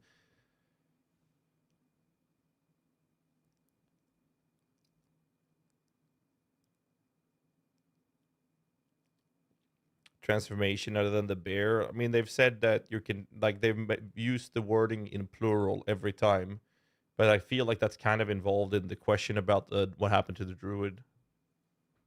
And I mean, when we ask these questions, both me and DM might have like minor follow-up questions in the middle of it, depending on his answers. So it's like, just testing real quick. Okay. Yep. So I have a startup screen here. Roger. Golems, combine this with enemy guardian question. Golems is in the list of my minion rent. I can't have too much in there because I'll literally spend an hour myself if I have to, if I could. So. If we get to the end of this and this was like way too fast, like 15 minutes or something, There's no then just way. go on it with the minions. Like I don't know how we get through all of that fast, but I'm saying if it ends up being like too short. Yeah, that's we why I have think it's about, good to what- have the minion rent at the end, right? Because if we feel like, oh shit, we went through really fast, then I'll spend some more time because I have many questions I can bring up, so I can. Oh, I milk want to some ask about time. mounts too. Someone brought it up. I forgot about that. I'm going to ask that right next to the gem cutters also. Kriparian was saying, being curious about what we can expect for differences in character defenses with life not being on the passive tree anymore. Are Yeah, and there's characters no going to be suppression too, similarly right? tanky? I don't know, but I know we have mana and a Giga version of Mind Over Matter. We have CI available. Chaos damage doesn't bypass Energy Shield, but does double damage to Energy Shield. Evasion armor. So how do we word a question like that, and where would we put it? Probably you'd word it something like, what is the expected survivability of a character come late game, and whether you hoping to have it balanced around, are you expecting all characters to like be able to be one shot, or are you wanting them to be able to face tank certain bosses, like something like that, I would assume.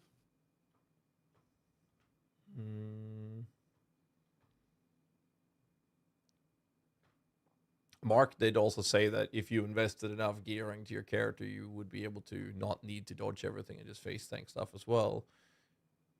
In the Q&A with Siggy. But I get the question is, Crip said, like in Dark Souls type games, they're all similarly tanky, and your tankiness comes from not getting hit by dodge rolling.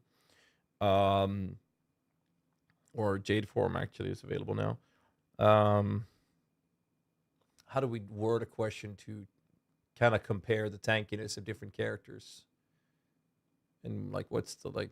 Oh, does he mean between class to class, not necessarily PoE 1 to PoE 2? Yeah.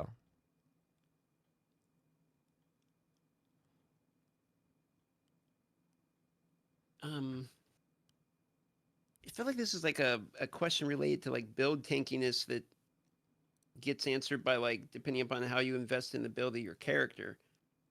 I don't really know how to ask that either. That's kind of a hard. Or is there a certain level of tankiness they're expecting all characters to basically acquire at a certain point? I'll ask him.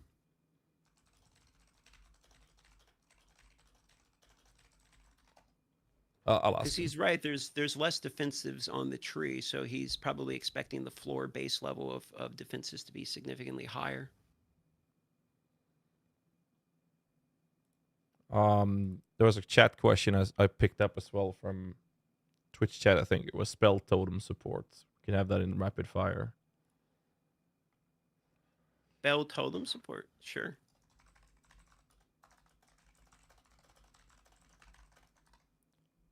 I added it. He's typing. With life not on the passive tree, are some characters still going to potentially be significantly tankier than others as they are in PoE 1? And then, with a reference with CI versus Might of Matter versus Armor Evasion. That's a pretty decent way to word it. We can use that. Or low life builds. Recoup build. Jeez, there's so much. I thought we were going to get 3 acts and whatever half-ass state of the current endgame we'd have access to. And then the reveal stream happened. It's like, we're getting 6 different AAA company full games in the early access, and then they say they're going to double it. Like, what the fuck? Yep, we're getting a lot. Where would we put this question, though? I'm adding it at the bottom of the document so you can read it. I'd say near the bottom, just because like the layout that we have currently of all of our questions, I feel like are in the correct order, and we probably don't want to fuck with them too much at this point. So where would we put it then? Plans to manage severe increased power creep moving forward after that before QOL. Like that. You could put it before or after there. Yeah, I'd say fairly far down on the document. Yeah, it's probably far enough down. You or me? You go for it. I'm gonna go pee before we get started, so that You way do I don't so. have to sit here and Send talk to you more for an hour. ads before you go. Oh yeah, I'm gonna run one more thing of ads, so that way you guys don't get an ad during the podcast, boys. You're gonna take one more ad. We're starting in less than 10 minutes. Yeah, I'm gonna send some ads as well. So if you guys are not subscribed, hold on to something. All right, let's see. Spell tone support. It's added to the rapid fire list. Let's see. Okay, so for those of you regarding the minion questions, I see a lot of people in both streams asking about it. So the list I have right now from Minion Rant includes demon form remove minions in some footage, but not in the reveal. What's the actual effect of it? Like, how will it work with a demon form from the Infernalist? Animate Guardian is in there. Aura versus minion when it comes to spirit power decision. Like how they intend on that being balanced, or how they intend on working with that. Weapon swap to a non-scepter weapon. What's going to happen to the minions if you lose spirit when you weapon swap? Like, what's the decision of which minions are going to go away, and like how they plan on tackling that? Necromancer Ascendency, of course, and Golems is in that list right now. I don't think I want to add much more, but I'm fine with adding a thing or two. If you guys have more minion questions you guys want me to bring up, I have tons of minion questions loaded in the back, but I'd rather see if chat has something specific you guys want, and I'll drag that instead. Spectres. Okay, so I've seen the chat been spamming me about Spectres. What on earth do you guys want me to ask about Spectres? Everything's been described multiple times over. And the only thing that's missing is in-game wiki description information about Spectres, which we have a separate question for that would be about that. So I don't know what else you want to know about Spectres. The message hype for new minion plays in PoE 2. Everything. Everything, yeah. Thanks so much for the sub, Appalachian. I'm going to turn off notifications, actually. Oh, yeah, good point. I need to turn off notifications for this.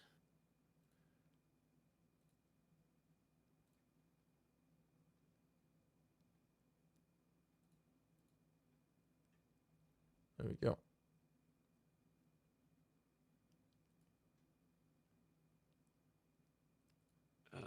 Let's see here. So you use Spirit for minions and auras as well? Yes, that's correct. Map failure retry specification. Yes, that's in the question. That's in the list.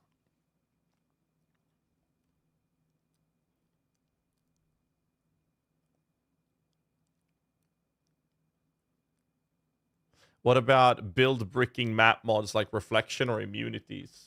Rapid fire question. I'll put it in the end. Okay, text to speech is disabled.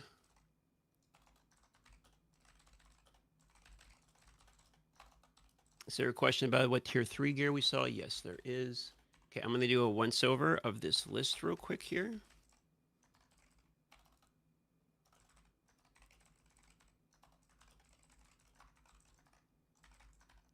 There, okay, so I'm asking exploration, and you're asking, and I'm going to loot tier, druid, huntress, blight. We're going to ascendencies, power mapping. Then we go to pox, passive skill tree, breaking of atlas by you, boss mods, static difficulty, target farming, drop rates influenced by map area, Woody Joe interview with the competitive game modes, follow up, gym quality, cutters, mounts, and other classes. Crafting question of essences. Respecking ascendancies, trials. Group play stuff related to Atlas progression. Ascendancies when you do a trial in multiplayer.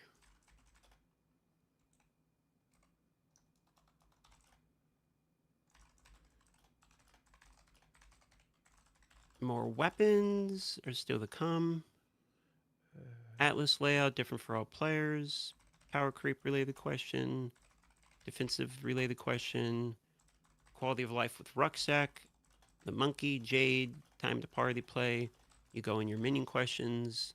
We talk about div cards, unique items, creation, etc.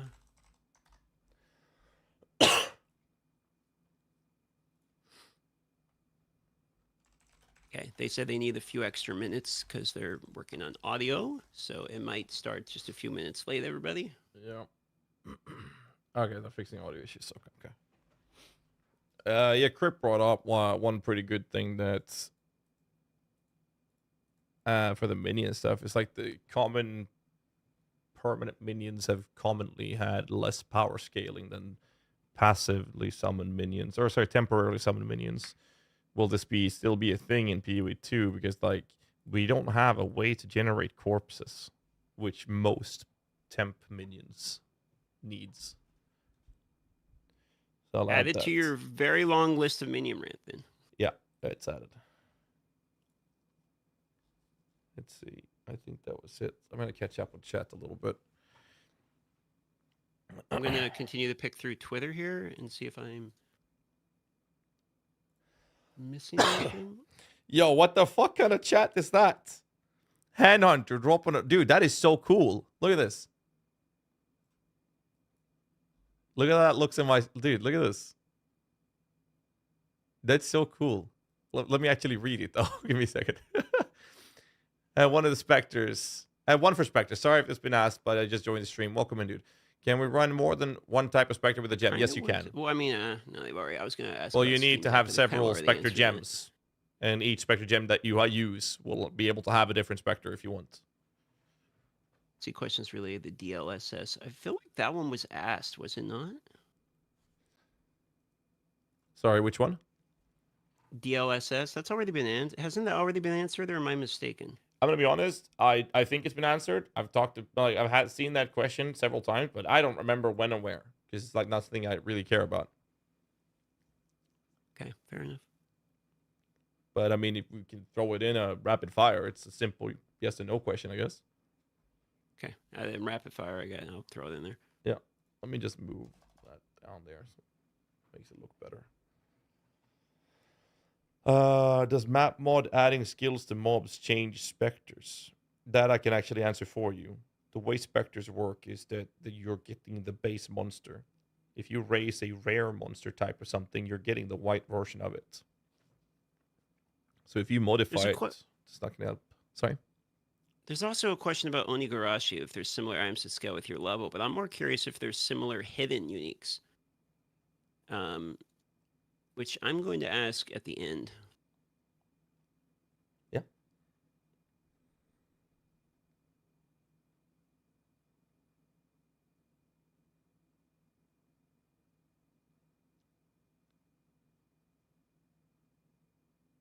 Are your donos turned off? Alerts are turned off for it, yes. All alerts are turned off right now. Oh yeah, by the way, I know they say this in advance. Don't forget to be on your microphone when you're talking. Sometimes you lean back in your chair and you get real quiet. Yeah, I heard that on the last one. And I have to I gotta adjust your audio a lot. Yeah. I'll try to keep that in mind.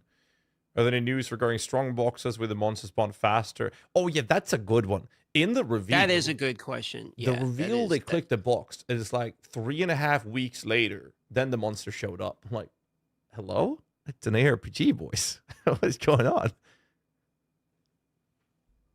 Maybe an early rapid fire one.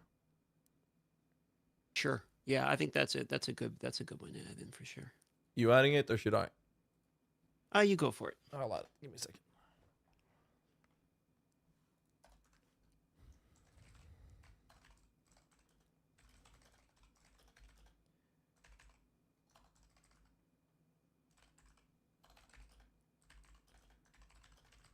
Okay. I think for an hour, we're looking pretty stacked.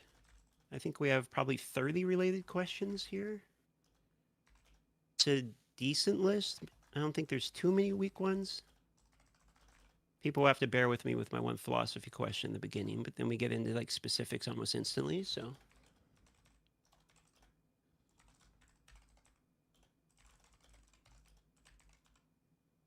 There, I was typing in. Say something. Say again. Oh, nothing. I was just saying, I think the list is looking fairly solid. Yeah, for sure. We're just waiting on them to have their audio on their end. And they were pretty much good to go. Seems like it.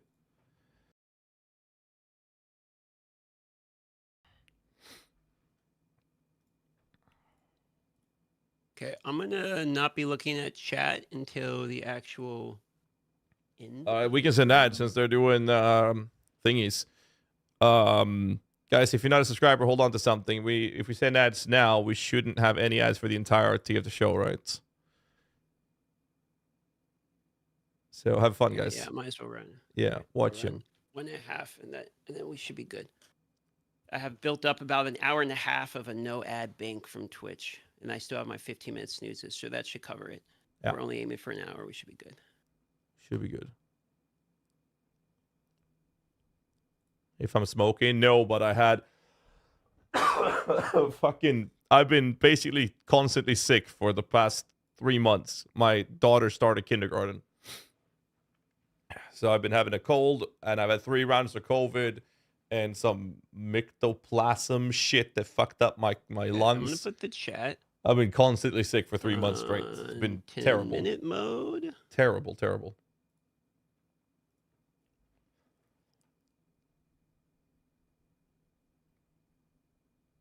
Because these chats can get pretty memey pretty fast when it's one with a bunch of new people. Yeah. Appleish with the prime sub, and then we have Pahoot with a sub as well. We got Dupe Lol coming in with a sub. Spiller with a sub. I'm gonna go through and read this one more time. Rocco for the coming with a sub as well. Thank you. Oh, the message effect are bits related. Didn't even know that. Thank you guys. Thank you. I think that was most of the subs I missed, right? GG Daito coming in with the 5 gifties. Thank you, man. Thank you. Big spender.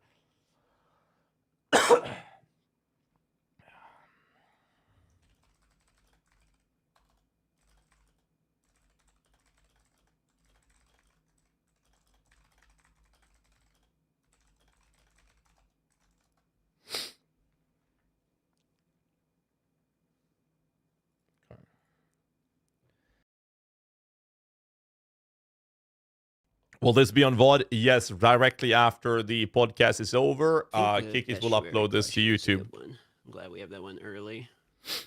Which one? The Bishuary. Yep. It's a good question for early. This will be fun. When is the talk? 4 minutes ago. They're having some audio issues. Yeah, the talk starts as soon as their audio stuff is done. Then we'll have to take 5 minutes to get the visuals and audio set up on this end, and then we'll start. It's running a couple minutes late, but yeah. Fucking coffee, man. Baneful gift to Diablo.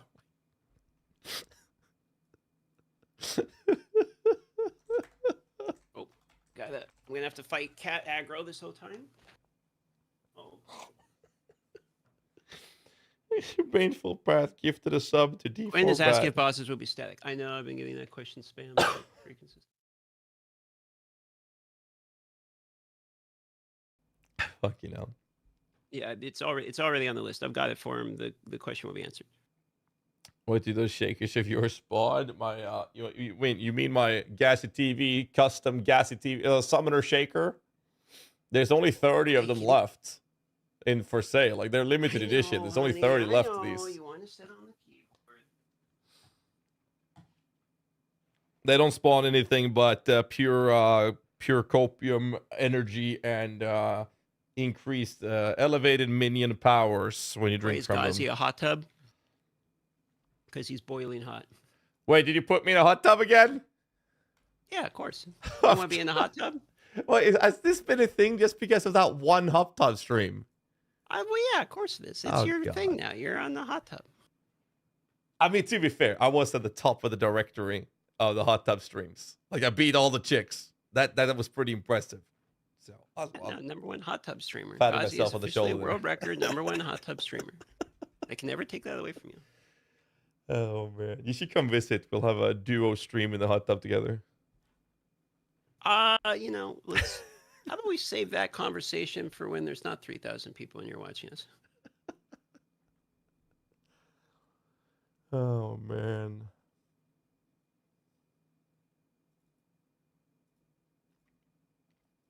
ETA, as soon as their microphone works. We are waiting on them.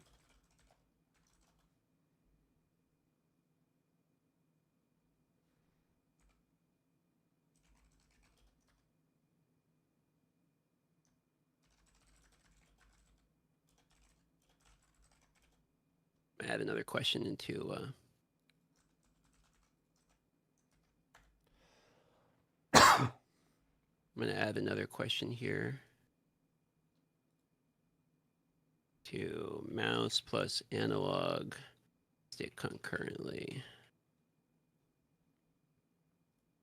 Yep. For accessibility. About the Blood Mage having a downside node on the first one. I can mention it If you guys wondering why it's I'm fitting just saying here during the staring, Ascendency we are discussion of it. waiting on GGG. They're getting their microphone to work. They're having some audio tech issues. So once that has been solved, the podcast will begin.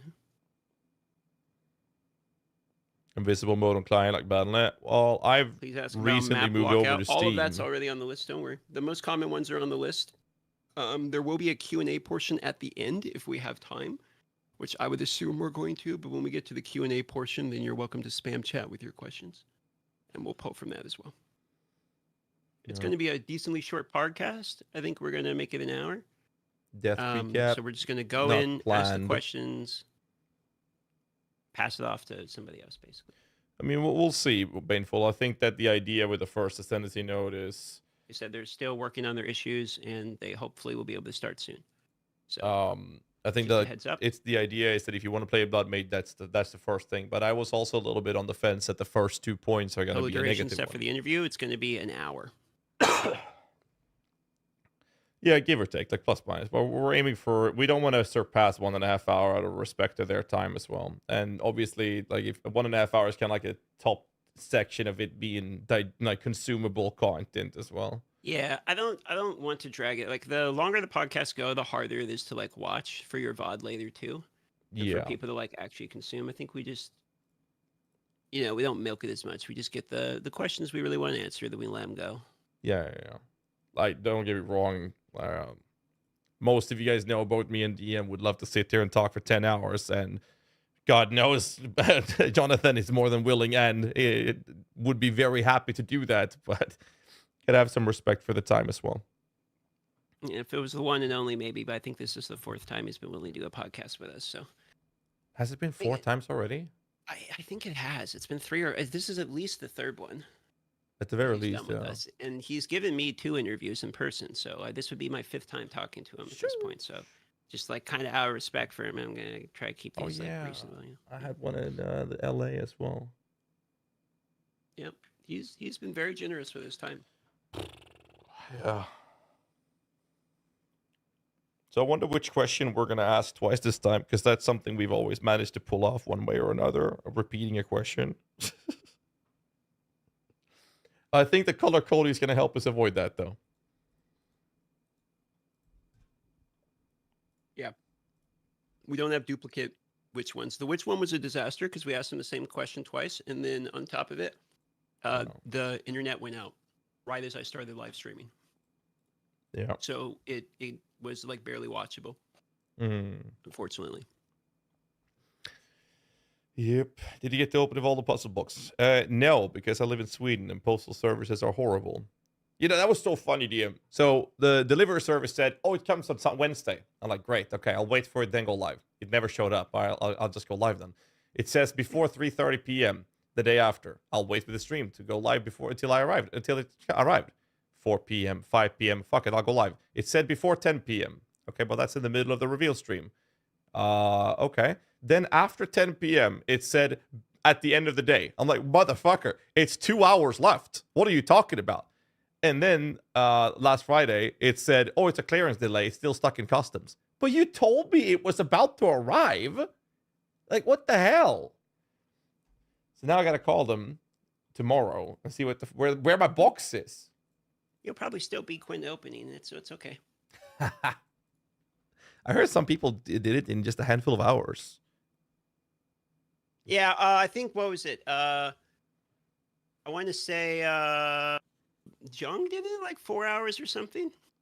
Yeah, I think Sub did it in 3. But people said you got help on chat though. That's what I've been hearing at least. And I know Balor did it in 7. What did you do?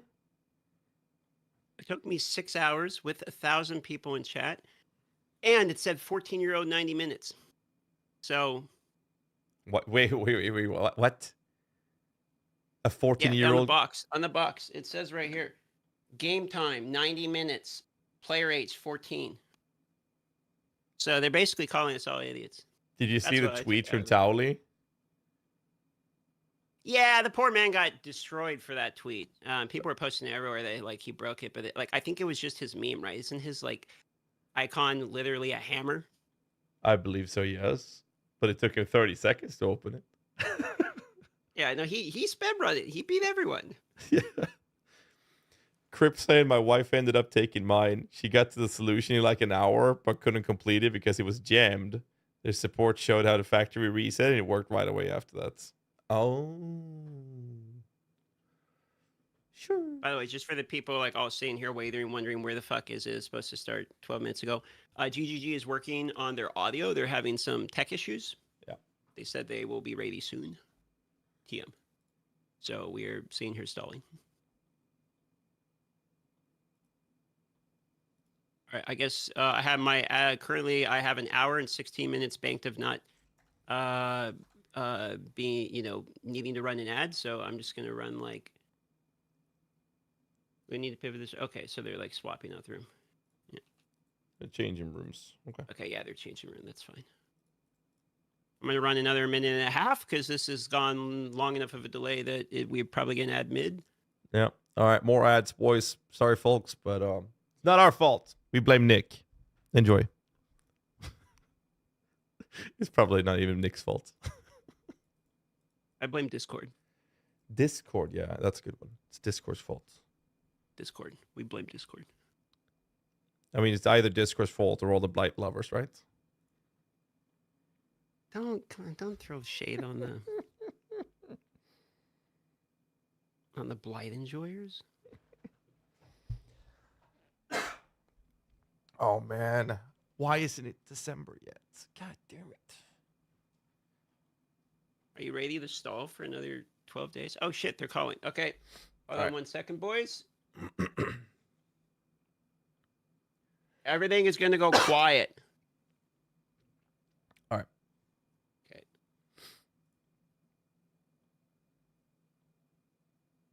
Sorry about that. Yo. No problem. Let me just make sure William? you're not on stream. Hang on. There. Yeah. Okay. Yeah. I'm sorry.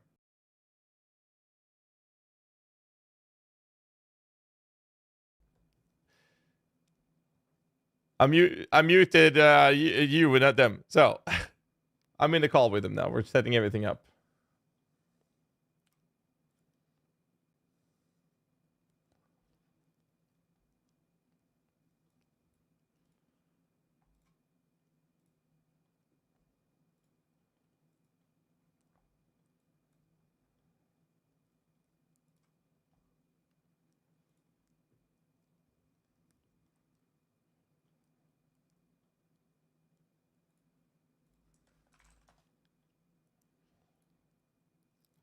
All right.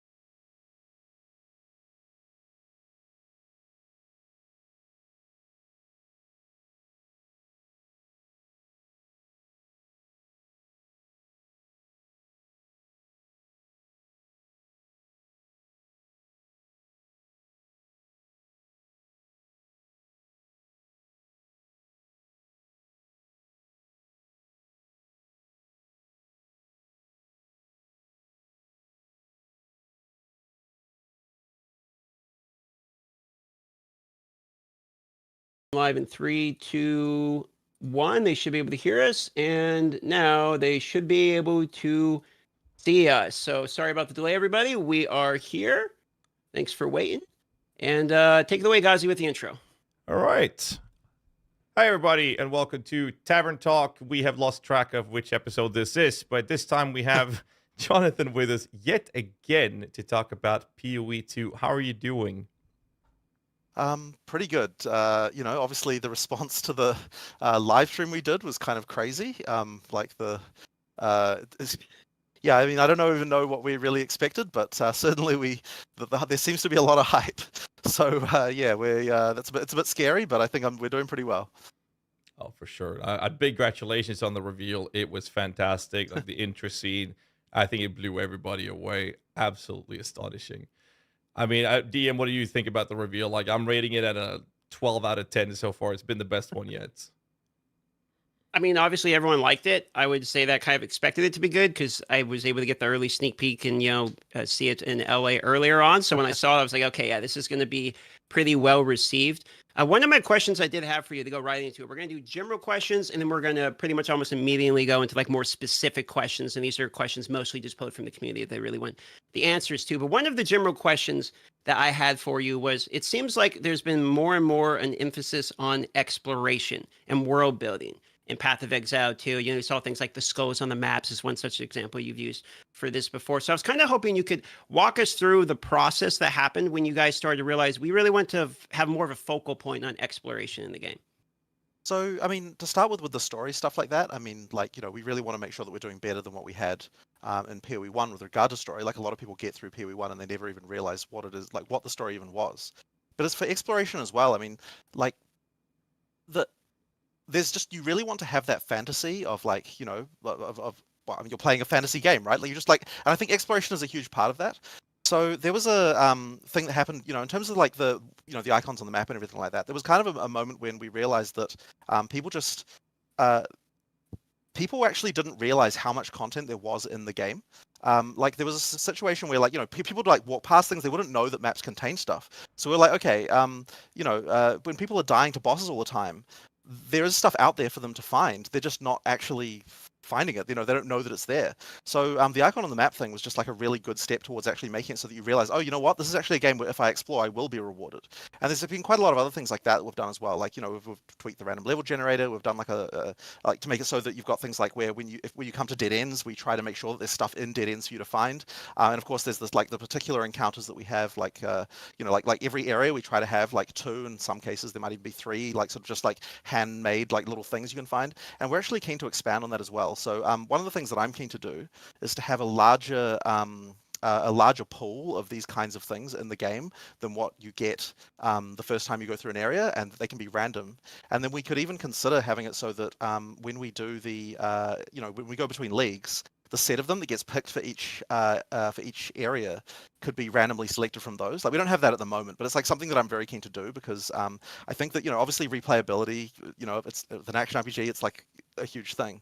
By having more of these things, you just want every time you go through the campaign, you just get a feeling of oh, there's stuff here I haven't noticed before. There's stuff there I haven't just little things. And I think those little things really contribute. And we even started doing that a little bit with PoE 1. Once we sort of realized we wanted to do this stuff, even with PoE 1, we started saying, okay, every league when we put one out, we want to have 20, 30 just tiny changes to the campaign that we can do, just so that next time you go through it, you just sort of feel hey, here's just something random that I never noticed before. And I think that's it's funny because it's not really a headline feature. When we're announcing the a PoE 1 league, it's not saying, oh, here's a bunch of these little things. It doesn't really get anyone very excited. But I think that when you actually play through it, there's just that feeling of oh man, I never saw that before, and it just kind of gives you just a better experience. So I think that feeling of just just finding random stuff is really important, and we want to do that as much as we can. That's really funny that you mentioned that because I don't know how many times I've gone through the campaign. I played the game for 10.5 years. And every time I see something new, I'm like, how have I missed this after a decade of playing this game? Because it's none of the patch notes. It's always so surprising. Yeah. Guys, you want to go with the... Yeah, I think we just jump into it. We've made a list here to make sure it's structured because we have a tendency of asking repeat questions in the past. And we're trying to make sure that's not happening this time. So the next question we have, we're going to jump into, is that the PoE 2 is focused a lot on new player experience, eliminating a lot of requirements for going to third-party tools or third-party sites. And a commonly asked question is that if we're going to be able to search and look up, say, monsters and their abilities in-game, sort of like a Necronomicon or Wiki in-game, can we expect to see this? This is something that I'd be super keen to do, especially because of the fact that some of the monster models are so awesome. You don't really get to appreciate them from game camera perspective. Like, so like every weekend, my friends come over, and I like to show them, like, hey, here's what we've been doing on PoE 2 recently. But the thing is, I've got the tools. I can like open up what's called the asset viewer and like, hey, look at this cool monster, like show them close up and like, hey, look at. And there's also the funny things, like the animators make all these idle animations for the monsters that you basically never see, like with a bunch of character to them and stuff like that are really awesome, and the players never see them because obviously you never see a monster not attacking you. So like there's all sort of stuff. So one day, and we don't have this in the game right now, but one day I am very keen to make an actual sort of bestiary, of like, here's all the monsters in the game, but like, we can actually see the model and like appreciate it a little bit. And then obviously when you do that, then that would be a great opportunity to be able to show like all, various abilities and things like that. It would be sort of handy, I think, for people who are wanting to play specters and, to be able to have a big list of all that stuff. So I think that'll be a really cool thing to do one day. But yeah, we don't have it at the moment. I just think it'll be really awesome to kind of show off the work of the artists who have made all these awesome monsters. And like, yeah, some of them are really kind of gruesome. Like there's this random guy, just to pick a random example, called a pale fishman, and it's like this tiny little thing on screen that you barely even see. But if you like zoom into the model, it's like this crazy like warped thing between a human and a one of those anglerfish with the like dangling light thing on it. And like when you look at it real close, you can see there's like a sort of screaming person kind of under there that like there's a mouth, and like the idle animation like is like kind of crazy with like all this like, yeah, like there's just stuff like that in there that it's like, like you really don't appreciate that when you just like blast past it and kill it in like half a second because it's just some random small monster. So yeah, it'd be cool for people to see that stuff. What was the name of that? Because we can get the idle animation when we race it as a specter.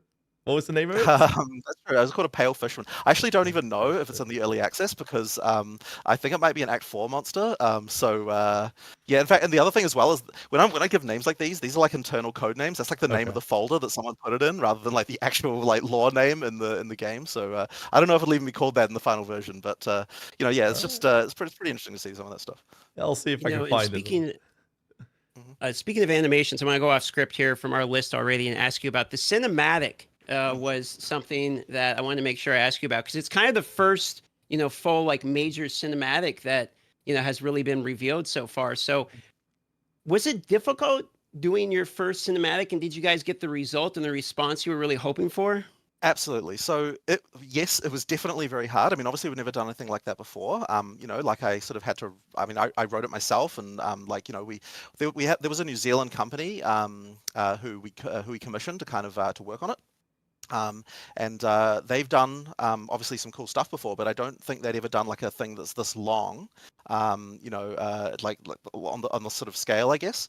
So that was certainly, like, I mean, they did a really good job, right? Like it's really awesome. But yeah, I mean, look, it's kind of like.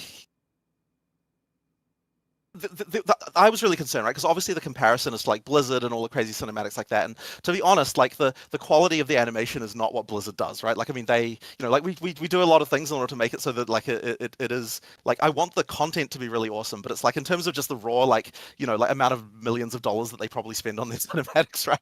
Like we're not at that level. We're not there. But I was really hoping that you could get a feeling of like the world and the kind of, I want to make sure that people understand right from the word go that like there is a brutality here. And like we're not sort of pulling any punches when it comes to the kind of things you can expect in the game. So that was kind of what I was going for. And the thing that I actually base it on is I was thinking a lot about the Riddick movies. Yes. You kind of got the thing of the classic like like a team of guys going all overconfident and then they get picked off one by one. That's kind of what I was imagining. I was like, okay, how are we going to do this? And so that's kind of what I was thinking about as we were writing it. I love that Riddick series. That was the first movie I introduced my fiance to when we first met. Right. Probably not the best choice. So, and also it also has that sort of idea of the flip of like you've got the team you're following are like the bad guys, but you kind of think of them as like but they're kind of yet the main protagonists, and it's like you get that flip at the end where you realize that the bad guy hunting them all is actually the good guy. So I was pretty happy with that one as well. Pretty well done. Pretty well done. It was fantastic.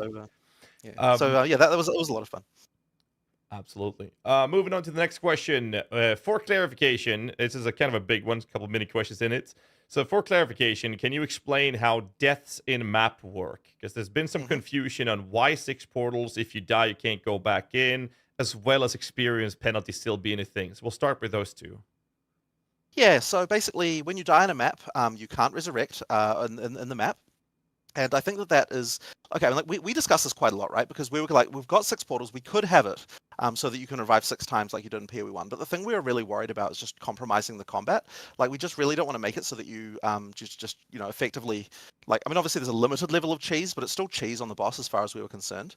So the reason for 6 portals is it's still important that you're able to pull out 6 inventories worth of items from a map if you're by yourself. Like you still want to be able to do that. And yet we also don't want to make it just one portal with unlimited uses, because once again, that limitation on like the amount of stuff you can pull out of a map, I think, is also kind of one of those things that's important.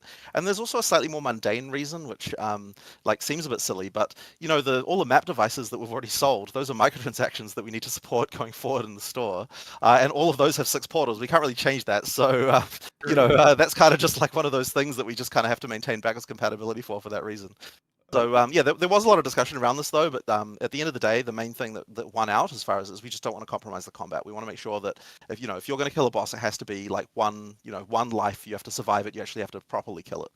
But of course, we can make those encounters harder because of the fact we don't have a map boss in every area. So we get to ideally have that still being fine. What about experience penalty when dying? Is that still going to be a thing with us? That's actually a very good question. So we removed it from the campaign at the point where we made it so that we added checkpoints and everything. And then at the time, we were like, oh, but in maps you get 6 portals, so therefore we still don't have it. Now, it's still there right now, but it's not something I've like thought about honestly for like a little while now. So it's probably good that I have another conversation with Mark about it just to see whether we still need it. The reason why I think I would still like it is because it's not really at the beginning of maps, but as you get towards the race towards 100, having death like set you back, so that you have to actually build somewhat defensively when you're like racing for 100, I think is kind of important. So the experience penalty is really serving a really important role there. But I suppose the question is like it may not be as necessary when you're talking early maps, right? Like it's really that from like 90 to 100 where it kind of starts to matter that the death penalty is there as a thing.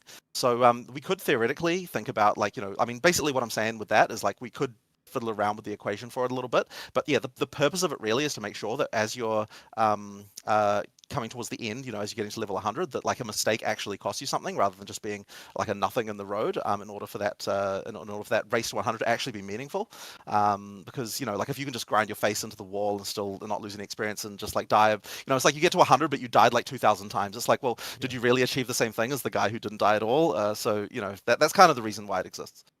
That's a fair answer.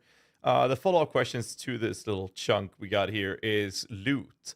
And what happens when you're going in a party play in maps, and what happens to the loot there in the loot split between the parties, as well as what happens if X player dies? What is the loot to that player? All right, so okay, a few things about this. So number one, we have changed how the loot scaling works for party members.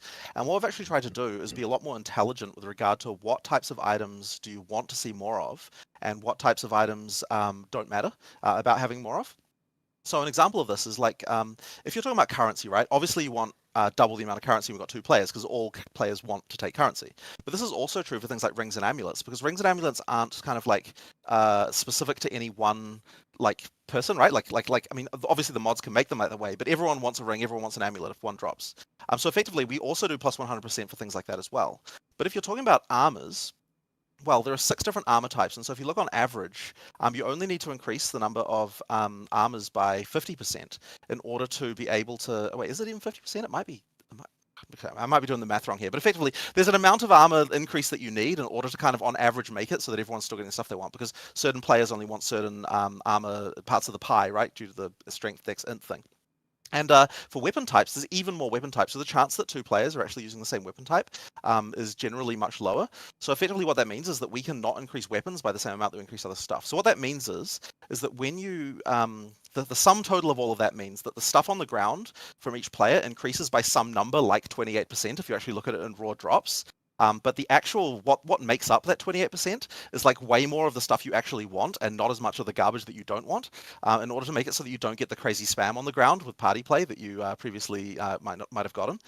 So I think that system works very well in terms of just making it so that you get the right items. And I guess it just goes to the general philosophy that we have of we're trying to not drop as many things, but make sure the things we do drop are more important and better as you go up. So that's kind of like the as I said, just part of that philosophy there.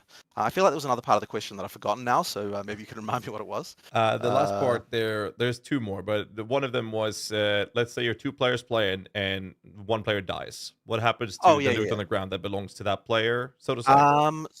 So I think that we usually use temporary. I think temporary allocation is still. I'm pretty sure the rules for this are basically the same as what they were in PoE 1, at least at the moment. So basically, if you've got temporary allocation on, then the allocation will disappear, and then the loot will just become allocated to be free for all once the timer expires. And if it's permanent allocation, then obviously it stays like that. Although we definitely should make it free for all once you die, even if it's permanent. I assume. I don't know if we've actually done that. Oh, it does work that way. In that case, it'll just work then. So it's just the same as in PoE 1 in this regard. So that should be fine. Yeah, I mean, effectively like that. So yeah, I wouldn't say it's like changed a huge amount in that particular regard. Yeah. So actually, what was the last part there? Last one has to do with trials. Now we've only seen Sanctum and Ultimatum version, or the 2.0 version of it.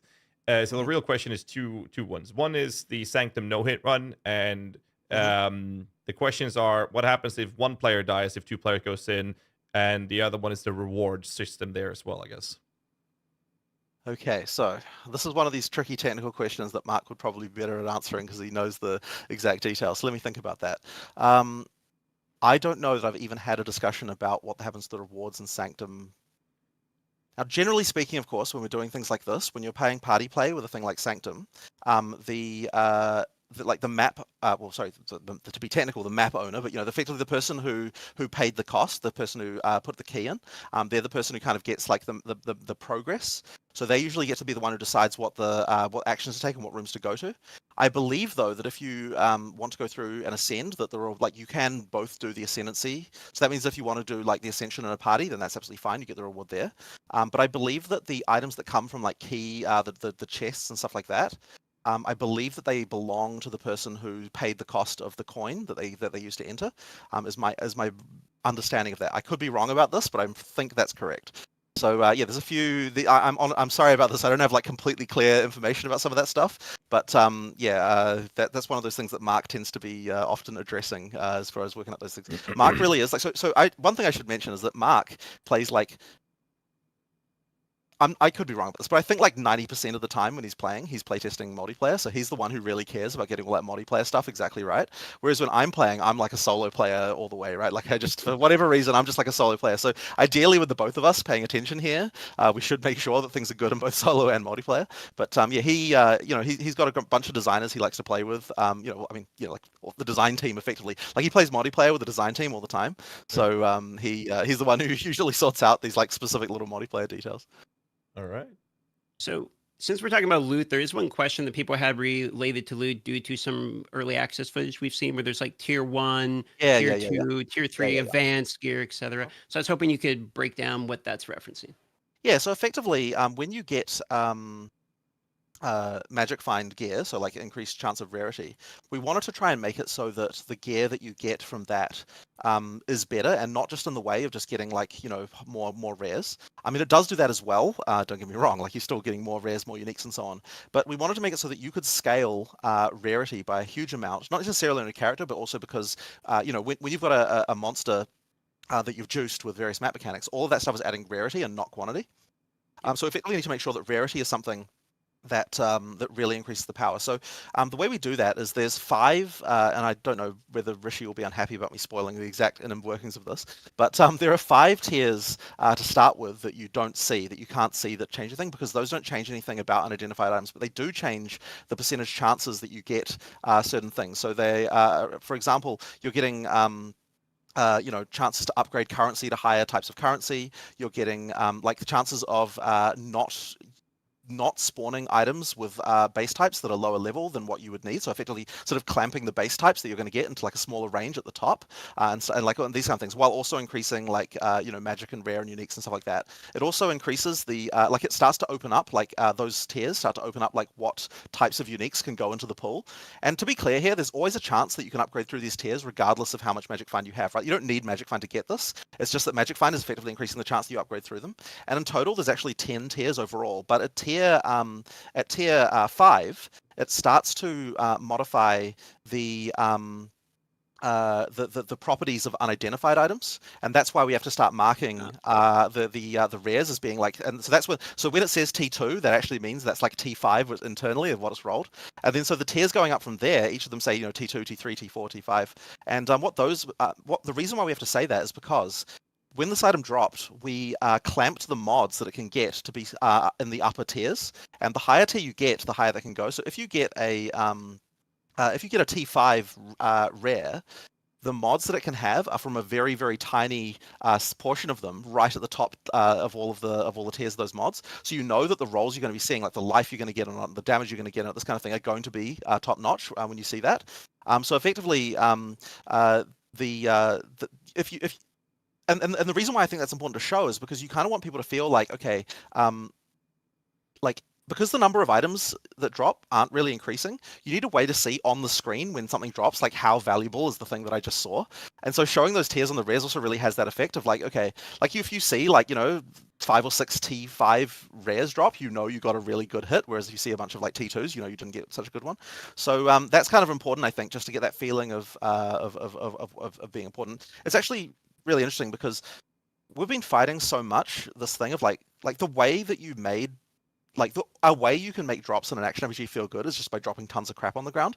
But the problem is that like it really is kind of an annoying element because like while it can feel good, it's like it's just it people want then they want to use loot filters and they want to use all that stuff, and it's like, okay, well, I mean, that's great and everything and we'll support that and that's fine, but like ideally we can actually make it so that you don't have to worry about it in the first place. And so you need to find a way to give people the hit of dopamine without having to just do that by like literally covering the screen. Now, I mean, there's still room for like dropping a lot of stuff, right? I mean, like we want to make sure bosses feel like there's a good list of stuff there, but it's like ideally you get that by the value of the items, like that the value of that stuff is really good. And I suppose on some level item filters are even sort of achieving that anyway, because if you're using a filter to get like, you're not seeing very much anyway, so it really is all about the value. So it's not like it's impossible. We just need to make sure that the game is doing that as a matter of course rather than filters. Oh, sorry, did that. Oh, you're good. We only lost you the last half second there. Okay, but, so since you bring up the concept of loot filters, this was a question we are going to ask later, so I might as well bring it up now. Is that like official confirmation loot filters? Sounds like are supported. Yeah, so they're supported in exactly the same way they were in PoE 1. There's no reason for us to drop support for something like that. If you want to use them, you can. And I suspect what the main reason people will use them for in PoE 2 is not so much filtering things away, but more highlighting things that are valuable that you might not otherwise recognize, because like they might be higher base types or things like that. Like a lot of people have filters that like, highlight certain things that might be good for various reasons. So, things that have like for example, people might like want to be doing things like, like I know that this, like things like, items having sockets and stuff, maybe you want to change the text color when that happens or things like that. Like there are icons and stuff for that stuff there, but we try to keep things like relatively visually clean. And also we don't want to try to make too many value judgments for the player about what is important or not. So therefore we try to like not do too much of that stuff, but obviously players, come up with their own schemes for what they think is important. So then I suspect they'll use loot filters mostly for the ability to change how loot is rendered as opposed to filtering it out. I gotta say, this isn't so much a question as much as a comment for me personally, but I really appreciate the approach of something you said there, which is allowing the player to determine what's important. I find that to be like a very appealing sentiment. So when I hear that, it's kind of the reason I've been falling in love with the PoE game lately. But anyway, on to the next question here. So this one is going to be an obvious one. If I didn't ask it, everyone would be mad. So there's 6 classes that are coming to early access. Some of them have already been showcased, but they're not in there, namely the Druid and the Huntress. So I think people are curious about, are they coming soon? What's going on with these classes? Yeah, so they'll definitely be coming relatively soon. I'm not going to promise a date, but certainly the next two classes you see will be those two, like in terms of in early access.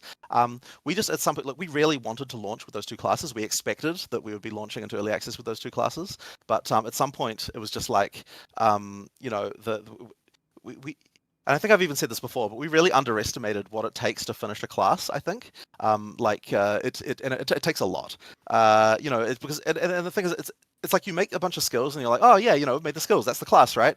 But in PoE it really isn't, because you know, you need to make sure they can all be supported well. You need to make sure there's uniques that support it, that there's passive tree stuff that supports it. It's like a whole thing of like getting all that stuff into a good state. It's like plus also the skills, plus also thinking about all the stuff that can happen with other classes and like how does it tie in with all the mechanics. Like it's just a Goliath task. So I think the Huntress and the Druid are not far away. The Druid, we still have one form that we still need to get finished. There's like there's still some more skill work to do there. The Huntress, I think we mostly have like working prototypes that we're happy with for most of the skills, but like there's still a little bit more to do. But yeah, it's just all that other sort of finishing work around like tying it into all the other systems, making sure everything's good, that we need to get done. And you know, it won't take us too long, but you know, at some point we just had to say like, hey, you know, can we really do this for early access with all the other stuff that we're doing? And we just felt like we couldn't. So, you know, we decided to cut for now, get to it later. And, you know, I mean, we make these kinds of decisions all the time. There's like a ton of content that's like, you know, we're trying to get it in. We try as hard as we can. And then we're like, oh, you know what? We just couldn't get it in. But I think, you know, that's just game development, right? But the nice thing is it's all sitting there, right? We don't throw anything away. We've got it all there waiting in the wings, which means that there'll be a bunch of content we'll be able to introduce really quickly. When you say Speaking of one form, sorry, go on. Yeah, like when you say one form, could you like give us a number? How many forms are we talking about? So there's three primary forms for the Druid, but there's a couple of other like random shapeshifts around, like the kind of. I mean, you actually saw one of them, right? There's the shapeshift on the Ascendency, the demon form. So there's a few other things, bits and pieces like that around the place, but yeah, the Druid sort of has three primary forms, and that's because we want to try and like the other classes, we want to make sure that there's combos between the forms as well. Like there aren't just, it's not just like a reskin melee, right? Like each of the forms kind of has like skills that have like things, and we want to make sure there's mechanics between them that they can kind of, you know, you get the cross-class kind of, even within the archetypes of the class, synergy like that. So yeah, the one that no, maybe I'm not going to spoil it. Actually, yeah, I'm not going to say anything about it. No, go ahead, go ahead. No. You're more than welcome to. Yeah, I bet it. So this is probably a good time to ask this thing, because you're talking about you know, the additional classes here. Does that mean we can basically expect changes to the passive skill tree? Because obviously there's the 6 starting nodes now, so when you add the other classes, there's going to be new branches, I'm assuming, added for each one of these classes at this point, or were they going to double down on previous ones? So yeah, well, look, I'm sure the passive tree will receive massive renovations all through early access. Like I just have no doubt of that. It's every time we change anything, huge passive tree changes are a result. And it's taken a long time to iterate to even the point we are now, and I'm just sure there'll be more. And like the thing is until you really play it like properly, you just don't even know what's missing. You know, actually one other thing I might mention, just because I don't know if it's like hugely well known, but the starting area of the tree for each class actually changes. There's actually 3 variants of the starting part of each tree for each class. So effectively, we actually did this first when we were playing the Witch and the Sorceress. So effectively, if you're a witch, you get one variant of the starting area, and if you're a sorceress, you get another variant. And then if you're neither of those two classes, then you get there's a third variant that can go there, so that all the other classes, when they go there, they get slightly different stats again. And the reason for that is because the initial reason we did the witch sorceress thing is because there's this problem that you have with where players, when they see a node that's got multiple things on it and one of the things does not affect them, people just really don't want to allocate a node like that, even if the values on it are the same as what they otherwise would have gotten. So when we first did this, when we had one variant for everyone, the witch sorceress nodes were like plus 8% or whatever minion and spell damage, right? And we found that sorceresses, even though a sorceress would otherwise get just 8% spell damage, sorceresses would just not take that because it's got this minion thing on it and they don't want that. So by having the trees be separate, it just sort of prevents that problem immediately. And the other thing it kind of also was just like, when we realized that we could swap those two out, we're like, well, hang on, we might as well have a third variant as well for other players, because that will mean that there are some times when we have like balance things that are a bit annoying, where like we can't make a node for a class in the starting area as good as we want, because that would mean that other classes would all be incentivized to go there and take it, because it's like too powerful, if you know what I mean. So effectively with that, we can like balance the because it's relatively close to get to the adjacent classes area. So effectively you can sort of just balance that so that it like kind of works a little bit better. So there's not going to be anything in the starting areas that you like don't like stats you just can't otherwise get, right? It's not going to be like that, but it's just more about like tweaking numbers and a few cases like the Sorceress and Witch where we just have to make sure that, you know, for new player clarity, we can make sure that it's like just the stuff they're going to want and not the stuff for the other class. But as you get out of that, then they all become the same. But yeah, as I said, we'll be making a lot more changes as we go through too. All right. That was a very in-depth answer there. I actually didn't know about the changing of the starts. That's that's an interesting tidbit there. Okay, so you did mention, and you know I got to ask, because you said classes and content coming to the game. I am a notable Blight enjoyer. So, you know, I'm going to ask, can we hope, can you tease me with anything, give me some hopium copium that, you know, maybe Blight can come to Path of Exile 2 at some point? Well, I will say this. Blight is a relatively easy league to add compared to some others. So when we're looking at leagues of like, here are some leagues that we can put in like relatively easily, that is one of the ones that would be relatively simple for us to do.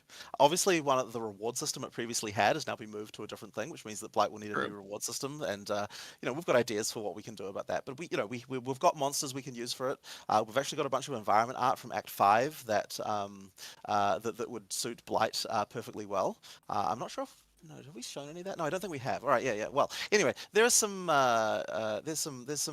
stuff that we can use very easily. So it's the kind of thing that we could do relatively easily when we're looking to add new leagues to the game. So I'm just hearing Blight login. That's what I'm hearing when you're saying. Okay, well that's good. That's good news. I'll pass it off to GHAZZY because I've been asking a bunch of questions related to stuff I just personally wanted to know. Oh, that's fine. Later on in this podcast, we're gonna hit the minion rant sections. Don't worry about it. But we can start with a classic simple answer question, and it is how many ascendancy points are we going to get in total? Yeah, so same as PoE 1, it's 8 points. So effectively, you've got the last three you can get throughout campaign, three sets of 2, I should say. So 6 points throughout campaign, and then the last one you have to be in game to be able to get. All right. The other question we have here is PoE 2 looks like there's a significant amount of ways to increase power on maps. How does the juicing compare to PoE 1 for endgame mapping? Now, we saw a lot of it in the reveal, but could you elaborate on it? Well, so first things first, we definitely want to make sure that juicing is still a thing, right? Like before we did our whole endgame push, I think that in recent times, I think that would have been a big problem that we would have had where there wasn't enough ways to juice maps. But I don't know that you'll be able to get to quite the level that you can get in PoE 1. Certainly, we want to make sure that it's big though, and like it's honestly. It's a little bit hard to say because, you know, the way that this can go down, I mean, look, we think we can know, like, all the things, but you never really quite know exactly how it goes until you get, like, masses of players, because trade is a huge part of the economy for how juicing works. Like, it's like, okay, so we've shown people how you can overlap tablets and towers and all these sorts of things like that and, like, get all these packs. But the question is the sustainability in a trade league such that you can, like, do all of the juicing mechanics that PoE 2 has to offer at the same time continuously? And I don't actually quite know the answer to that because, as I said, it's really a trade economy thing that you need to be able to say what they can do. And the juice is substantial if you can get everything all at the same time. The question is, can you do that every map or can you do that only some of the time? And I honestly can't say until the trade sort of starts to happen. I think it's going to come down a lot to just play and for us to just find out, like, you know, like once we hit that trade economy, we actually start playing. What does it feel like? Is it working well? But the thing is, we still want you to feel powerful, and part of the feeling of power actually is pack size, right? Like you need to have enough pack size so that, because when you've got a bunch of AoE abilities, obviously the more things they hit, the more damage you're effectively doing overall. So like the more pack size really is like a way to make a player feel powerful, and so that's why we need to have ways of juicing pack size, and we've got ways of juicing pack size in the game, but then we also have to be a little bit careful because, that is what can lead to things getting completely out of control and then just you can't understand what's going on in the combat and things just completely fall apart. So, as I said, we have to be careful, but I think it is still substantial. Like you still need to feel like a god. So, you know, I think the juice will be high, but I do believe it should be lower than PoE 1 at least by a little bit. That's fair. On the topic of power, and juicing things up. Something that we've seen in many games throughout the years is how games start, ARPG games, they start off kind of slow and more of a strategic gameplay approach. And then the best patches comes through, the game evolves, the meta power creeping and speed clearing just goes to crazy numbers. And then everyone's upset when they're then toned down or the number squish is happening. So I guess the follow-up question would be, what are the plans? Because I'm very confident there are plans to manage severe increase in power creep moving forward, so you don't end up in that category where you're one-shotting the entire screen. I think that we just have to be careful. And honestly, I would say that in PoE 1, we've shown that we can...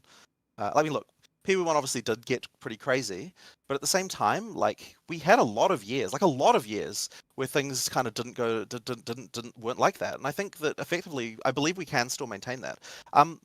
Our numbers don't scale as fast as some games do, and they don't go quite as exponential, which means that we're not going to have to be worrying about trillions of damage or anything like that. Happening. And like, I mean, it can be. So I don't think we're going to have to ever do a number squish or anything like that. Like, we've never really felt like the need to worry about that. Yeah, I mean, it's just a matter of keeping on top of it. And there are certain people in the company who just, are just very careful about stuff. So I mentioned Rishi a couple of times. Like, he's kind of the one who does most of the work for the item system and so on. So he is definitely a force of conservativeness when it comes to when it comes to like making sure that things don't go crazy. And so that's really good to have, because it means that like me and Mark are often the ones being like, no, numbers high, and he's like no, keep them low. So I think together with that, we kind of come to some kind of medium ground where we don't get things too out of control. Yeah, as I said, I think that it's just a matter of just being careful. One nice thing that we also have is with the league format that we have is that we get to add power, and then at the end of the league we get to decide, like, was that too much? Can we take some of this away? Do we want to keep it? That kind of stuff. Like, that's a very important tool. So we kind of never really, like, it means we don't have to commit to things in the same way that a game that didn't have a league type process does. Because the expectation from players, and I think this is almost sort of a community thing, the expectation from the community is not necessarily that all the content that we add is going to stay added. And I think that's a really important factor to have as an understanding of in a game community, because it just gives us so much more ability to like make decisions after testing them. It's funny, like, I say that as if, oh yeah, you just test all of your stuff on the players, but I mean, to some extent that's true, and because you never really know. Like, you can do all the testing you want, but you never really know until the community actually get a chance to play with it and you see what kind of stuff comes out of it. So yeah, I mean, on some level, we really are testing the stuff on the community, and it has to be that way. I just don't know of a way, like, no matter how many QA testers we throw at it, I don't think we could find every single possible level of power that can come out of something like that. So yeah, like, it's just nice that we have the ability to say, you know what, this thing here, we're going to put it back in, but we're going to nerf it, or this thing here, just, it can't exist. Like, it interacts with too many other things and is too broken. It's really nice to be able to say that. All right. Kind of a random question that I have due to the use.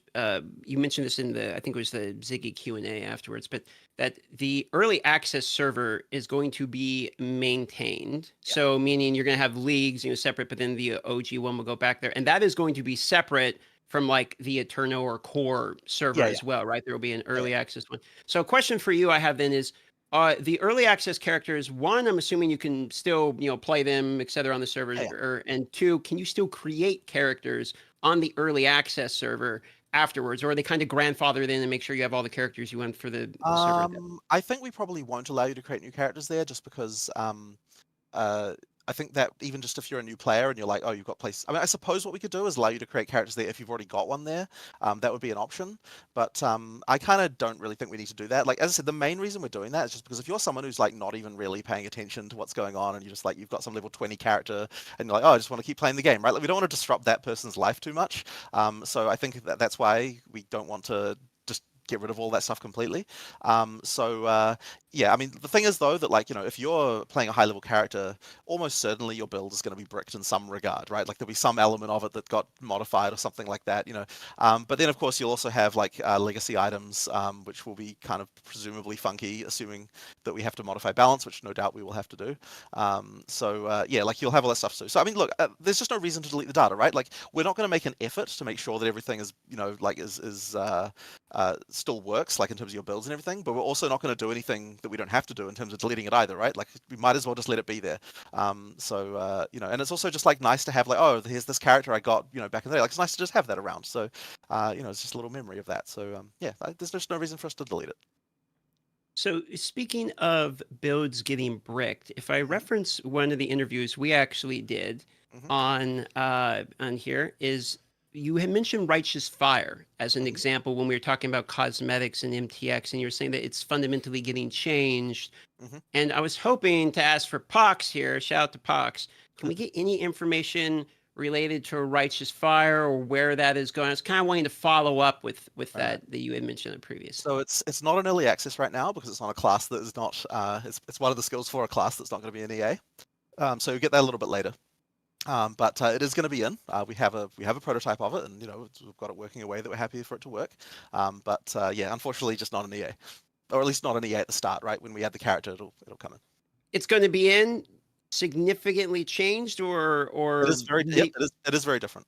Okay. But it's still fundamentally, you know, it's still fundamentally a thing where you're lighting yourself on fire and there's fire damage around you and that kind of stuff, right?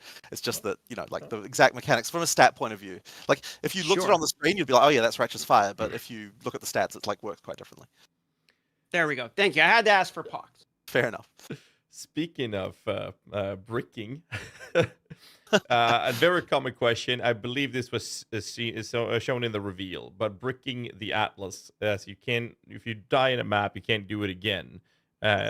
So in the start, what happens when you brick, if you brick all the starter maps? Or around it, yeah. So we have the ability to effectively restart your Atlas. If you completely cut yourself off, you can do that. I don't remember what way it is to do that, but it certainly came up when we were first talking about it. There just has to be some way to allow you to effectively restart your Atlas from scratch if you need to. I would hope that most people don't do that.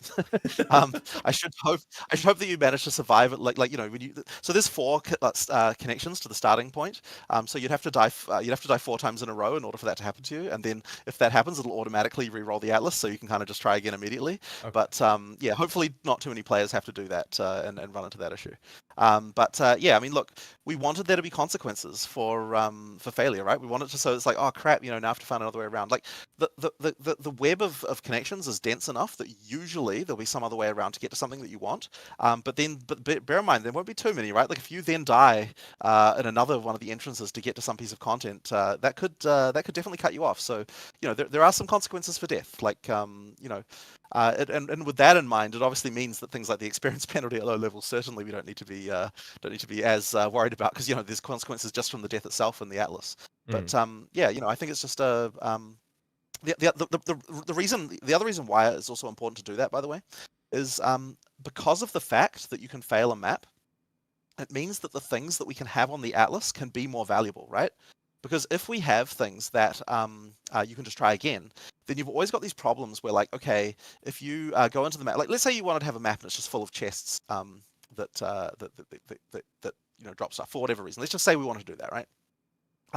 It's like if the failure, it really has to be that you can only enter that map. You can only create that map one time.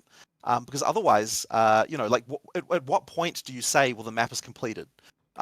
Like there always has to be things, like there always has to be some kind of condition like that. So by effectively just having the rule of like a map can only be created by you one time, it means that, you know, yeah, the valuable stuff we can put on there, like monsters and things like that. Like if you can have mods on the Atlas that are like, you know, increases the number of rares by a ton, and that's fine because you know that you don't have a situation where someone just kills half of them and then dies on purpose and then goes back in and kills them again. You know, that kind of stuff. Like effectively, like that's the kind of exploit that we're trying to avoid here.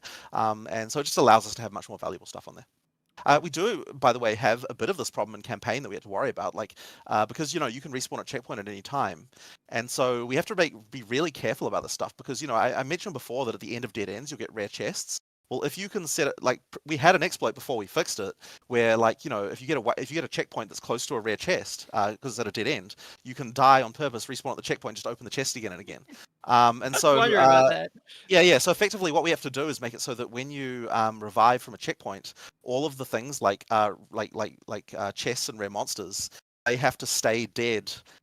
Even if you opened them or killed them after you did the checkpoint, for the next version until you recreate the map and do it from scratch again, because that stuff would be exploitative if you were able to to not save that when after you died. So there's like a few little things we have to worry about with the checkpoints for exploits for that. But thankfully, in maps you don't, because there's no, you don't have to worry about that element. Since if you die, you're done. I have a follow up to that because I felt like when I tested the campaign. Now the game is very different from when I tested it last time in LA, and there was one mechanic, and I kept saying gearing and getting skill gems. It felt so good. I felt like I always were given the tools I needed when I was progressing, and I had no idea about the mechanic till you told me at the event about this loot table rare that randomly was generated in the area, and if you didn't kill it, that would be available in the next zone to give you like an appropriate flask. So I'm guessing that feature is also for this. So you can't farm that, I'm guessing, but a lot of people don't know about it. So maybe you can elaborate on it.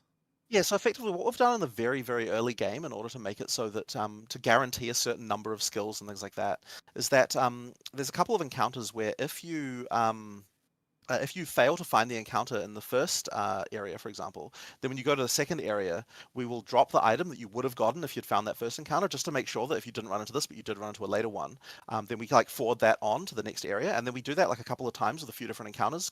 It's kind of all stuff like in the first like sort of 10 levels, this kind of stuff, just to really make sure that like people actually get some of those important drops. Like when you're level sort of 15, 20, missing out on one skill gem is like not really a big deal. But when you're really low level and it's like you've got very few skills, if you miss out on that crucial upgrade of getting like the next tier of gem, that can matter so much that we just can't really allow it to happen. So we need to have as many chances as possible for people to find those things. But at the same time, we didn't want to just spam you with that type of gem, because then it's like, oh, I've got tons of these. Well, like it would feel wouldn't feel very valuable if you did find them all. So we want to all of those encounters. They do have loot that you get. Like there's still a reason to do all of them because they have their own unique stuff as well. But effectively, if you do miss some of them, you're still getting some of those really crucial things like skill gem upgrades and things like that in those first few areas.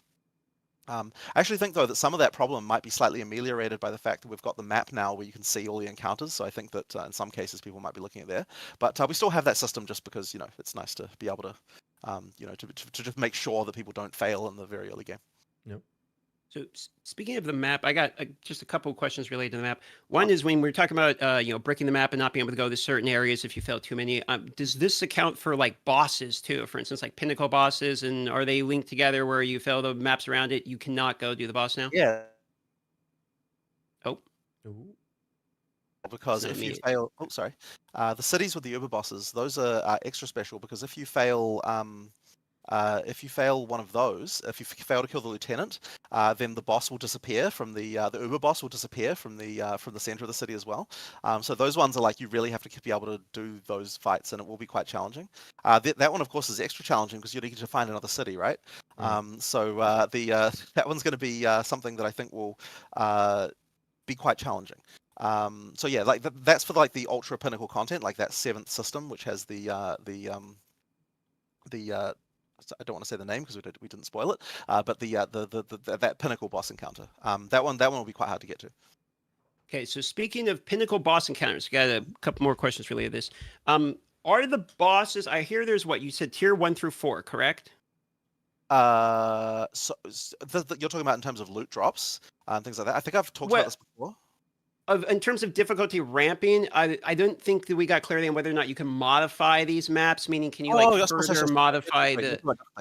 Okay, so you're talking about the trees at the end where you add the difficulty. Yes, exactly. Yes. Yeah. So yes, there's 4 tiers. Yes, that's correct. And so beyond that, can you modify the bosses themselves? Are the bosses static and you modify on your tree only, or are the bosses almost like maps? You know how you can modify like invites, for instance, from PoE 1. So can you further modify these? Let me think about that. So generally speaking, not. So I'm pretty sure the Breachstone can't get mods. Can simulacrums get mods? I don't know. I'm not actually sure. No problem. The ultimatum ones can, because those ones have that extra mechanic for modifying him. I'm actually not entirely. So look, what I will say is in general, it's not like it isn't the same for every league. Like for each league, we can decide what we want to do there. But generally speaking, for those 4 in-game things, the main thing you're going to be doing is modifying the difficulty using the tree like that. And that difficulty scaling, does introduce things like, it can even modify things like how skills work and like, the number of minions that a boss might summon and things like that. Like there's all sorts of stuff like that, but it isn't random what you're doing there on the tree. So for the pinnacles, it really is just kind of mostly just that difficulty change. Okay, got it. I think the reason people were asking is they were wondering if like there's a hardest baseline challenge where it's like this is sort of a baseline you can use on can you clear the hardest content. So people were wanting some clarity on that. For the pinnacle boss, it definitely is the case. Okay, thank you very much. So another question I was kind of wondering when I was looking at the map, I noticed you use the example of like the paradise, for instance, you get the bonus experience, and that is obviously on the beach because it's tropical. Yeah. So I'm assuming the uniques are zoned out to the biomes that you have specifically. Correct. And if that is the case, since the biomes are determining maps, do these unique maps also have drops associated with them? Essentially where I'm going with this is, are certain biomes going to help you target farm certain types of items? Absolutely, and we want to do even more than just what you were saying with the unique maps. Like we have just certain like this map has got this theme, and therefore it can drop more of this item and stuff like that. Like we absolutely, and the thing is, this is one of the great things about the new way that the Atlas works, is that with the previous Atlas, we couldn't really allow for target farming in that same way, or when we did, it was always a problem, like with div cards and so on, where, I mean, obviously we modified div cards so you can move them around now, but generally speaking, it was the case with the old Atlas that if we made it so a map had something special, then everyone would just play that map continuously forever. So with the new system, we effectively can say that, it's okay to have wild variance in between, the value of certain things, because, you're limited by having to find more of it. And if you happen to know that the thing that you want spawns in desert biomes, and then you're using towers to find those desert biomes, and then you're looking around, okay, like finally, I'm just going to go through all the deserts. You can absolutely do that. In the case of Untainted Paradise, that one requires being on the border of the water and a forest. So only forests next to ocean, I believe, will cause that map to spawn. And then like we can do other things like that as well. Like we can have special spawn conditions about like, when you get this and this, that's when this can spawn. And so that's like a way that we can kind of like fiddle around with the rarity. But also if players learn these things, then they can know what to look for when they're exploring the map, as far as like finding that stuff as well. So that can be a bit fun. So I'm assuming that's going to influence things like racing, etc. But another question I had then is, does that mean that the people's individual map, because you said it's infinite, it's generated, etc. So does that mean each person has a completely random different starting point? Like for instance, maybe I'm more prone to find Tainted Paradise, sooner than a different person. I mean, it is certainly true that you can roll well on certain things. Like, there's nothing limiting the fact that you could find 5 Untainted Paradises near where you started and another person couldn't, right? But I think the law of averages will just mean that in general, it kind of ends up averaging out to the same kind of thing. Sure. I like. It is an interesting point that you make about racing, because it does mean that if you're looking about the race to 100, it is possible for one person to get luckier than the other as far as what maps spawn for them. But then by the same token, it's possible for someone to get lucky on what items drop for them or some other one of a million things. So the longer you play effectively, the more the law of averages happens and the more kind of it just comes down to play skill rather than randomness. Ultimately, everyone gets a different experience there. And when you reset your, when you do the thing where you run out of, where you no longer have any nodes to explore, by the way, that does change the seed of your atlas, so you'll get a new random layout as well. Okay. So that's just worth mentioning, just because that's good. That's good to know. So you can actually re-roll the complete layout if you want. By dying 4 times. Well, yeah, but I think there might even be a way to do it without dying. I'm not 100% sure on that. I can't remember what the way to trigger this was, but yeah, that is a thing. Okay. So Atlas rolling meta coming up soon. Yeah, but here's the thing, right? Because we made sure we did think of the one thing of like, you're not going to get an Untainted Paradise within the initial fog of war that you can see when you first enter the Atlas. So like we're not going to allow that special stuff to spawn right in that first circle. So I do have one follow-up here before I send it over, GHAZZY, really, because I'm just kind of thinking based upon this concept. So if there's certain biomes that are going to spawn certain types of unique maps, and maybe certain biomes are more prone to certain type of item drops, etc., but the maps themselves, I can't like take that Untainted Paradise, put it as a consumable, and then trade it on the market. Does this mean you're expecting much more social play, where it's like, hey, I found this unique map, who is expecting this unique map, and having people actually looking for other players that their particular, Atlas has the maps that people are particularly looking for? Is this something you guys are expecting and planning around? I think it could definitely happen for sure. As for whether that's good or not, I guess we'll find out. Like, it's really sort of hard to know what the sort of social dynamics of something like that will be. But yeah, absolutely, it's something that I have no doubt will start to occur. And the concern with this stuff is always, do you start to get, and sorry, the name of the server of the thing is of the Discord server that's incredibly infamous is slipping my mind right now. But there's an infamous Discord server where people do trading for things like that, and so there is a concern that it's like, I'm effectively trading access to something like that for out of game, which is always a concern. But I guess we sort of decided that we were sort of hoping that it doesn't end up going that way. And we were so excited to sort of change the Atlas over to this method that this is just something that we decided. You know what? I think we're willing to take the risk on that one. But I mean, it's sort of an interesting one. Like, if that becomes a problem, we might have to find a way around to solve it. I guess we'll sort of just have to see. I mean, look, yeah, we'll see what happens. All right. Fair enough answer. I'll send it over to GHAZZY. I think he had a question. Yeah, we'll throw in one and rewind back in time a little bit to an interview you did with a D4 streamer, Vudio. And in there was a question regarding competitive game modes and races and whatnot, community events. With Cicerin has the Gauntlet event that's been very prominent with. And the question was about that being in PoE2, and you answered yes. Now, what we want to do is have you spill more of the beans here and give us some more details. Can you give us anything? Are there any plans in the works, et cetera, et cetera? So at the start of early access, we won't be able to do any of that stuff. We just haven't had time. But look, it's definitely the kind of stuff that I like to do. Like, I really like those sort of PvE, but yet competitive type of events. Like, they're just really fun to me. I have no doubt that we'll be doing some of that stuff. It's just that, yeah, like for early access, we just haven't had time. The custom league system will come back in PoE2 as well, so you'll be able to do that stuff, and that sort of helps people organize their own races and things like that, which we'll have there. It won't be, once again, not day one of EA, but pretty soon after that, we'll get that in. And like, by the way, the thing that's blocking that is literally just like some of our web developers need to port the interface for that over to the Path of Exile 2 website, right? It just hasn't been done yet. So we just, as soon as I've got that in order, then that'll be available. So yeah, like, we're absolutely going to do. I think a lot of people really like the old school races that we used to have many years ago, like the descent races. Right. I love that. I love that stuff too. It was 12-minute races, like everyone can participate in that, because they're like the race to 100. We talk about that a lot, right? But that's a very that's a lot of dedication and time invested. But these shorter races, an hour, half an hour, endless delve, like, I think a lot of people would really like to see them come back again. I would as well. The funny thing about that is that as cool as it was, and as like much as the community liked them, for whatever reason, it just didn't really result in people it just didn't really result in like actually more people playing. And that was kind of the reason why we found it really sucks, because it's like, well, this is one of those cases where it's just a mercenary decision of like this. While everyone loves it, it just doesn't result in more players. So that's like if we're talking about spending time doing all that stuff versus adding more content to a league launch, that definitely adds more players. Unfortunately, it just had to go to the leagues.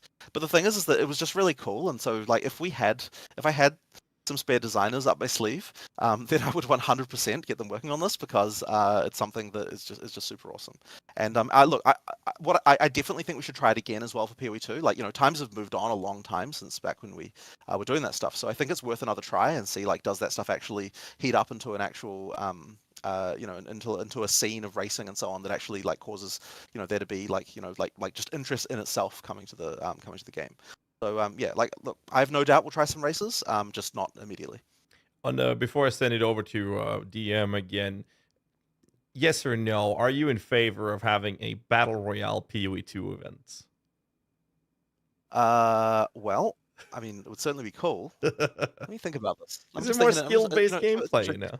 Yeah. So I'm actually just thinking about this, because I'm just thinking as you're saying this, like, okay, so how would the new system translate to a battle royale format? Because one of the things that was interesting, I think, about the PoE1 version was the randomness of what skills you found. But in PoE2, of course, you've got the uncuts. I mean, that probably is fine, but I don't know. It's kind of interesting. Like, it wouldn't really be hard to do, to just try it. The thing with something like a mode like that is it's really easy to just like try some random stuff, but to really make it actually good would require quite a lot more work. And at one point we were actually pretty keen to make like an actually good version of the Battle Royale thing, because when we announced that originally, like when I said 1 day of development, it really was just like there there was a limit of like 1 day per developer of how much time they were allowed to spend on that, because it was like literally an April Fool's joke.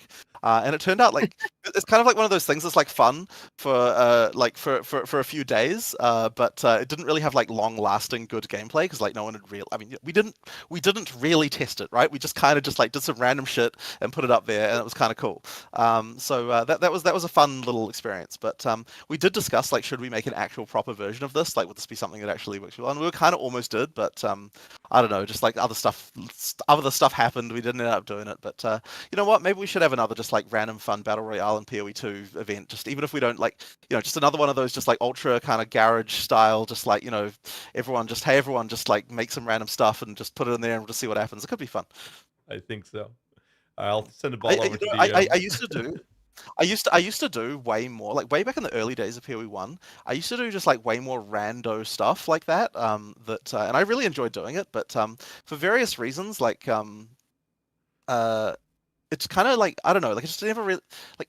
Man, I find this stuff fun. So, a random example of this is, I was like, okay, you know what I'm going to do? I'm gonna have a level 1 DPS competition. So we had a competition for like what is the character that can get the highest DPS at level 1, and then what we decided, I think we gave away, like, we're like, okay, if whoever wins this, we're just going to give like a t-shirt or something. There was just some random like prize that we were just going to give away.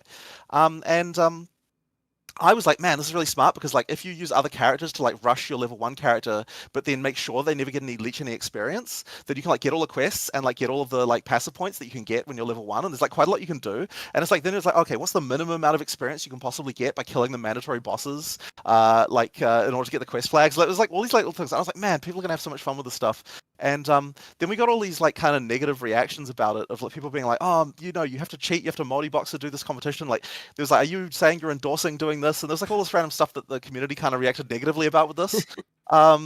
Because I guess they were kind of feeling like, like some guy who's like willing to spend all this time and like find the best level 1 item is going to be the one who wins it. And it's like, well, yeah, that was kind of the point, right? Like, I was hoping that a bunch of people, like some random like total basement dwelling people would be like, I'm going to spend like frickin' a week on this and like find like what the best possible way with like all these steps is going to be, and then that person will get a prize, right? Like, it's just a completely out there thing. That is what happened. But for some reason, people got angry about it, and I was kind of like, I guess I just don't understand. Like, to me, that's cool. It's like, it's not like this is some big feature that we worked on, right? It was just a random idea I had. So, like, I really love doing that kind of stuff, and I feel like, like it would be cool to do more of that, but it kind of requires, I guess, a certain mindset in the community. So I don't know. Like, there's always this worry whenever you do something like that of like, why are you wasting time on this when you could be doing some other thing, right? Yeah, that could be a concern. I missed all these. I'm just sitting here thinking back, because I think the reason this came up in conversations on a previous podcast we did with Pox. Pox was going through all of the different battle royales and PvP modes and all these fun events, and I realized there's all these fun events that I missed out on, being a newer head to PoE. So kind of hope at some point those do come back. I mean, you would have never experienced. Go ahead. You never would have experienced. You never would have experienced Descent, which was another one of those kind of like. Kind of relatively quick to make things that we did, where we just kind of remixed a bunch of content and put it in a random order with like special chests and everything. And it was kind of a race event for a race that wasn't the game. And it honestly didn't take that long to make. Yeah, it was pretty cool. It was fun. It was fun making all that stuff. It was really fun. It was incredibly enjoyable. Well, what you missed, DM, the best one was like I remember you guys put the BR into a Twitch Rivals, and it was just was massive. It was hilarious. Well, +1 for mini games coming in the future. Something that I didn't, maybe I'm just dumb, but I didn't see it in any of my early play tests. I didn't see it in any of the interviews or any of the footage you guys showed. Gym quality is obviously a thing. We have like Gym Lean Legionnaire, for instance, showing you +12 the quality. Obviously, it's scale, not support, was a difference made. But how do you actually do that? From my I didn't see any gym colors anywhere. So I'm curious to know what's going on with gym quality and the impact that you're hoping gym quality will have in the game. Yeah, so effectively what we've done is we made gem quality a late game thing, because so it's kind of an end game that you get it. It's not restricted to any one system or anything like that, but it's just something that starts dropping in end game only. And effectively, they just increase like various things. Now, gem quality was one of those things that I think was a bit overcomplicated, or like there was things where like we want to try and do a little bit better when it comes to like what stats we're choosing to scale to make that a little bit more fun. I don't have a full list of what they are or anything like that yet. Mark, this is actually something that's like coming in really late. Like I know gem quality is a thing we're doing. Like the balance of that has only been done in like the last few weeks. Yeah, it is a thing. It's like it's nice to have another kind of grind that's like, just to perfect the gem. And there's even a few other things like that of like perfecting your gems. There's one other one, but I don't know whether it got in or not. So maybe I shouldn't mention it. That's relating to that. So we'll. No, you can mention go it. ahead, man. Go ahead. Okay. But it's like you need to have like quite a few different systems at the end where it's like, okay, you can just eke out another 20%. You can eke out another 20% with this. You can eke out another 20% of that, right? And so you kind of want to have a lot of those things. So there's the role of fusing orbs, which that was the thing. I don't know whether it's in or not, so I'll just leave that as a cliffhanger there. There's things like you've got gem quality. You've got which I think is the 20%, and then of course the Gemling Legionnaire can go above that. Now, generally speaking, it has to improve the skill by 20% in some axis, but we're not going to. It's not just going to be just damage. Like it's going to be something, ideally a stat that, like, I mean, it may be in some cases, but ideally it's always something that's kind of a bit more interesting than that. So that's the hope anyway. And because of the fact that it's not just damage, that means that we can have it be something that's sort of end game only. And it's going to be harder to get than most other things because regular quality items you can get by salvaging. From other items that drop with quality, but I believe that gems don't drop with quality, so every single point of that is going to be hard earned using a GCP, a Gem Cutter's Prism. That'll kind of be one of those just final grinds at the end game of like getting all of those, getting enough of those, I think that should be just one of those extra things. That answers that. So speaking of skill gems, there was one other skill gem that we saw teased one time and then wasn't talked about again, which was mounts in particular. Also is going to the Ranger, right? We saw the Ranger, but two questions here, which is, are there more than just the Roa mount, and are mounts more than just Ranger? Can I be expected to be a Titan double fisting two-handed maces swinging off the back of a Roa? Unfortunately not. So okay. The Rangers are the Roa, I should say, is a Ranger. Well, no, I mean it's not Ranger only, but the bonus that it gives is the ability to fire while without slowing down. Only bow. Well, only like arrow skills are ones you can actually fire off the back of a Roa. So anyone else could ride it, but it's not going to give you any advantage to do so because it's just like the main thing you're getting is the ability not to slow down with arrows. It's not like some larger system really. It's just like a thing we made for that, and we just thought it was cool. Because the thing is, we don't want mounts to be like faster. So the reason why it's faster for the Ranger is because she gets to not slow. She just effectively gets to not pay the penalty of slowing down while shooting. But we don't want mounts to just be faster than running in any case, because if we do that, then it's like the whole different gameplay consequence and like that we don't want to have to deal with. So effectively, that sort of limits the number of things we can do with a mount like that. Now, I think it'll be cool later to do more mounts for more things. Like I'm sure there's ideas that you could have that would be cool. But at least for the time being, that's the mount that we've got, and we won't be. But I am hearing, for the sake of roleplay cosmetic Andy, I do get to at least sit on the mount and walk around in town or something like that. Okay. Sure. And we could probably make some cosmetic mounts as well that were the same in that same vein, I suppose. Nothing stopping us doing that. So that might be fun. I mean, on that topic, I'll pitch you this idea. Obviously, I want some royalties. So I like my skeletons to when I mount up to fall apart and the bones of the skeletons to form a skeletal horse. And when I dismount, I want to form the skeletons again. Okay. Noted. Thank you. You will get exactly one cell. It will be GHAZZY behind the mount. That would be so cool. Moving on to assembling things question. It's crafting related. I don't want to spend too much time on this because the crafting is very different, but it's what we're going to see a lot when we play. But I will ask a couple of questions about it. So let's start with essences. Now, we are confirmed to be able to use essences multiple times where they guarantee a modifier. What we've seen is making a normal item into a magical item, guaranteeing one modifier. We've seen essences making a magic item, a regaling essentially, to turn into rare with a guaranteed second modifier if we want to. So I guess the first question is regarding essences. Is this a guaranteed specific modifier, or is it a 1x speed modifier or 1x attack modifier? Yeah, so it is listed as it's one of a group, but in many cases, that for a given item type, there's only one mod of that type that could spawn anyway. So effectively, like in those cases, it's completely guaranteed. But there's a few cases where it could be one of a couple of mods. But generally speaking, for a given item type, it will just be one mod. And the main reason why we did it that way, even though mostly it's just a single mod anyway, is because we didn't want to have the thing where you've got the giant list where for each item type it's like, here's what mod you're going to get, and like this is kind of annoying. So we just wanted to say like it'll give you a mod of a certain group, and then that way you can sort of know what you're going to get from that. Yeah, effectively, generally speaking though, you're going to know what you're going to get from that mod, except for like a couple of specific cases, I think. Okay, on the follow-up there, we talked about that earlier with the wiki in-game to search for monsters. Talked about that a little bit earlier. I guess another question in similar fashion would be for crafting. Is there any idea or desire or even plans to give us the tool to look at the tooltip in-game of seeing these are the modifiers that can be applied to this item to avoid, again, having to go to third-party sites and tools? So we actually were going to have, so I'll give you some... Okay, so at the event that you even went to, DM, there was probably, you might have noticed the crafting bench that we still had in that version. And that actually got cut. And so what that was going to be was not only was it a crafting bench, but also it effectively served as your encyclopedia of mods.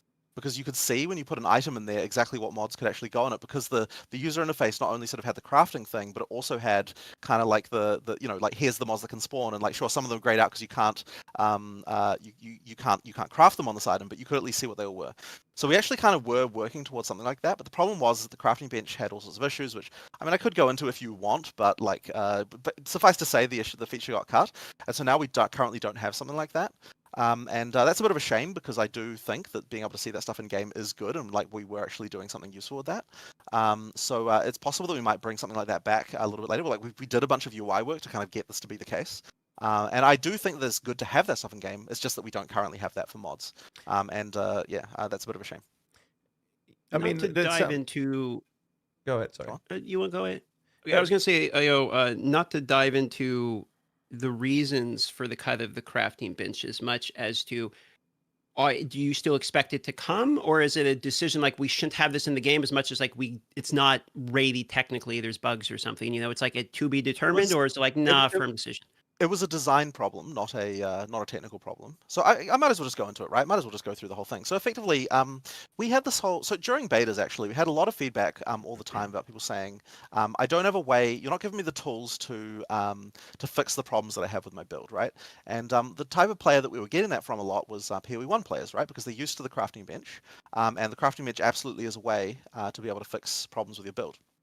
So the first way that we I'm trying to think back. So the problems that we had with the crafting bench is it kind of trivialized certain mods, and the issue the designers often have is like, okay, effectively what it does is, because the mods you can get from the crafting bench are kind of like, they're not top tier, but they are kind of good enough, I guess.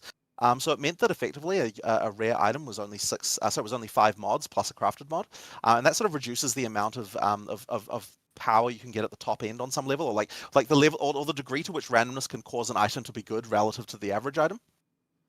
Which some people would say is a good thing, right? And some people would say is a bad thing. But the point is, there was always this contention around this, right, with the designers and so on. So that was like sort of one of the issues. And so then the other issue was just the way the costing was. I think it was just like, I can't remember exactly what we were unhappy about with that, but effectively we were unhappy about that. So we came up with another design. And the first design of it was, what we're going to do is we're going to say that whenever you get an item, you can salvage a mod off an item that will destroy the item, and then you'll get some kind of juice of that mod, or like maybe some kind of essence or something like that. Like, effectively you'd get some kind of amount of like something for that mod, and then you would build up to the point where you can then put that mod on another piece of gear. So we tried this out, and the problem that we were having is that if we tried like 5 different ways that this could work in terms of like how it could work, and generally speaking, there was always this fight every single time of like, if we make this like easy enough so that players can easily do it, then the designers start to get unhappy about the fact that items are becoming too trivial, like we're not happy about this, like all these sort of issues like that. And if we make it so that the players, so that the designers are happy, then the players are like, this is just busy work and it takes me forever and I have to salvage all these items, you're making me make decisions, and there was like all sorts of things that the like players were just not very happy about. Like, it just didn't feel fun to actually use. Like I actually was never really happy with it in terms of just the user experience of using it. So we had built this whole thing, and like we balanced it a whole bunch of different ways, and then I think we were a bit too close to the issue, because the other thing that was happening through all of this was like, like Mark often was like, oh, what if we just didn't have the crafting bench? Like, can we just not have it? Like, the item system does work. Like, there's all these complaints, but but maybe we just don't need it. And I know that Rishi as well was kind of like, yeah, I prefer. He was like, I prefer not to have it, but then like if it works this way, then I am okay with having it. And it's like, no one was happy. You know what I mean? Like this is not a good thing. When you've got a system like that. So eventually, I think as I said, I was a little bit too close to the issue, because I was like, we can't launch into early access without a crafting bench, because the crafting bench is just a thing that PoE players expect. And like, if we don't have a way for players to feel like they've got a way to solve problems like resist or something like that, then people are going to crucify us, right? Like, it's a really big issue. And eventually, and I don't remember who I think it was Rishi even who might have suggested this. He basically just said, hey, because that's right. Because at one point I was like, what if the crafting bench just added an extra mod, so it didn't affect the existing mods? You could just add an extra mod, even if you've already got the mod on the item. If it just adds an extra mod, then it would solve the problems, because it doesn't like interfere with the randomness of the other mods, but it also lets you solve your problem. So like, there shouldn't be any issue, like sort of, and that we were kind of like, yeah, that'll solve the problem.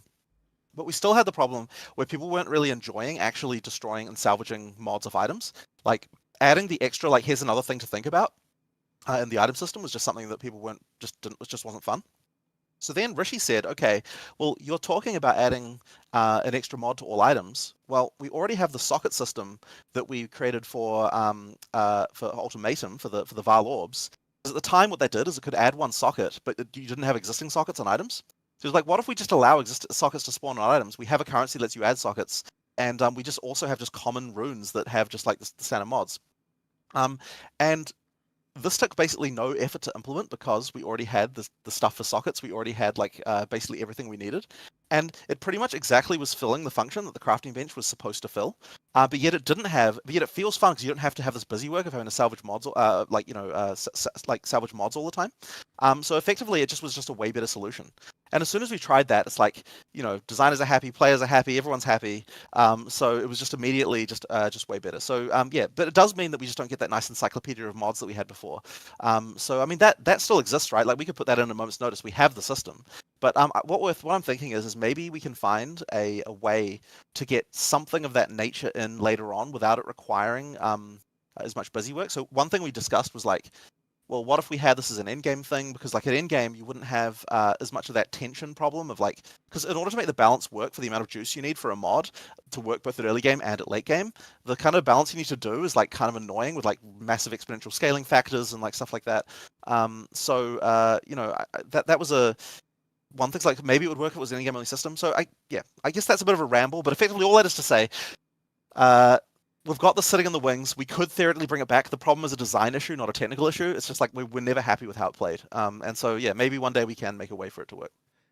I appreciate you going into the detail on it, because it's actually like, it's really cool to hear the thought process behind it instead of just hearing it's not going to be in the game, like actually hearing the process of how you came to it. I appreciate the answer. Go on, GHAZZY, you're going to say something? Sorry. I do think about like the whole idea with the crafting bench. So we're not going to have a crafting bench. It's being replaced by sockets featured. I think it's pretty fair the way that approach is. It seems to solve the situation. But we also have the idea of microtransactions, of bench micros that needs to be supported in PoE too. What's stopping? So I think. Sorry? So I think that for now at least, I believe that the salvage bench, obviously it's like way less of a big deal, but the salvage bench, you can still have that in your hider. You can still retheme that how you like. And then if we do add the crafting bench back, then you'll just be able to reskin that as well. There are also a couple of other things that are basically benches. So effectively you'll be able to reskin those using crafting benches that you've already bought. So long as they're in the game, then you have that. So effectively that's what you get for now. I do understand that it's like a little bit weird, because the bench is not like the salvage bench is not as big of a deal as what the crafting bench was in PoE 1. So like you could argue that the reskin has less value in that sense, but it's still a thing you can put in your hideout and still use in that way. So we still have the compatibility there. But think of it this way, like it might be a far-fetched idea, but like think of the crafting bench of you putting your item in that you want to craft on, and then implement a feature like Rogpog crafting. So you have a menu, say, hey, I want to use a Chaos Orb. You click on that one, it will tell you this is what's going to happen to the item. Then you have to click craft. Now we have a proper use of the crafting bench. It features from PoE1 to PoE2. I think people would like that with the idea of like showing the modifier that can apply to the item. It's like one of the things PoE2 so far is doing a really good job at is preventing us from utilizing third-party tools and sites to the extent that it is, and that could be a step in that direction. Again, just spitballing here.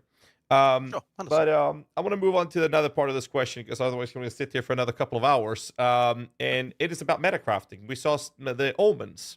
Allowing you to have the metacrafting approaches. So this question is from Empyrean, so shout out to him for this, by the way.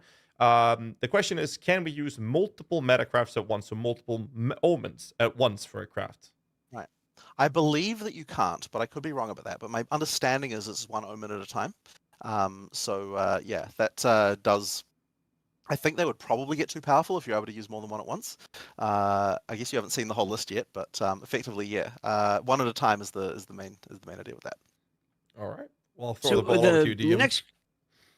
Yeah, we're gonna move over here to Ascendencies and Trials. Relay the question real quick. So we saw the Ascendancy. We know how you do it. You do it through the trials. One of the things that we were trying to get some clarity on is, do you get points from the trials based upon how far you progress in the trials, or is it the type of situation where you're going to do multiple different trials to get the points? I know there's like the coins associated with it, so I was hoping we could, hear how you go from your first two to your second two, et cetera, in terms of points. So effectively, as you get higher level coins, for example, if coins in the case of Sanctum, so as you get higher level coins, there's like certain level breakpoints where new floors open up.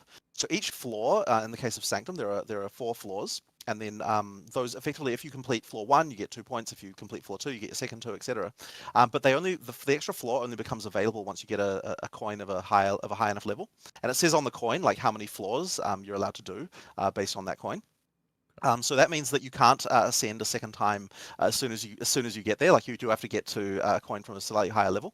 And the same is basically true of ultimatum as well. So effectively, it'll say on the ultimatum how many rooms you're able to do, and thus and basically for that one, it's the number of bosses that you've killed. So after you've killed the first boss, you get 2 points. After you killed the second boss, you get 2, and then the third boss, you get another 2, and then the final challenge at the end, the 4th boss that have you that content. If you're able to kill that one, then you get your 4th set of points for that. So effectively, in both cases, there are 4 bosses that you can kill, and effectively, once you've defeated, the second set of them, then you get more points and so on and so forth. Now, I think you alluded to this earlier, but just to further clarify, Atlas progression can be done in a group as well as Ascendencies. Can you do those in a group? So when you go to do the ultimatum, etc., you can... Yeah.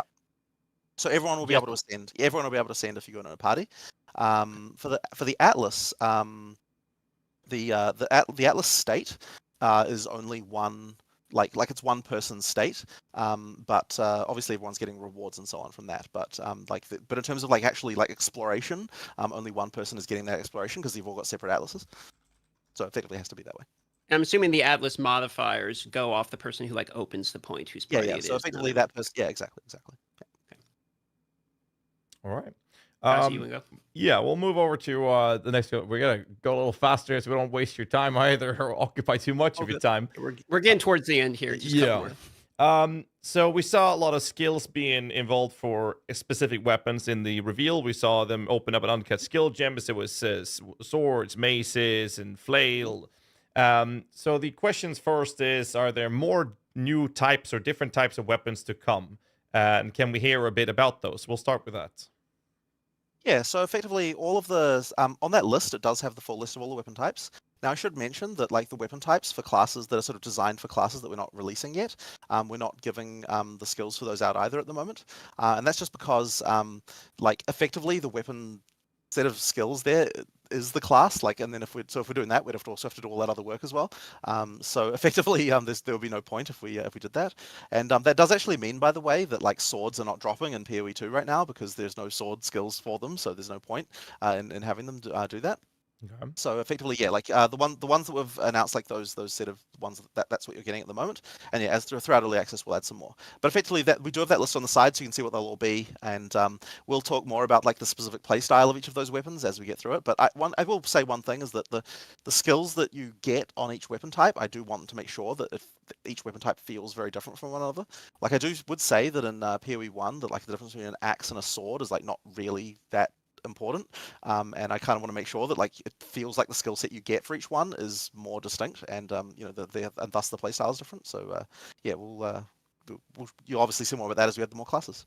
Fair enough. But you said that there were all of them there, and in the playtest that I've been part of, we've seen both wands, scepters, and staves, but there were no skills related to those three. Is that something we're going to see in the future? So the wands are kind of like, you know, part of the occult line, and each wand has its own skill on it. So there's actually a bunch of skills on those wands, and yeah, as you play through the game, effectively those will be part of your set of skills as well. And then scepters have so there's actually two lines of scepters. There's the ones that are more minion focused, and those either give you minions or things that support minions. And then there's the ones that are kind of designed to be more more for a different class. So there's another class as well that uses scepters commonly. I actually don't know whether or not any of those scepters are in the game currently, but effectively there's like kind of a line of scepters that are designed. They give you spirit, but they're more not so much about minions. They're about something else. So Templar question mark? Yeah, it's pretty obvious. We're going to get a palette. But pretty obvious. But effectively, so you've got that as well. So and then you've got the staves, which also have their own set of things as well. So effectively, there's actually quite a lot of skills that are represented there that you don't see in those lists because they're kind of separate. And actually, one thing I should mention that maybe wasn't obvious is that anytime something says it grants a skill, that skill is supportable with support gems. So like in the in the presentation, if you saw an Ascendency class and that Ascendency class node says grant skill and then some skill, you can support that skill with sockets on your character. So like that time stop, for example, like that's a supportable skill. You can put things on that, and stuff like that. So that's actually kind of one of those things that's not entirely obvious from just looking at it. Fair enough. We'll move over to the next question, which is with life not on the passive tree. Shout out to Criparian for this one. Are some characters still going to potentially be significantly tankier than others as they are in PoE 1? Just to give some more context for the people watching, we're talking about the difference between, say, a CI versus Mind Over Matter versus life stack and armor evasion, etc. Yeah. So, I mean, you can still absolutely get life, you know, from gear. But the main way that the tree is going to allow you to get tankier is effectively other effects like to do with defenses, right? So, you know, armor evasion and so on. And there's quite a lot of stats around modifying those and doing different things with those. I think there is a lot of scope for that kind of thing. And I think it's more obvious to a new player that if you want to be defensive, then go for all this armor or evasion or whatever nodes. Like the whole breakdown of like some X% needs to be life or whatever, I think was confusing before. So effectively now, you know, if you want defensive to be more defensive, allocate those defensive nodes, and you should be doing fine. We do want to make sure that you can feel a lot more defensive than some other characters for sure. Yeah, I mean, I guess there's not a huge amount more to say about that. Effectively, yeah, just effectively, yes, we want to have the ability to control a lot of defensiveness from the tree. Fair enough.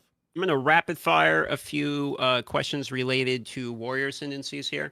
Sure. So one of them that got shown during the LA presentation that went on or actually an open world games video and then has been kind of spread around Reddit, etc., is effectively the rucksack is back. So you have the Titan, it says plus 20 inventory space. There's been some questions related to quality of life being something that you get as an ascendancy point related to only a particular ascendancy. So could you elaborate on the decision behind this?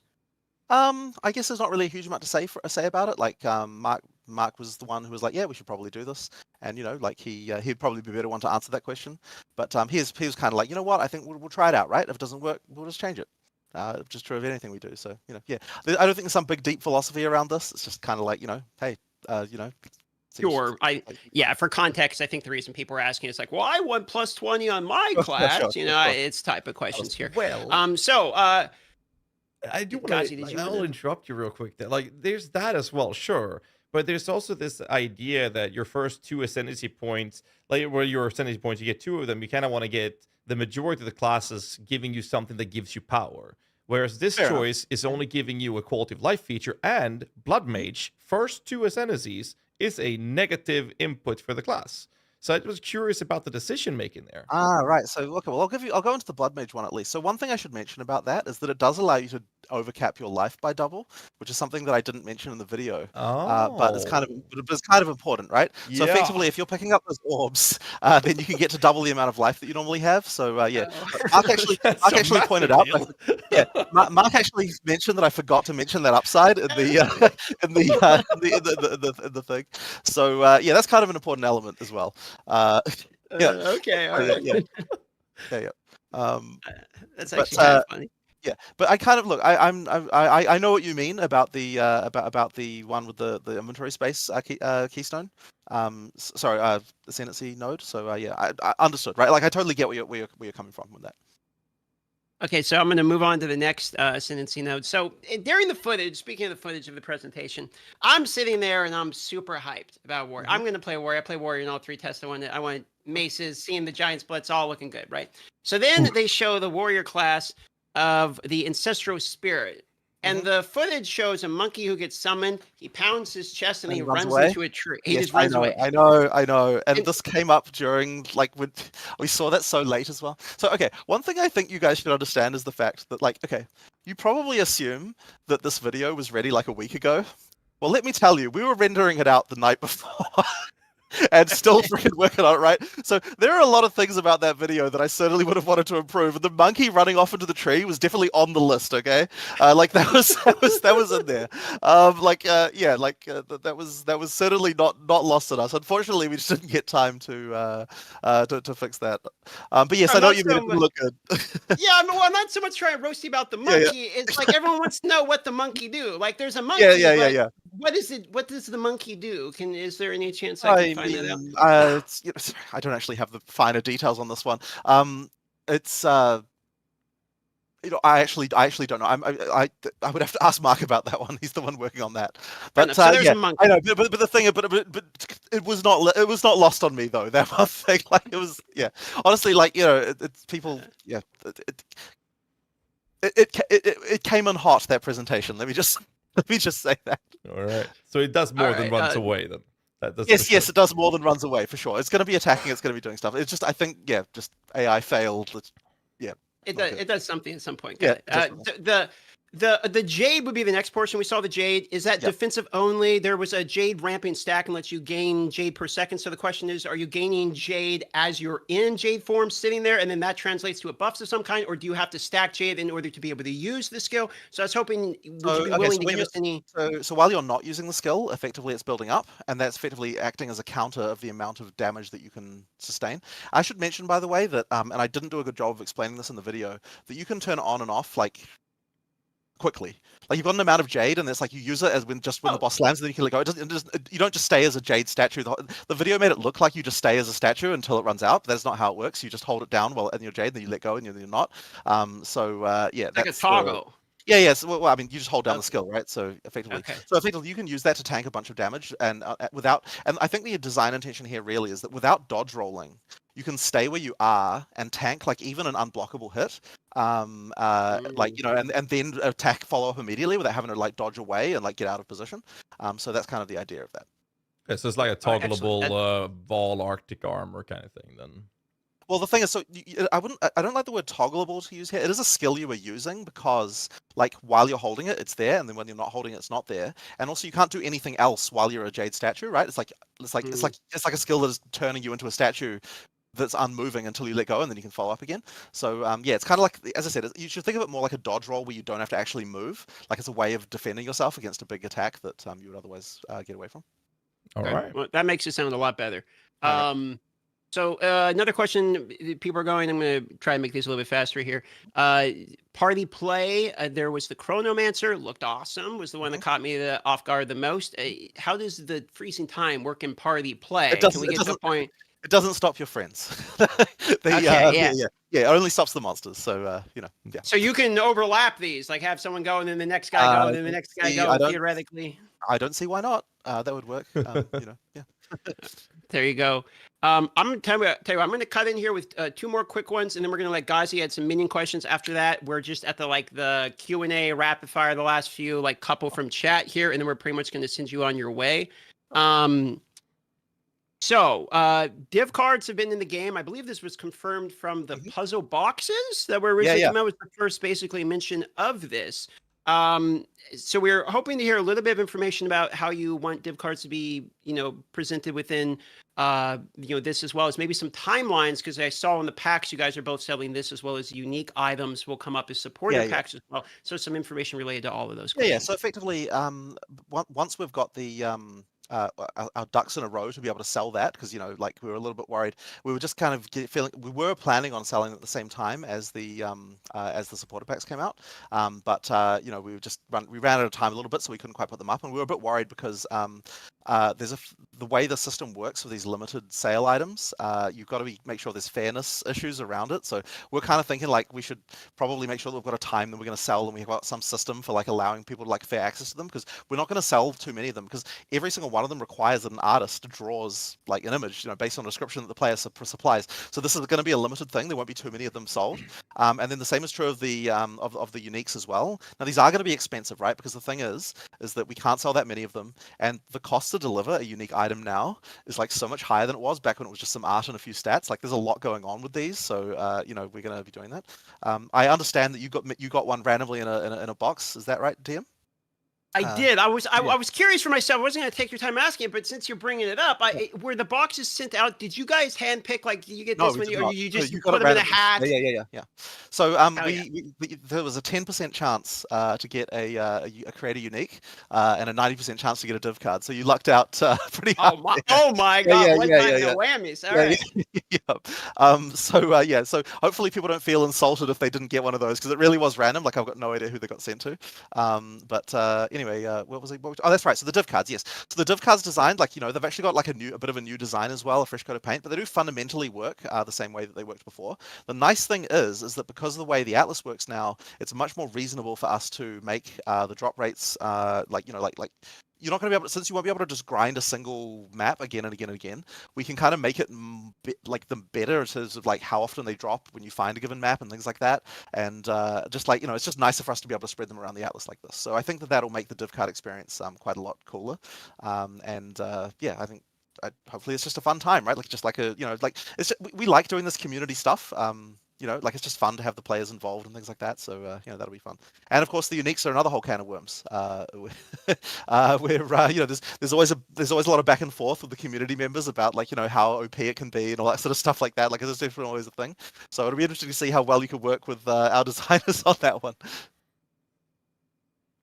I'm still waiting for my boxes stuck in customs or something, even though I paid sorry for about that. Yeah. Sorry about that. It's not your fault. It's Sweden's postal service is horrific. Right. It's terrible. Yeah. So at this point, pretty much, I think we cut GHAZZY loose to ask his minion-related questions. I think he had a little list of these here. A little list. I try to keep it short. I hope everybody's comfortable. So let's just dive right into it. We label this as the GHAZZY minion rant. It is short, though, mind you. We can start with the footage we watched earlier from content creators had the demon form from the Infernalist. When you popped it, all the minions disappeared. In the footage, in the reveal, you had minions. We need some elaboration on this. Yep. So this is actually something that I think probably does need some addressing, because right now, since the demon form is a shapeshift form, it means that your weapons are no longer equipped, which means you don't have your scepter. And I need to talk to Mark about the balance of that, because I think that's probably not correct. This is just one of those things that needs probably some specific stuff. So I'll talk to him about that, and we'll make sure that we sort something out. Because that demon form is obviously intended to be used with minions. It has it's got specific stuff. So I'll talk to him and we'll see about that. That was happening there for sure. All right. But yeah, as I said, I think it needs to be addressed. The next question is, I know you love this. A lot of people don't, but I know you love it, and it is the Animate Guardian. Will we see it? Will it work differently? Not an EA, but we'll see. We'll see about that. No. Okay, there is something. No, you know what? It's not an EA, so I won't talk about it. But there are some other things that kind of take some of the design space of that you'll see later on. Okay. But there are some stuff. I just think that it didn't quite make it. I'm pretty sure it hasn't made it yet, so we won't have that. Okay. So we obviously have the spirit being the reservations resource for both minions and auras. So could you elaborate on the power balance approach that you have, the mindset for minion players when it comes to reserving your spirits, like how are we supposed to incorporate auras, or is it just meant for us to just not have any auras? They're supposed to be for minions. So a couple of things I'll say. One of them is that on some level you do have to make some decisions about, like, do I want more aura, do I want more minion? My hope is that there'll be some tension there, where like in some cases it'll be more of one, some cases it'll be more of the other. However, I will mention that you effectively have an aura on a stick with the scepter, because the scepters have a bunch of traditional aura mods. So effectively, that's what the expectation is usually, that if you're playing a pure minion build and you're not wanting to actually hit yourself, then you'll probably want to go all in with all of the sort of aura mods on the scepter, and that will allow you to kind of get that kind of gameplay there as well. Okay. So that would be the intention there. Yep. Speaking of scepters, I know we talked about this in LA a few times actually, and that's regarding weapon swapping. When you have a scepter in one hand and now you're weapon swapping to a non-scepter set. So the intention is to have it so that you can lock one of the weapons to work on both sets. So if you've got one scepter that is like really good, then you can effectively lock that in place so that no matter what you're swapping your other hand to, you can keep that, like you can make sure that you've still got your scepter. But I believe that feature isn't quite in yet, and I don't know if it'll make it for early access or not. It might do, or it might not, depending on whether we get time to do it. Follow-up question on that. Sneak in. Follow-up question on that is, let's say you have a scepter, like that gives you X amount of more skeleton warriors, and you're weapon swapping to without scepters. Now, obviously, the warriors goes away, but if the scepter gives you spirit that you have reserved for minions, in what order, what minions will be then disappear when you're then switching to a set that gives you less spirit than you're reserving? Good question. Now what? Okay, so. Now the answer to this is tricky. Okay, because there is another user interface that isn't going to make it for early access. Okay. That will much more clearly let you configure this, because that interface has a separate column for each weapon set you have, and you can put up and down the minion counts per weapon set in one grid. Because so that actually allows you to really exactly dial in this exact stuff.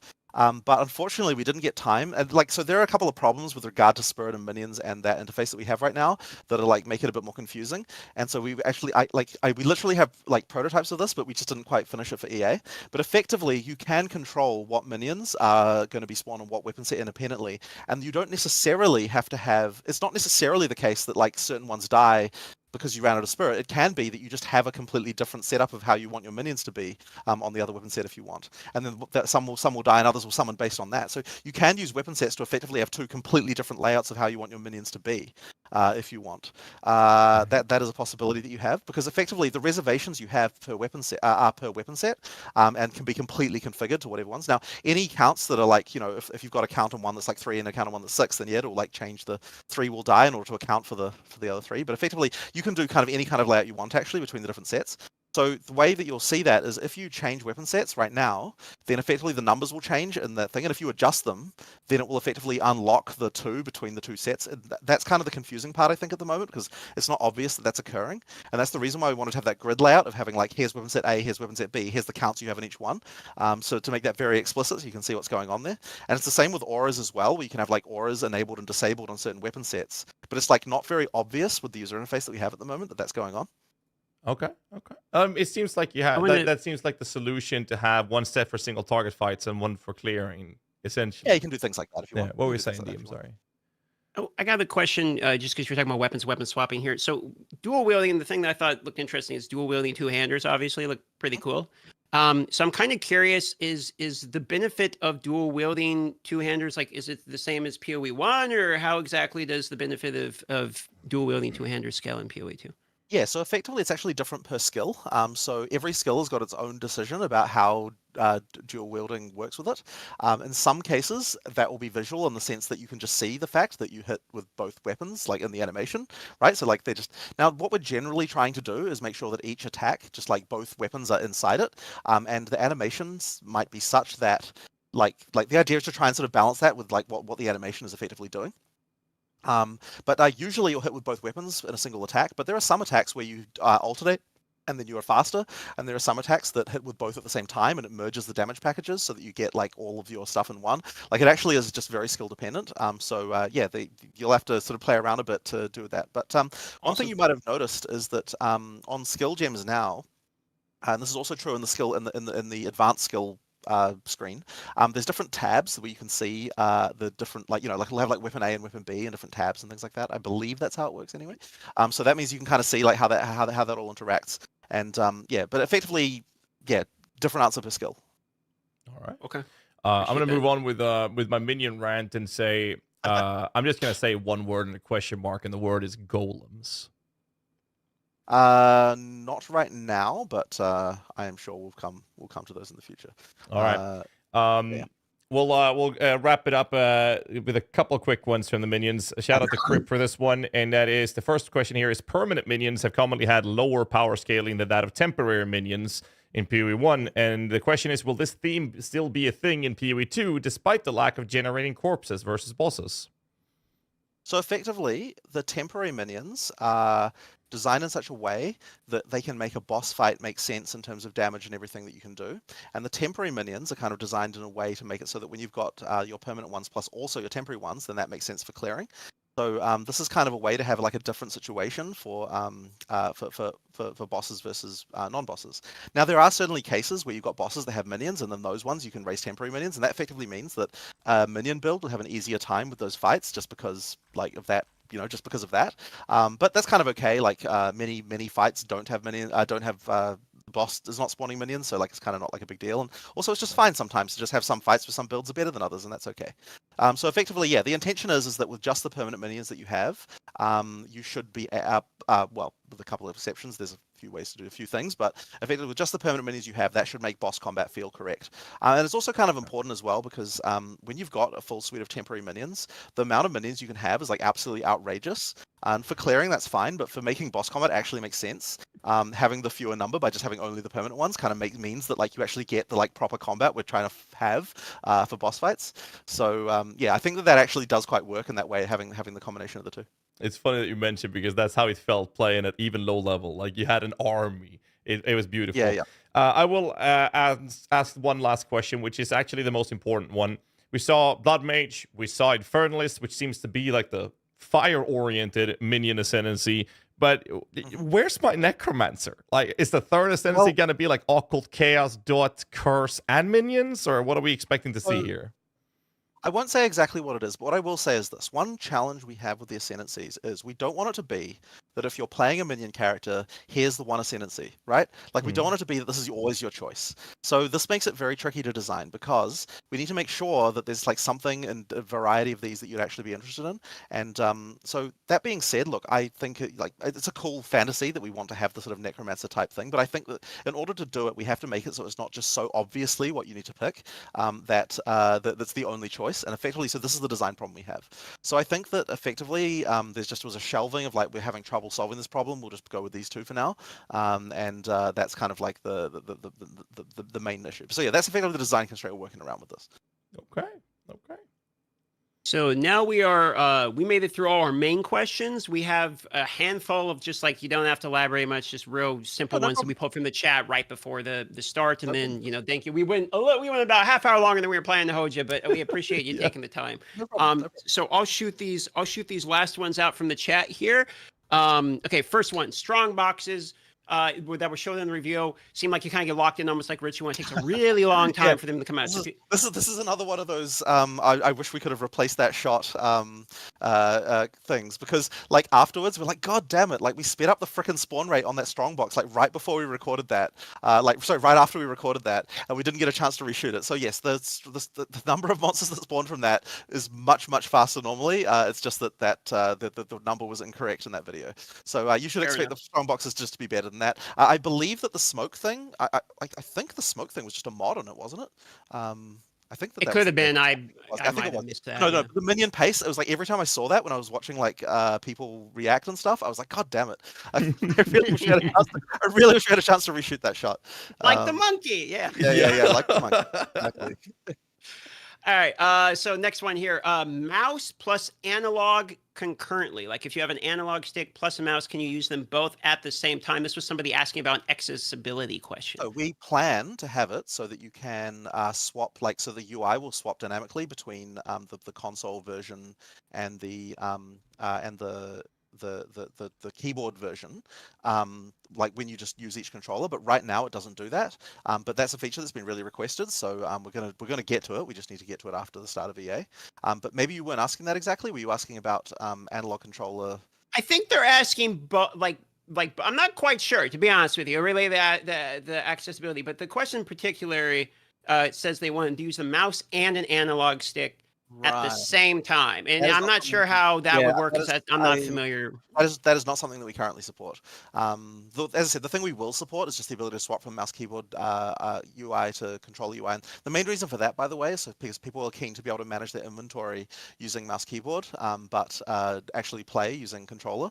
And so that's something that we're keen to support once we once we get around to doing that, which shouldn't be too far into early access. On that topic, we had another rapid fire question. That is mouse and keyboard support for consoles. Yes or no? Not currently there, I believe. It's something that we hadn't really considered until someone asked it very recently. I suppose it could be done. I would have to check in with the console team, but yeah, I don't believe it's there currently. All right. Another really big question, which we're going to condense to a rapid fire version, and that is, we saw Ignite magnitude. Could you just, in a short term, explain what magnitude refers to? Just a multiplayer on Ignite. So effectively, Ignite, I believe, by default, is like 25% of the hit. It does that. Oh geez, how exactly does the math work? Well, anyway, the bigger the hit, the more Ignite damage you get, and then magnitude effectively allows you to scale the Ignite, just a multiplier. And this is like with poison as well. It is the hit determines the dot. Yeah, exactly, Okay, exactly. okay. And then you get magnitude of that. Yeah, exactly. We had a few questions related to separate clients and be able to play both games at the same time. So let's say people will be able to want to play PoE 1 and PoE 2 at the same time. I'm assuming trading or something like that, you know? They will be. You can do that. It's actually a bit weird. There might be like a few slight oddities when you do that with regard to when you change microtransactions and stuff. But it does work. It's something you can do. Okay. Ultra wide resolution. For instance, I have a 49-inch monitor. Ultra wide resolution PoE 2. How's that looking?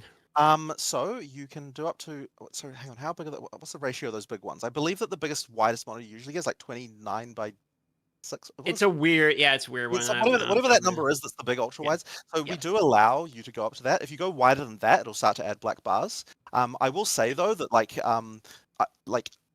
QA are not routinely running around with one of these, so there can be cases where you get like pop-in, like maybe a few cases. It should generally work, but you just might get a few visual things. Just like I've noticed cases, for example, where it's like the level is not quite big enough. So if you stand in one corner, you might see off the edge of the level very slightly. Like in a few cases, like there's a few kind of like weird things around, but in general, it works fine. You know, it's just that it's kind of not something that we've been like going out of our way to fix little art issues in when there are issues. Sure. Right. As genre-defining things like minion summoners have been for the ARPG world, so is Cyclone. Spin to win. Are we going to see something like a spin to win skill in PoE 2 soon? You will eventually. Just unfortunately, the exact Cyclone skill of just hold it down forever and just spin forever, we don't have in this version. It is on another class. That will have that. There's quite a few other skills that involve swirling around and doing stuff though. So you know, it's not like you're not going to have things similar, things like that monk skill, which is a little bit different with the twirling of the staff. It's sort of similar, but yeah, the true just like hold down forever and just channel spinning. That's on a different class that isn't in EA. Okay. On another topic referring to PoE 1 is a spell totem. Will we see a spell totem in PoE 2? You will see it. Do we have it in EA or not? I thought we did. Did we have it in EA or not? Well, look, you're certainly going to have it. The question is, will you have it soon? I'm actually not sure. I mean, look, it was on the skill list recently. Is it still on the skill list? Well, if you're asking, you probably isn't, right? So it's possible that it was removed from the from the Sorc skill list if you didn't see it. But so it might have been cut temporarily. But look, it's been made. It's there. It's just like there must have been some issue with it if it's not there. So yeah. Roger. Yeah. How about modifiers for maps that like brick the map, for instance, you know, reflect, being notable, elemental immunities, things like that, concepts for this for PoE 2? So we do definitely have modifiers that are hard, and look, some modifiers will definitely be something that will be hard on your build. I don't think we've got reflect, but you know, there are mods that are hard. So it can, you know, it can happen, right? There are things like you've got to have certain things that your build can be good or bad against, I believe. It's notable though that the upsides and downsides work a bit differently, because the upsides are prefixes and the downsides are suffixes rather than having them merged together. So that means the number of downsides that you face it will be lower because there's only going to be 3 rather than 6, and that means that each one is like a bit more sort of interesting in my opinion, as far as like, you know, like you've got that issue with mod dilution where it's like if you've got 6 things affecting you, then you barely even notice them because, well, it's not that you don't notice them, but it's like each one is not like as important because of, you know, because there's 6 of them. Whereas when there's 3, it's like the 3 downsides actually matter quite a lot. So yeah, I think it sort of changes the gameplay around that quite a bit. But yeah, sure, there might be cases where mods can kind of brick your build, but try to avoid those if you can. I personally think it's interesting to be able to play around certain stuff like that sometimes. But yeah, we don't want to be as harsh as something like Reflect is, I would say. Sure. One question that came up a few times was related to like an import-export, for instance, for skill trees. So for people who can effectively copy-paste builds in there. Is this a philosophy you guys are for, against, etc.? So there's a feature that we never actually finished for this. It's in the game client, but I think probably disabled right now. So it's something that we did plan on doing. It's just that the UI for it was kind of crap and we didn't get time to finish it. But effectively, there was going to be a thing where you could make a .build file, which would effectively be like a skill tree layout that you could import. And effectively, we work kind of like an item filter. We could throw it in a folder, and then the client would pick it up, and then you can select with a drop down which of the builds you want, and it just shows you the layout, and you can just allocate those points. So we are planning on doing that. We just kind of haven't got around to finishing it yet. So yeah, we'll get to it. We'll get to Guide writers rejoice across the globe. From now till the early access launch, 6th of December, we're not that many days off, 12 days if my math is right. Teasers from now till then, can we expect? Yep. So there's definitely going to be teasers. The community team have got a bunch of things, or at least they'll be making them. Yep, it is scary being so close. Like the big concern that I have is obviously server stuff now. Like my big concern is like, can we make sure that the servers are going to hold up? There's a lot of interest. Just looking at the, you know, the numbers I'm seeing from like supporter pack sales and so on, like I think there's going to be a lot of people on day one. So my job now is going to be like making sure that that's going to be okay. I really, really hope we can do that because it's going to really suck if we get like launch day problems. But yeah, I'm worried we're going to be setting record numbers that will, you know, be very hard to deal with. But you know, we'll do our best, obviously. Yeah, that's going to be my thing to concentrate on going forward. Fair enough. I want to just real quick follow up on that. Because it sounds to me like you're almost surprised by the amount. I mean, obviously, you know you have a good product. You've been making a good product for a while. So you're not surprised you have a good product. But what I'm hearing is there's a lot of interest, maybe even more so than you were. Would you say this is accelerating a little bit larger than you guys originally anticipated? Or how that's got to be encouraging, right? It is. The thing is that I guess. So obviously, when we get to open, you know, full release, right? Obviously, the numbers there are going to be ridiculous because it's free. You know, anyone can play it. I guess the expectation was that because this was paid entry, and also like there's just a general feeling around early access that people have, where it's like, oh, maybe I'll just wait till the release. You know, like there's always this kind of feeling of like, you know, I'm gonna wait. And I guess my feeling was that because of the fact we had both that and also the and also the fact that it wasn't, you know, like you can't get in necessarily for free. I guess I was thinking like we would probably see sort of similar numbers to what we've seen in previous PoE launches. But yeah, I mean, just the number of people buying packs and so on, I mean, it's looking like it's going to be pretty damn huge. And I mean, look, obviously that was my goal, right? I wanted it to be large, and the part of the whole thing of having so much content in early access is literally to get this result, right? So on some level, I can't be too surprised.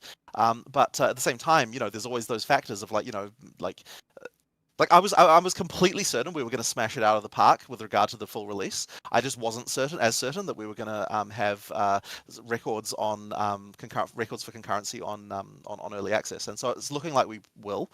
And you know, that means we have to make sure that our servers are up to the jobs.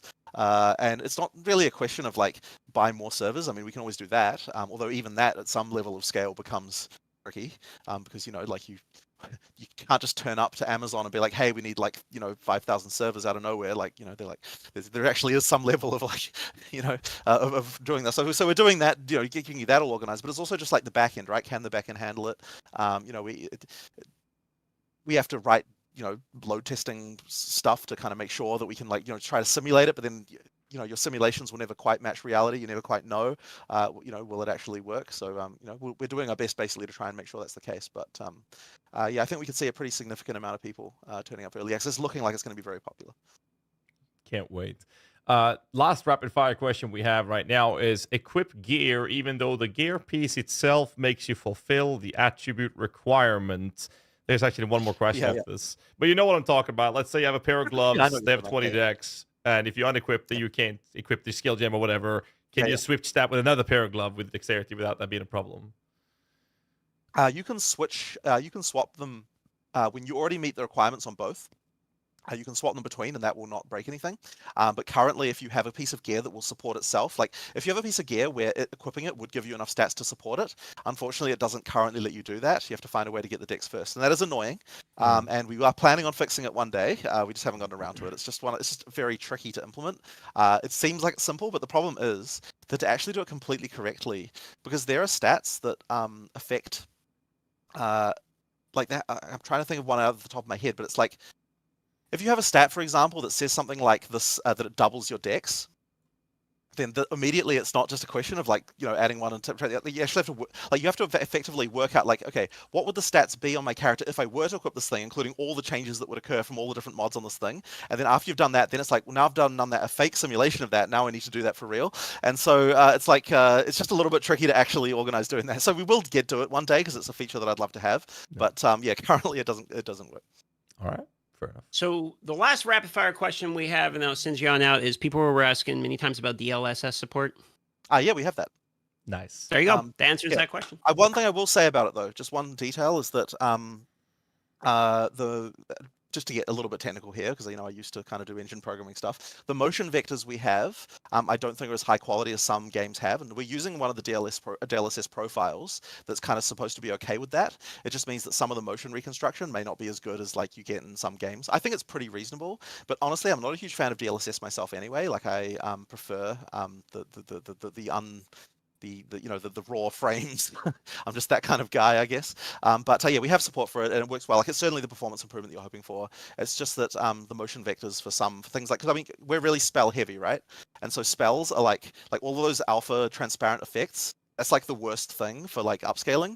That's where you have all the kind of issues. So that's kind of where you'd expect to see the kind of artifacting that you get from DLSS. Okay. All right. Well, that's it. We won't take any more of your time. We'll just take those questions and go. Thanks for going, twice the length really that we expected to be here. 2 hours. Got a lot of good information. Is there anything you want to throw out at the end, just because we're about to wrap? Is there anything you want to say, ask, or I mean, I don't know. Really, I think we probably covered everything. But I just really hope everyone enjoys the game when we release soon. I'm just really keen. And as I said, I'm sorry if the servers fall over. I'm really. I really, really hope we're able to get the servers to not fall over on release day. That's just my one goal now. So yeah. We'll do our best. We'll do our best. Amazing. All right. Cheers. Thank you. Thank you very much. Thank you, sir. And all right, everybody, that was it. I'm going to go ahead and go get you off camera here. Thank you, Jonathan, for your time. No problem. Thanks for joining us all. And all right, GG's. I'll go. I've got a meeting to go to. So yeah, see you later. You do that. Have a good one. Bye. Bye. Okay, so that was it, ladies and gentlemen. Well, I feel bad about that. Hopefully, we didn't make him late for his meeting. We did go a little long there, but we probably went a half hour longer than we probably should have there at the end. But we got literally every single question in that people were asking that we had on the list so far. So sorry that we didn't get to grab any of the live questions from the chat, boys, but we pretty much got all of the ones that we could from beforehand. So I think any longer than that would have been we've been pushing it. We were trying to keep it. We were trying to keep it as short as possible, but it was too good. So thank you for joining, my dudes. I will be live again tomorrow. 12 p.m. PST, as always. Also, the VOD, if you missed it, will be going live on GHAZZY's channel. GHAZZY, why don't you put a link here in the chat as well? Did you guys enjoy the interview? WL? Yeah, just put it. You can spam in there. I'll pin it as well, so you guys can follow. There you go. He'll be putting the live VOD. Myself and I'm sure a million other people are going to be having highlight videos, just kind of talking about some of the larger points. You can find those there as well. But if you're looking for the full complete VOD, obviously you can find it either here on the Twitch VODs, as those are free and easy to access for everybody, or you can also find it on the YouTube, and I'm going to send over that VOD to him now so he can get that uploaded. With that being said, this stream is now officially concluded. I'm going to run one ad on the way out the door, and I'm going to raid somebody so that we can pass the love along. So if you want to support somebody else or myself, you can stay here, but this is officially the end of the podcast here. So thank you everyone for watching. Sorry I didn't have the opportunity to thank all of the subscribers and all of those things, but how'd you feel about the podcast there, guys? I feel like that was a pretty big W so far. Yeah, I feel like it was really good. We did the tradition though. Actually, we did repeat one question. Which one? I'm trying to find it now. We did repeat the question. I got to find it. We did do the tradition. Hold on. Was it the Ascendency party one? Because I think I might have repeated that one. Yes. Yeah.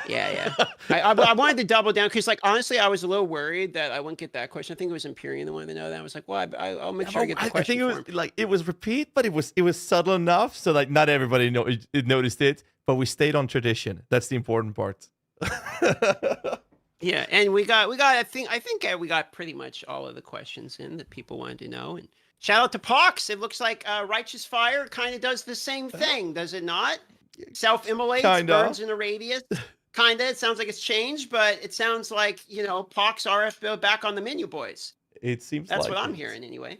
You know what I will say though, it's crazy. We've talked to Jonathan so many times, and we've had him on podcast so many times. We knew or should have known that this was not an hour long. Like this list was gonna go every time. It's literally every time we're like, okay, we'll keep it an hour here, and then he just, I knew it was going to go long when the first question. I'm not going to interrupt him because the point is not to listen to us blabber. The whole point of the stream is to listen to him talk. But he's going like on, and I'm like, oh my god, this is great. Like we're just getting info dump after info dump after info, like the crafting bench. It's like, I love hearing that shit. It's like, maybe some people just want to hear yes or no, but it's like, I love hearing the thought process behind it. You know what I mean? That's my favorite part of those. I mean, just keep going. It was like, oh, should I say that? Like, yeah, go. Like, I'm happy sitting here. Absolutely. All right. Are you going to keep going, or for a bit. Are you? Yeah, for a bit. All right, I'll send it on over. I'll send it on over to you then, boys. GHAZZY will keep going. You guys can talk to my boy, my lovely co-host here. I'm gonna do my outro, run an ad, and send it on over to him. Thanks so much. Appreciate you all. 07 in chat. Thanks for being here. It was a good one today. It was a good one today.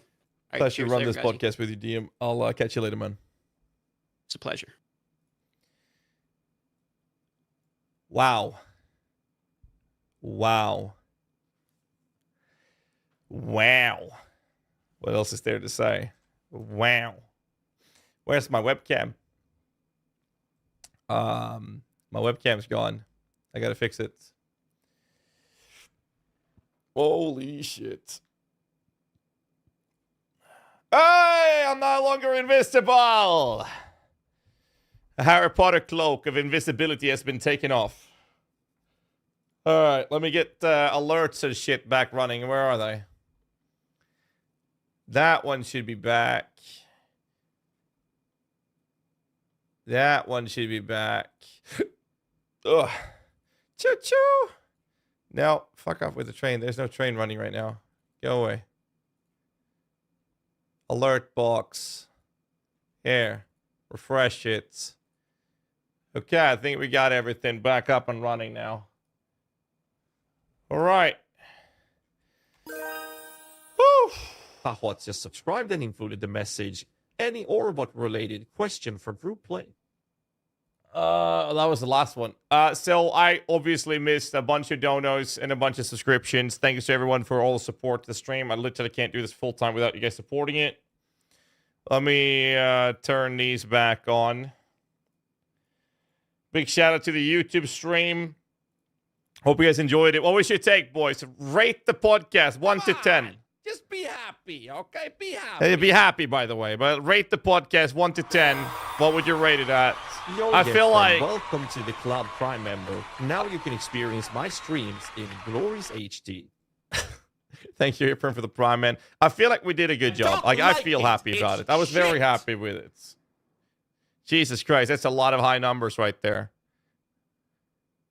Where's the guys posting lower numbers? 9 out of 10 didn't have Linux support. Sorry, there was a lot of questions we had to cut. So a couple people saying 7.5. So I think that the realistic number is like maybe 8 then. Because most people say 9, 10 or higher. So, but there's some more realistic people saying 7.5. So I think that we ended up on an 8 then. More like a realistic 8 then.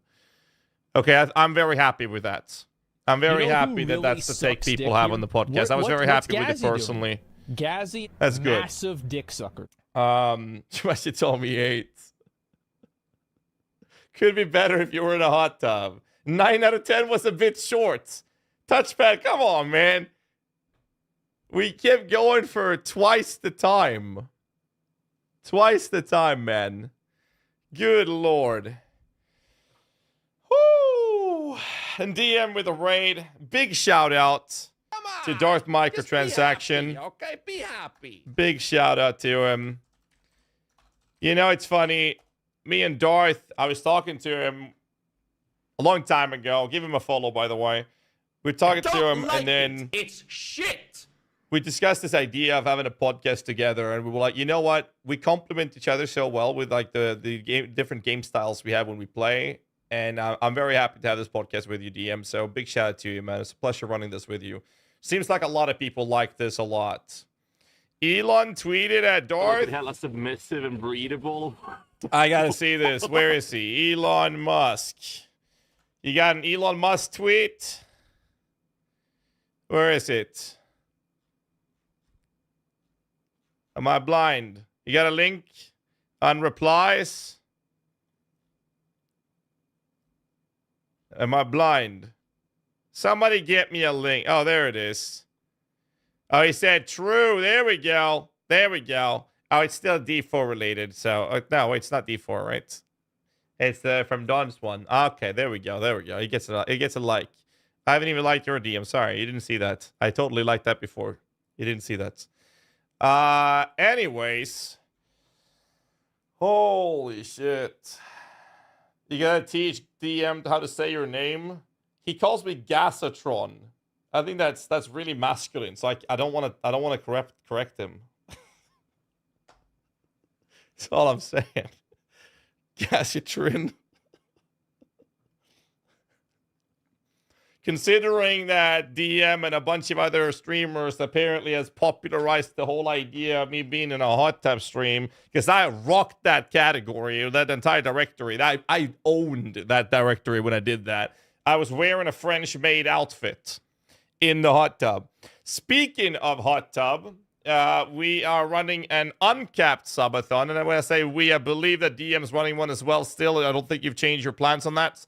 Running an uncapped subathon on the 6th of December, in which, from my side on this channel, we're going to have a handful of my sponsor having some PC hardware giveaways. We're going to have early access PoE 2 key giveaways and some really fucked up sub goals. So when I say fucked up sub goals, essentially I'm flying down my little sister. She was here last week, showed herself on stream, and she's going to be taking over the stream when I need to sleep during the subathon.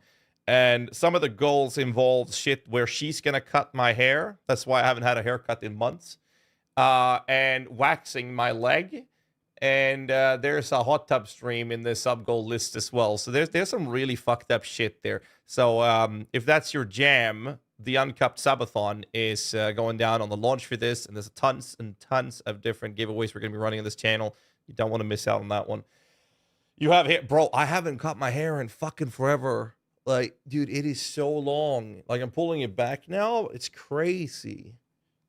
It's like 15 years ago. I had hair down on my shoulders. It's getting there. Whoo. Does definitely not lie. No, I've had longer. I mean, geez, I've had blue. I've blue and I've had purple synthetic dreads for my sub goal as well. Oh god, that was painful. I don't think we'll ever do that again, though. Let's be real. Super excited. So this was a good podcast. I really liked this. It felt like it went well as well. Pictures would never happen. There are pictures online. Just Google. So that's kind of like the plan. I love the idea of subathons. You basically sell your sanity for money. Oh, trust me. The subathon is exclusively for me to get money. Okay, we've had 2 launches of PoE this year. It's been a content drought for the entire fucking year. I'm definitely doing the subathon for money, and it's been very clear after 10 years of streaming that people like to pay money when the streamer suffers idiotic shit, such as pain and humiliation. So we're gonna go with that angle with the goals. And I'm just going to have to explain that to my daughter when she grows up, I guess. Why daddy was looking like a drag queen on stream in front of thousands of people. But, you know, well, I'll deal with that issue when I get there. Anyways. So there's that. Wow. Lot of good questions, though. Lot of good questions. Big shout out to a lot of people. We had Empyrean, Creparian, Pox, a bunch of others, and a lot of shout-outs to a whole lot of viewers. I know we had tons of questions that I had on another list that came from the Twitter and YouTube chat as well for the comments and YouTube videos, and we only got a fraction of it. Like I said, appreciate everyone shipping over questions to us. We were just unable to get more questions than we did. What's up, Roots? How you doing, man? Waiting for my shout-out. Of course, a little shout out to Grandpa Roots. He's my oldest subscriber. It's kind of crazy that he's still alive. He's 168 years old and is still subscribed to this channel to this day. Absolute crazy to have someone at a retirement home being subscribed to the channel. Thanks so much for all your support, Roots, over the past decade plus of being here, man. The Elder Lich. Roasted chat. Nah, Roots is a good friend of mine. He's been around for a very long time. He's actually one of our moderators and community managers. He actually is the general manager of Icy Veins now for the ARPG sections. It's pretty cool, actually, how things have turned out. All right, so as soon as DM sends my editor, Kikis, who's in the channel right now, as soon as he sends him the drive link, we will have the podcast uploaded to YouTube. Let's see, where's the Russ? Let's see, did I get everything? Yeah, talking to Nebuchadnezzar, the guy behind Craft of Exile. We squeezed in some crafting questions. It's funny, though. We said, yo, let's go for about an hour. Like, I love it when we get GGG devs or game director Mark, Chris Wilson, Jonathan Rogers in on these podcasts. And it's always, whenever we do it, we're like, we got to condense this. Like, they're taking their time off to do this for us. And we want to condense it to not waste their time and, you know, not overextend. So we try to aim for 1.5 hour. And every time we do it, it's like looking at the watch, like, okay, we're 2 hours in, and we're closing in on the end now. You know, let's go. No, it's funny. Jonathan is very special individual, I would say, and I mean that in a very good way. Because like you can like when we met him at LA, for example, you just start this conversation with him, and you can just see this fire in his eyes, like the passion just seeps through, and it's so contagious, and we can just talk forever, and it's so good. And that's why I love having these people, and that's one of the main reasons why GGG has always been such an amazing company in my eyes over the 10 years, so 10 and a half now that I've been playing PoE. Is like you just talk to them, and it's like talking to any other gamer. We just have this passion and profound addiction to spending an obnoxious amount of unhealthy hours playing the game. Video's currently uploading. Awesome, DM. Thank you, dude. Oh, Jonathan could talk for 3 hours plus. Yeah, and like he talks very fast. I know I do sometimes as well, but Jonathan, he's you know people, they compete in speed race as type racing. Jonathan does that in talking, and we still went for 2 hours. Like that kind of like shows the kind of person Jonathan actually is, and I'm very happy to have him on board for these things. Rap God, yeah. We also appreciate probably getting a possible crafting mod shown in game back into. At least you made John think about it. Well, it seemed when he made your suggestion about crafting bench for the existing system, whatever, like tutorial and encyclopedia. I mean, I think that what PoE 2 is doing really well right now is minimizing the necessity of third-party tools and sites. Like, I know there's a river full of these for PoE 1, and I only use, let's see, PoE Trade, Craft of Exile, PoE Lab, PoE Ninja, PoB, and Regex, Awaken PoE Trade. Those are the 7 I use, and 1 I barely use, but 7 that I use. Then you have a ton more. Oh, Filter Blade, sure, it's 8. There's Wealthy Exile, Excellence, TFT Discord, the infamous TFT Discord. Well, Uber Lab is PoE Lab. Big shout out to Suit Size Small, by the way. He's running that. He's been running Lab every day for many years. Let me show you. Is it? No, it's PoE Lab. There we go. PoE Lab, dude. Every day, the lab changes the layouts, and they give us this information every day.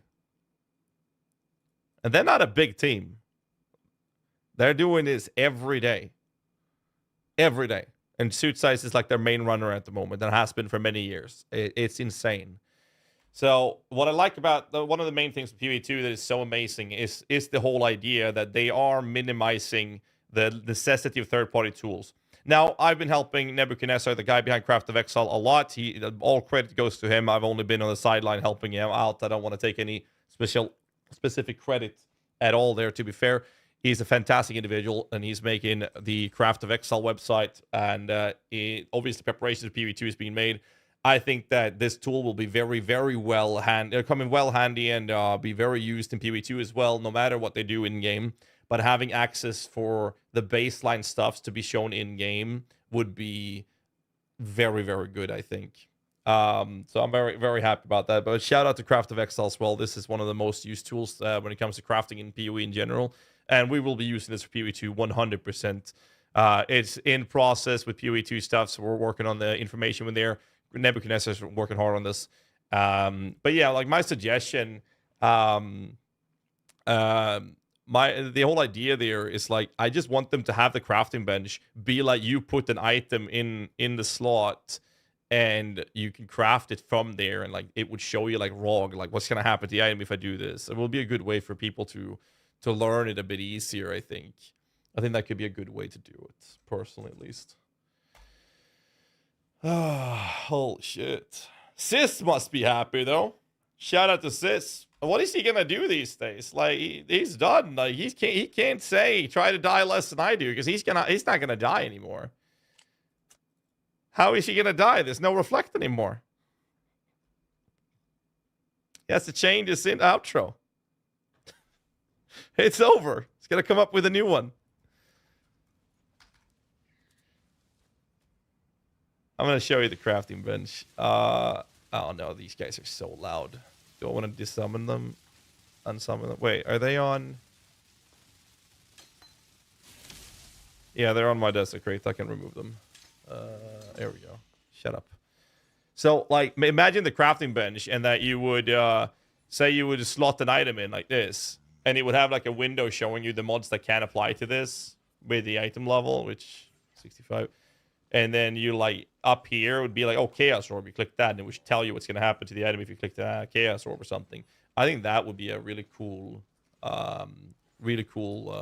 system for them to have personally, and it would also allow people to have a proper valuable use of the crafting bench, and it would be really cool to have in general. But most importantly, in the MTXs that is already going to be incorporated from PoE 1 over to PoE 2, it would make sense from my experience, or from my understanding at least, if they did something like that.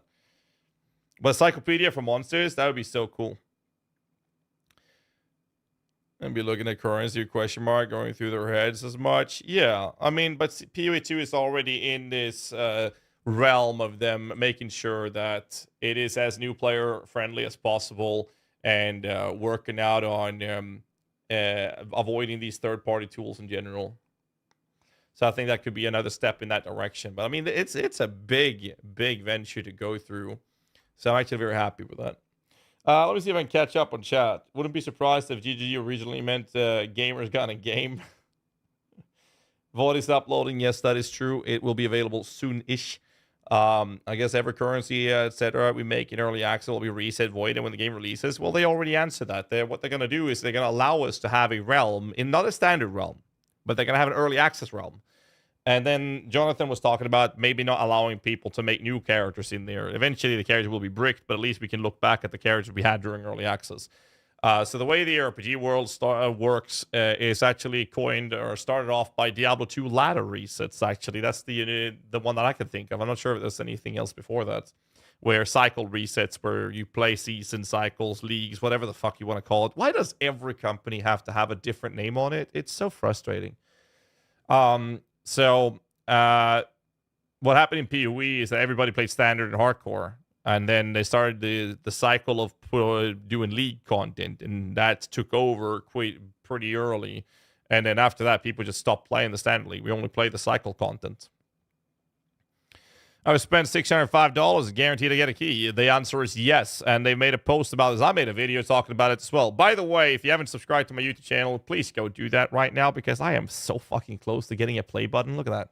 7,000 people, and I get a play button. I actually want it. First, I was like, yeah, whatever. But now I'm like, I want the goddamn play button. So go subscribe there.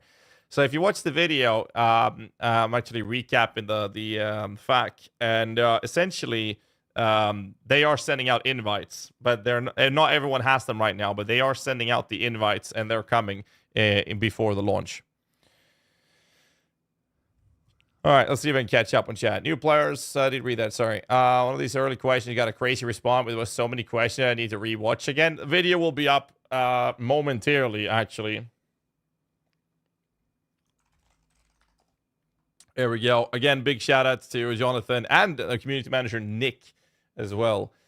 Right. Let's see. What else do we do today? I was going through Reddit earlier for the podcast, and we went through some questionnaires for the podcast as well. What if you can mix RF and minions?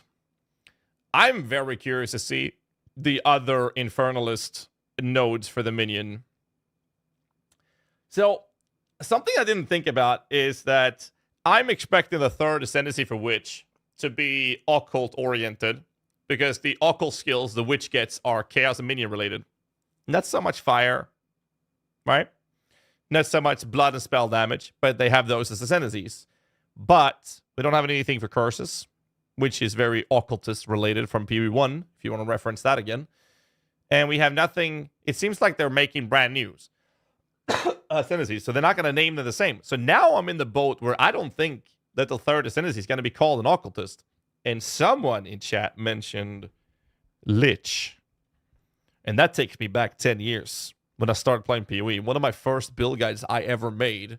This was back in the day where every build guide or every build that people made that got popular, they had a name, like a flavor text name. And the most popular minion build back then was called the Lich Queen.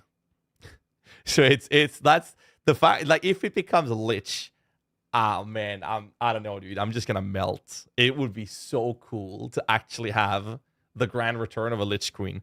Back then, it was skeletons, zombies, and Undying Evangelist specters. That's what we used back then. It was crazy. But, you know, we have Lilith 2.0, Dummy Mommy, Infernalist Demon, and Fire Minions, SRS. That's also a good old classic one.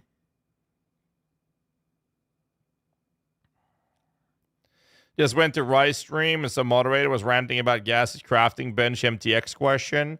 That was such a win question. A lot of people are wondering about that. I think it could be a really cool thing to do, because, like, I like the MTXs they have for the different crafting benches. It would be really cool to see them, incorporate it to that way, but it also would help a lot of newer players understand the complex world of crafting, at least understanding the basics of it.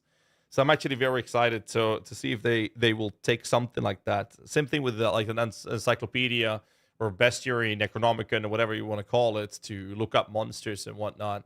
Because like a lot of people say like minions are easy to play. They're pretty easy to play. But if you're not experienced in PoE, good luck making a minion build. It's actually really fucking difficult to set things up to make it work. There's so many things you have to understand and make them function. And PoE2 will be no different. But again, like PoE2 has put a lot of pressure and effort, rather, not pressure, but a lot of effort on this idea of making sure that the game is as new player friendly as possible, like and avoiding the necessity for third-party tools and sites. And I think that matters a lot, like a lot. So there's that. Anyways, I know some of you guys have seen it already, but the subathon we're going to be running, so I've enabled a thing called Sebastian, which is an AI. Voice activity enabled. One moment, please. It's an AI. It's going to help me with the subathon. So I don't know how much he's listening or how good he is at answering questions, but I was thinking we'll introduce him to you guys so you guys know how he looks.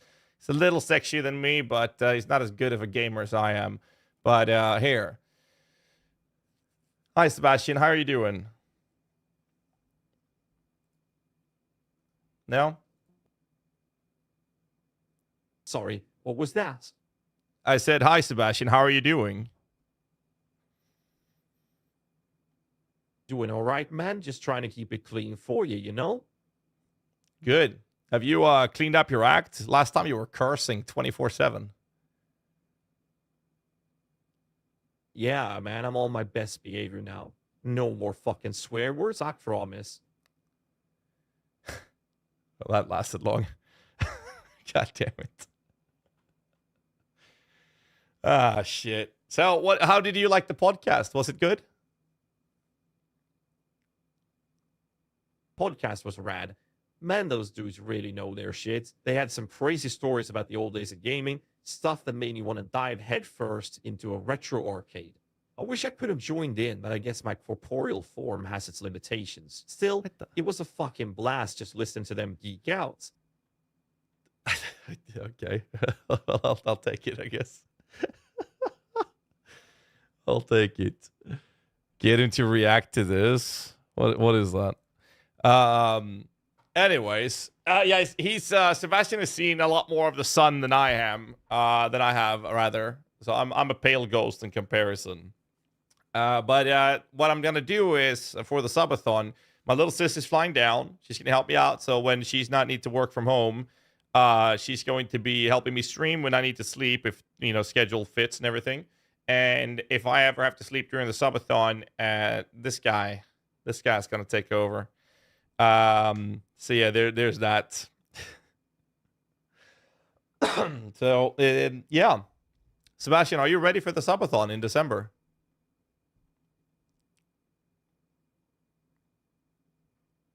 No answer. Sebastian, are you ready for the subathon in December?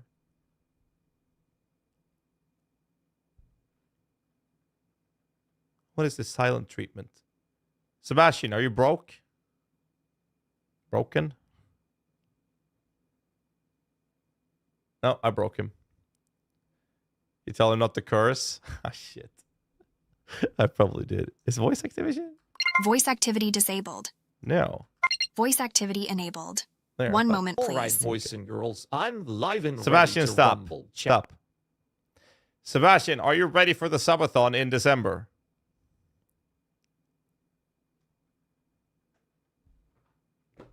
This guy, man, he's not ready. Sebastian, are you excited for Path of Exile 2? Hell yeah, man. Path of Exile 2 is going to be epic. Can't wait to dive in and see what new challenges await. Bring it on.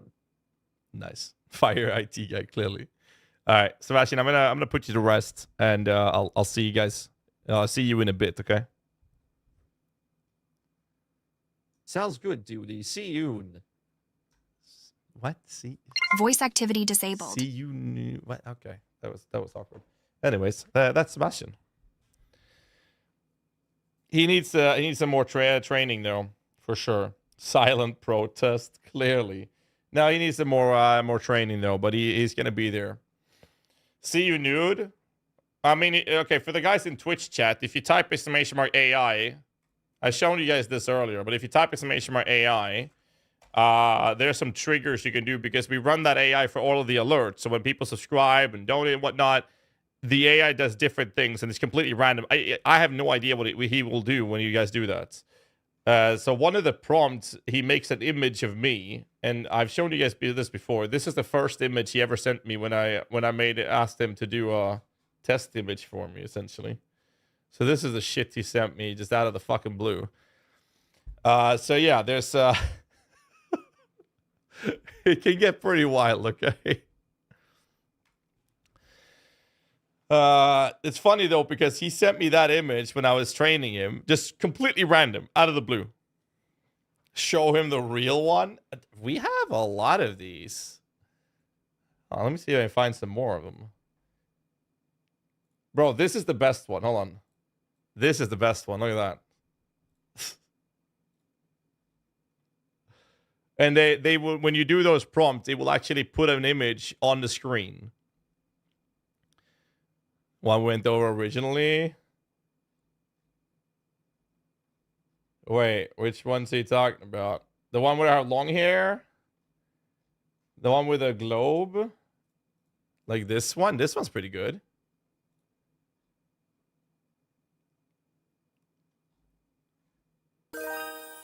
I think they're pretty good. Super Whooper 194 subscribed with Prime and included the message, I knew I watched this stream for a reason. I mean, missed a couple of tattoos, but I guess it's fine. They're pretty good, though.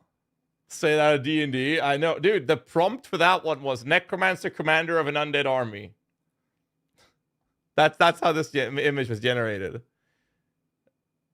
It's actually pretty cool. So yeah, so the AI is super powered, okay? Super powered AI for these things. Actually pretty fun. So that's the list at least. Super Whooper with the Prime sub. Thanks so much for support, man. Appreciate you. Thank you. Cursed camel. I'm not sure that's a camel, dude. I don't know how camels look where you're from, but we don't have camels in Sweden outside the zoo, but they don't look like that. I'll tell you that much. Yeah. Anyways. So the AI will do that. So we'll have that set up for yeah, but the AI triggers Tobias and Sims. It's only on the Twitch stuff and the donation link though. So we'll be doing that for the subathon. Actually, it's gonna be very, very, very interesting.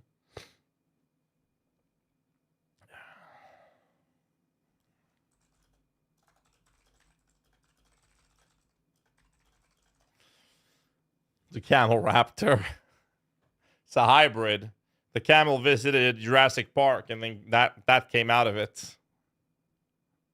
Camel with a plastic surge. Shit. Anyways, that's the current list of what we've been doing and what the plans are for now. All right, let me see. I'm spamming my YouTube. Let's see. Lots of Middle Eastern themes still. Well, those I wrote Lisan Al Gaib, where I did Dune Worm Rider. I just wanted to see what it did, and it did not disappoint. Did not disappoint at all. How long are you planning to stream for on PoE 2 and early access? 24 hours? Look at this guy. 24 hours on PoE 2 launch? Let me tell you, Salty. I'm gonna tell you. I'm gonna tell you. We're running an uncapped. Are you new to PoE? We're gonna run an Are you new to PoE? We're gonna run an uncapped subathon. So I will stream till I crash on the first round. So if that's 30 hours or if it's 50 hours, we'll see. Then I'm going to crash. Let's do the PoE too. Oh, welcome in, dude. So I'm gonna stream till I crash, and if that's 30 hours or if it's 60 hours, like we'll see how many hours I can handle, and then I'll have to sleep, and then my little sister will take over, and if she's not able to, then we'll have the AI bot take over for a little bit, and then I'll head back in when I wake up, and then I'll keep going. And if the subathon lasts into Christmas, I mean we'll work that out, but we're gonna go nuts. That's the plan, right? You stream till you crash, and I scream till I cry. Everyone knows their job. Exactly. So build in PE1 that isn't super spammy. Righteous Fire. Is it December yet? No, it sadly is not. What does Paladin return? What do you mean with Paladin return? Were these made by the AI? It's Athene's company, actually. Templar. We have no idea if we're gonna get a Paladin. We are gonna get a Templar, but we don't know if we're gonna get a Paladin. That's just me having a lot of copium and overdosing on it. We try and build a Paladin Necromancer that uses holy spells above his minions. I'm gonna play everything. Rest assured, I will play everything. All right. I'm starting with minions, but I will play everything. Trust me. Do you think Elon will play PoE too? Yes, he already confirmed it. And I was talking to Rob as well. He's already mentioned in a tweet that he's going to play PoE 2. Not sure if he's going to do early access, though. But he said that he was going to do it on launch. But I'm not sure if he's going to do it before that. An uncapped subathon. Dangerous game, sir. Dangerous game. Well, I mean, here's the thing, right? I don't think we're going to have the subathon lasting into Christmas. Because I think everybody blew their load on... I mean, used their money... on the supporter packs. So I think we're fine. But there's going to be an uncapped subathon for the 6th of December. I'm actually very excited about that. It's going to be the biggest event I've ever done on this stream. And it's going to be wild. We've put a lot of work into it. I think the craziest part was that it was supposed to be in November, right? So I had my little sister getting unpaid leave from her work, flying her down here. I had a friend of mine go for unpaid leave from his work, and I was like, okay, I'm taking this risk. I'll invest this. I will compensate them for their time of work doing this and compensate them for their unpaid leave from their workplaces. And then GGG was like, yeah, we're going to delay. And I'm like, what? She said, what? Now, luckily, they got their work hours back, so I didn't lose that much money, though. So we're good. My sister flew down. That's why she was here last week. And I'll fly her down again for December. So it was fine. I didn't lose that much. It could have been really bad. My friend couldn't get unpaid leave for December, though. So I have my little sister, though. So we'll do what we can. We'll do it the biggest event ever. The only thing I'm really scared of, actually, is actually the hot tub stream. Because it's winter and it's freezing outside. And that's nice when you're in a hot tub, right? But if I'm going to run a stream in a hot tub, when it's negative Celsius outside, I'll work it out. I'll find a solution one way or another. But that's the one thing that I'm a little concerned about. But we'll do that. Ocean dip? Yeah, that ain't gonna happen.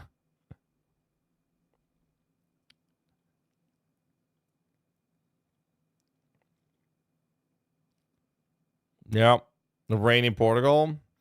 Speak about no any more necromancer. E-smoke? No. Don't do that in the winter. Oh, we're doing it. Yeah, I'm a man of my word. If I say I'm gonna do something, I'm gonna do it. It's very simple. It's very, very simple. My dad winter bathed in the city next to you. Yeah, but he seems like a crazy guy then. Okay, Java. That's healthy. Athletes do it all the time. Okay. A portable bathtub for kids. Can I come? I've already made plans, Volktar. Plans have already been made. It's all set. It's all set now. And so I'm actually very excited for it. It's going to be very fun. Is there anything else we want to cover and go through? No Bunny? Okay, so Bunny is a bit of a special case. He's one of my longest all-time good friends of mine, like one of my best friends, and he's like we've known each other for basically all our lives. Bunny has a kidney problem that he was born with, so he's actually waiting for a new kidney.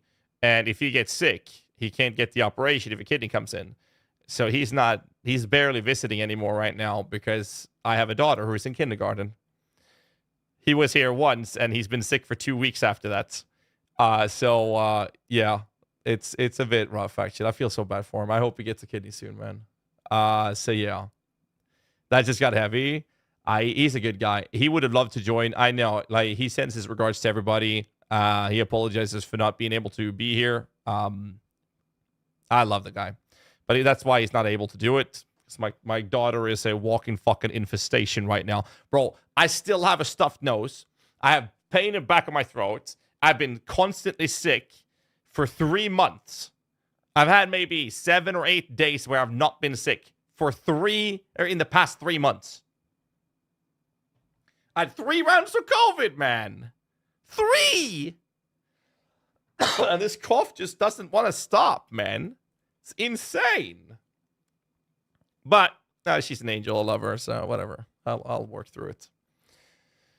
At least I'm hoping I won't have COVID for the launch, because I remember the first time I got COVID a few years back. I was sitting around with a blanket, a big fucking cup of tea, and I went live on a league launch in PoE 1 having COVID. And I got healthy after 4 days.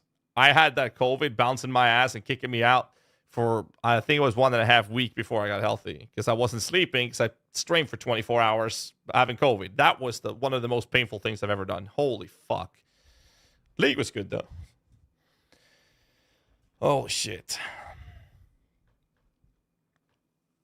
Parents have the best antibodies. Well, when you're an obnoxious, a person that plays an obnoxious, unhealthy amount of hours sitting in a office that's not even in the house. Like, I have my own little office house here, my cuck shed, and I don't see people unless I go on like LA events or TwitchCon or something or DreamHack, and I'm like, my immune system is fucking shot to shit. I should go out and fucking lick some door handles or something to build it up. I don't know. Why are you speaking like Trump? Bleach jokes and stuff. Bleach jokes? I don't think I've ever heard that I was talking like Trump before. I'm not sure. Is that a compliment or I don't know. More kids will solve that problem. For now, 1 is enough. Just go hug some teachers. Now you can just self-isolate in the cock shed. Yeah. 13 kids to be exact. You mean I want to grow my own IRL army? I don't know, dude. I don't know. 1 is already a handful to deal with.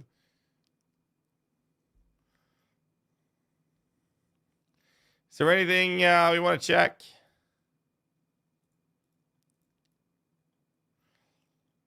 The Reddit layout is just supremely cringe. What's wrong with the Reddit layouts? That I visit PoE, PoE 2, Bazaar, livestream fails, and Tibia MMO. Oh shit, is anybody hitting my dummy?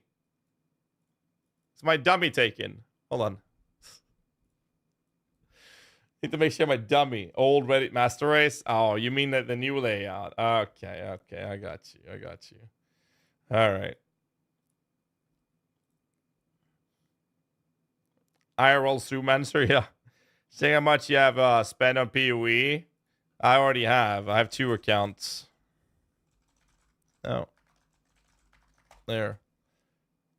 I hope no one's hitting my dummy now. Maybe we can set that up and then focus on PoE stuff.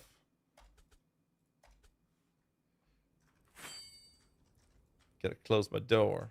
No one's closed this door. Let's see if anyone's down here. Oops. That's one. Oh, I can do it. How many charges? Nice. Good shit. Let's turn that off. Nobody wants to listen to that. There we go. All right. Dota, it misses you, just saying. Bro, I'm washed up. It was me and Karn, the other PoE streamer Karn. We are the two only PoE streamers that has played professionally in Dota. Or semi-professional. I got paid to play, but I wasn't in a big team. That's ages ago, man. I'm washed up to shit, and I suck these days, man. Nobody wants to watch that. Ever. I'm terrible. I used to mute that one app. It was Windows Sound Mixer. Old man Dandy playing WoW with Soda Guild. Oh, shit. Anyways, seems like everybody was happy with the podcast, at least. They don't play for money. We play the troll shitty. I don't like playing for troll. If I play like a game with an ELO system, I'll go for rank, man. I want to meta game it. Rise plays currently. Yeah, a bunch of us, PoE streamers. We got the immortal rank, and then we moved on. And then some played, continued playing. Grubby. It's a funny story. I actually ended up with Grubby like a week before I quit again because I got so tilted. You see, Dota is, for those of you who play League, you know what I'm talking about. It's almost always your fault. Almost always your fault. And if you don't understand that, you're never going to improve. And when you're tilting from several losses in a row, you start making more mistakes, but you turn blind to them. And I was in that round. And I got to play with Grubby a game. And I didn't know it was Grubby. And I might have expressed myself in an not so okay manner. It wasn't that bad, okay? It was TOS friendly. But the carry I was supporting, because I'm a support player in Dota,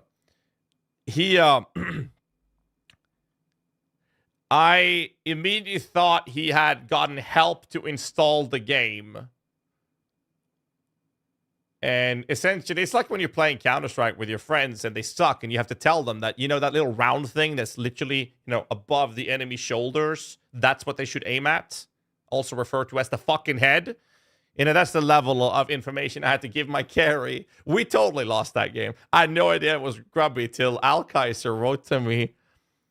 Or did he said, I was in his channel, and he said, oh yeah, I heard you had a game with Grubby. And I was like, wait, what? I had to rewatch the game. I was so embarrassed. I had to rewatch the game to make sure I didn't say anything stupid, but I didn't do that, so it was fine. Oh, man. It was fun, though. It was fun. Now, I've always been a support player in Dota. Good times. Either way, do you guys have any other questions for me regarding PoE 2? Otherwise, I'm going to wrap things up. I'm going to send you guys over to somebody else. And I will be back tomorrow for more PoE action. And what I'm going to do is, if we don't have anything that we can really spend time in, what I'm thinking I'm going to do is we're just going to do some rimming on stream. I heard you guys really like rimming. So I'm going to be doing that. Seems like that's something people love to watch, like when I'm getting rimmed and when I'm rimming others. So we're gonna do that. Rimming, yeah, we have it. We have an entire colony. Rimming, yeah, RimWorld. What do you think I'm talking about? Talking about RimWorld. But if we don't have anything in PoE, but obviously I think we're gonna get some teasers. There's a lot to uncover in PoE 2 still, so I don't think we'll have time for no rimming tomorrow. So we'll be doing a lot of PoE action in the coming days at least, and then we're probably going to get teasers, so we might not even have more time for it. We'll see. I thought you meant RimWorld? Yeah, of course you did. Of course. Wildwood. One last question. If I buy a supporter pack with EA and exceed 480, do I get access plus 1 key? Good question. I actually don't know. You'll have to talk to GG support about that. Thoughts on AG? Well, I've had numerous discussions with Jonathan about the Animate Guardian, and him and I have very different opinions on it. I think that it is a fantastic mechanic, executed in the most horrific and horrendous way possible. Jonathan likes the opportunity, investment, and cost of him. I think it should be more lenient, or at the very least more manageable for new and newer players than it currently is. So I'm hoping they have some significant changes to it when we see it in PoE 2. That's my opinion on it. You can still have opportunity cost and investments to it. I don't mind that. I just need it to be better than it is right now. Mercenary instead of AG? No, I don't think he did that. I don't think so. Will Melee suck? No, I don't think so. I think that Melee will actually feel fantastic in PoE 2, especially based on the playtest that I've done. Let's see. That was it, right? All right, boys. Everyone on YouTube, thank you so much for watching. Hope you guys enjoyed it. The podcast will be uploaded momentarily by my editors to be available if you guys want to rewatch it. Twitch, guys, I will raid you guys over to let's see. Let's throw you guys over to Mr. Rob. You guys give Rob a big warm welcome, and I will catch you guys. Tomorrow. Till then, as always, hope you had a good time. Thank you so much for all the support. Can't do this without guys. I'll see you guys tomorrow. Till then, stay safe and keep rocking.